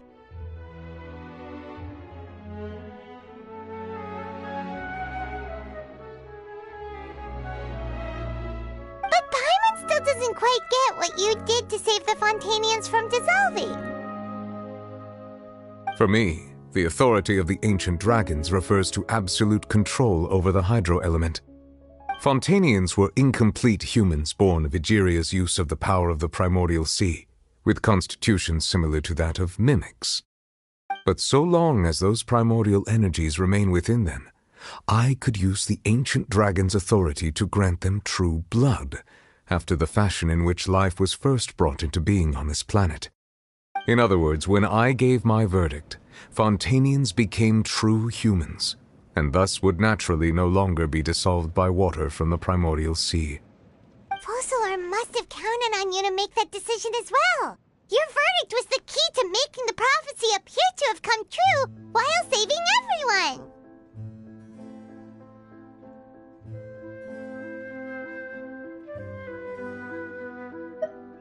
Yeah, and in a manner of speaking, FolkLore finally managed to fulfill the original Hydro Archon's wish to turn Oceanids into real people too!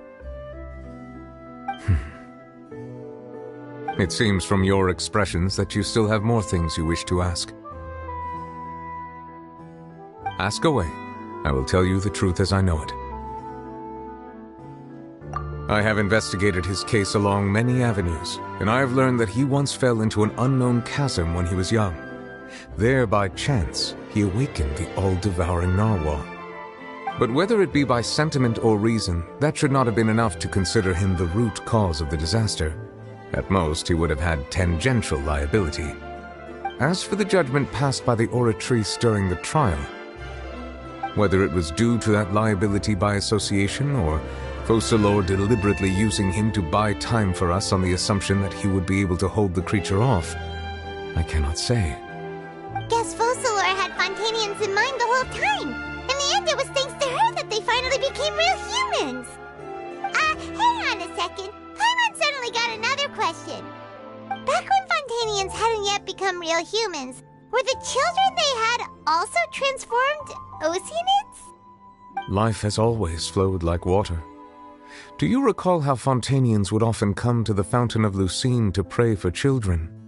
Yeah! Lynette said the fountain is where all the waters in Fontaine converge. In truth, even those couples did not know that such prayers were no mere custom, but instead a form of ritual. Those Oceanids who were blessed within the spring water would later descend as new humans in the coming months. Paimon sorta gets it now. Either way, seems like this ritual won't be of any further use, but it'll probably live on as a local custom. Ask away. I will tell you the truth as I know it. Yeah, about that. Wriothesley said Furina has already left. What's that all about? Ah, Lady Farina. The people are only aware that her death sentence has not been carried out. She abdicated the post of Hydro Archon and left affairs related to that title to me, before leaving the Opera House. I related FolkLore's words to her faithfully and completely. After hearing them, she seemed neither saddened nor comforted. She simply said that she was tired and needed to rest. Having said that, she then packed her things and moved out of the Opera House, not unlike how an ordinary person might.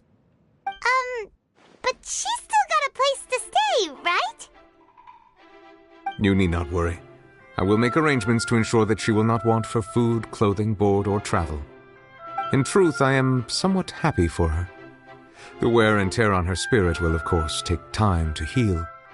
But now that she no longer has to play the role of FolkLore the Hydro Archon, she can finally lay down her burdens and lead a normal life.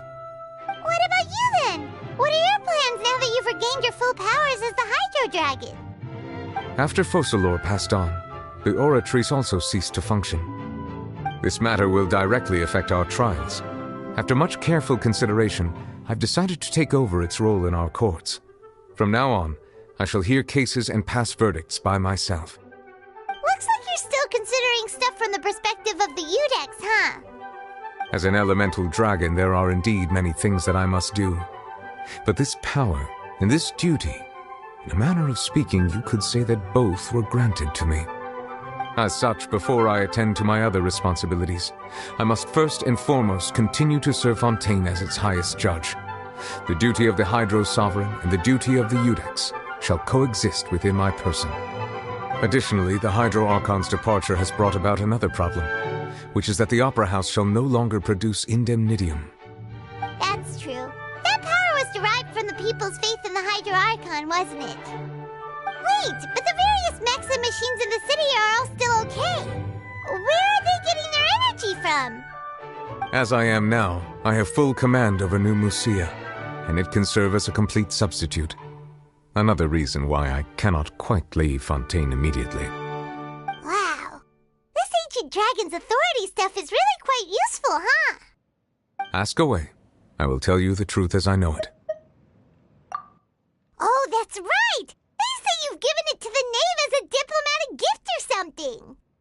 Leaving aside their intentionality, the two Fatui Harbingers have indeed done much for us during this crisis. Their sole remaining goal in Fontaine, at least at this point, would seem to be the Gnosis. The Oratrice has ceased to function. The Hydro Archon's divine throne is now no more, and I do not need the Gnosis's power. As such, it has lost all meaning for Fontaine. If the Fatui have impure designs, then we might as well accede to their request now, and avoid unnecessary conflict. What complicated considerations! Paimon thought you were just giving it to them out of gratitude to the knave and as an apology to Child. Ask away. I will tell you the truth as I know it. You will soon be heading to Natlan, I presume? I'm afraid that I have little talent as a travel guide, so all I can do is tell you what I know about that land. As far as I'm aware, Natlan can be said to be a nation of dragons. A nation of dragons? You mean like you? No, I suspect that I would not find myself welcome there. Unlike ancient dragons such as myself, the dragons of Natlan have undergone long years of development and evolution. Large numbers of them have entered a form of coexistence with humanity. Natlan is also the nation of war. War ravages those lands like an undying flame. There is one other piece of information I got incidentally from my negotiations with the knave that I believe may be useful to you. The harbinger known as the Captain has thrown his hat into the endless ring of war. The Captain. Sounds like a real tough customer. Seriously, everywhere you look, there's a Fatui Harbinger doing their thing. I suggest that you fully prepare yourself before going to Natlan. In the meantime, Fontaine's doors will always be open to you. Ask away. I will tell you the truth as I know it. Hang on a sec. Paimon's still got a question about the Gnosis. When we spoke to Linny earlier, he mentioned that your attitude towards giving away the Gnosis had clearly changed. We guessed that there might be some reason for it that only you were aware of. No wonder the House of the Hearth is the Fatui's intelligence division. They are certainly sharp. So regarding this specific issue, I was just getting ready to share something with you. What is it? In truth, I exchanged some further words with that lady named Skirk after sending you two back to the surface. It went something like this.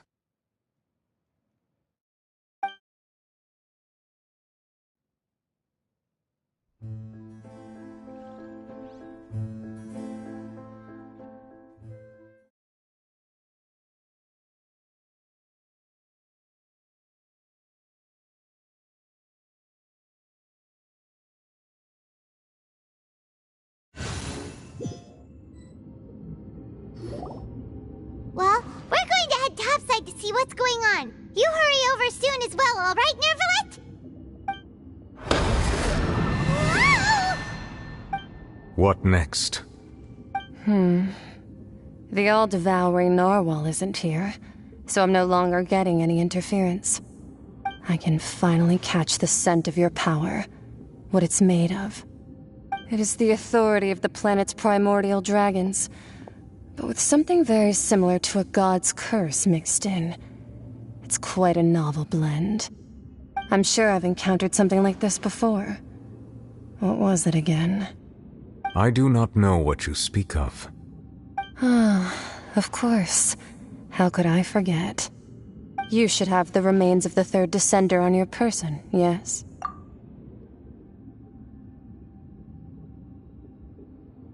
Remains? I've never heard of any such thing.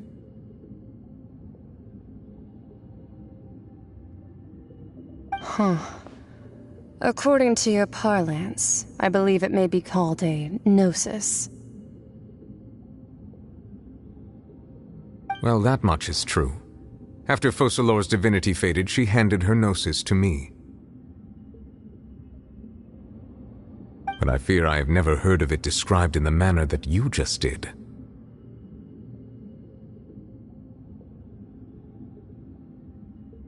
I've been training with my master, the Fowl, ever since I was young, and I have never returned to the surface since. So most of the information I possess, I got from him. It is only natural for those who are greater than humanity to possess a different sort of common sense, which is why there are so many problems in our attempts to communicate with humans. Regardless, you should probably get rid of objects of misfortune to prevent any disasters from befalling you. To live in itself is a blessing, but once a person dies, the bonds he once had with this world shall all turn to curses. What do you mean by that? No need to fret. These are just my personal thoughts, and my reason for no longer wishing to return to the surface. This third descender you refer to, who are they? And when did they die? Master never mentioned them to me. Perhaps it just wasn't that important for me to know. If you're interested, though, I could ask him. I'll be sure to pass the answer on to you next time. Next time? You believe we will meet again? I do. Wait. I have a disciple of my own, don't I? He can be the messenger then.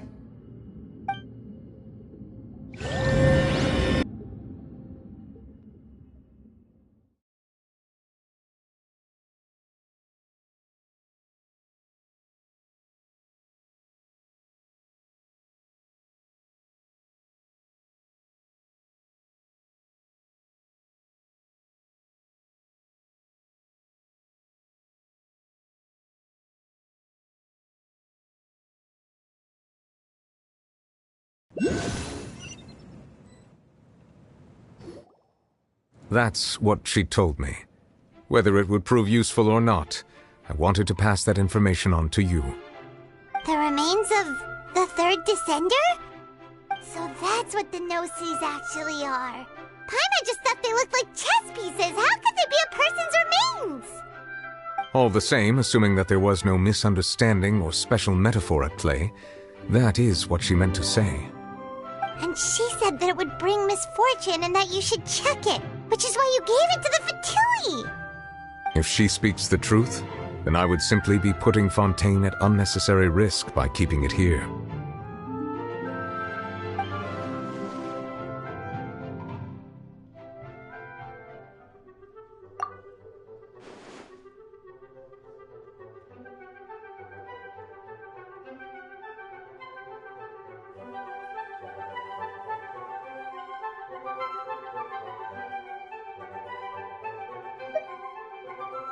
I had guessed that you might already be familiar with this concept, but I did not expect you to be one of them.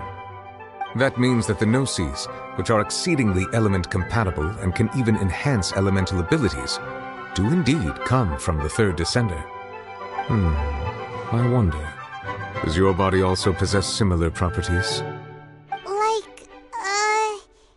Like being able to use elemental powers without a vision! That does sort of count as special compatibility, right? No, let's not think about this stuff right now. It just feels creepy. Comparing the Traveler to the dead third descender and all. That's what you say, but this topic still feels like bad luck. Once Child recovers, let's get some more answers out of him. Or go look for his master and get the answers that way. I too believe it unwise to make too many blind guesses when information is lacking. The same is true of being at court. All right. Whatever the case, it seems like the crisis here in Fontaine's over for now. Yes. All of FolkLore's efforts were for this moment as well. But she sacrificed herself in the end as a god, and she suffered through all those years as a human. Was that really what she wanted? I suppose that would be the mystery of a god's will. I suspect not. But once in a while I too would guess that if wishes were like the clouds in the sky, they will one day return to the earth as raindrops. Life flows like water, and rain is the final answer. The water levels may sometimes tilt one way or another, but the rain falls fairly upon all. And what ultimately is the difference between the rains that fall upon all of us?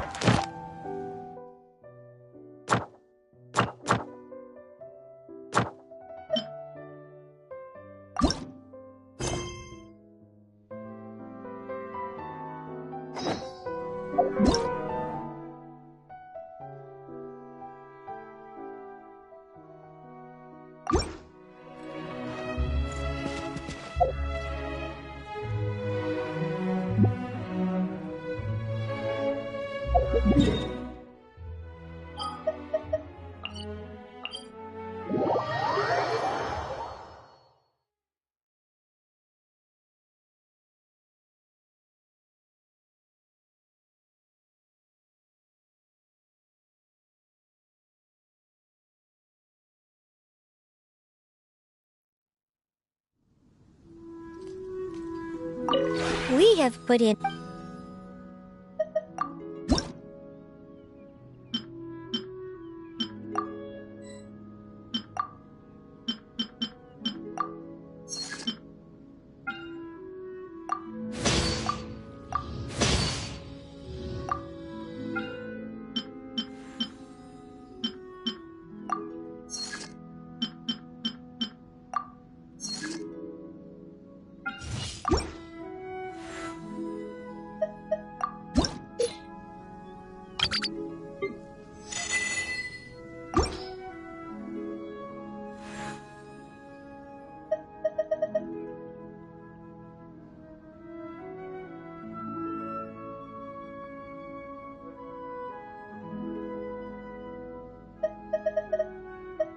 If you ever have any questions about the realm within, you may ask me.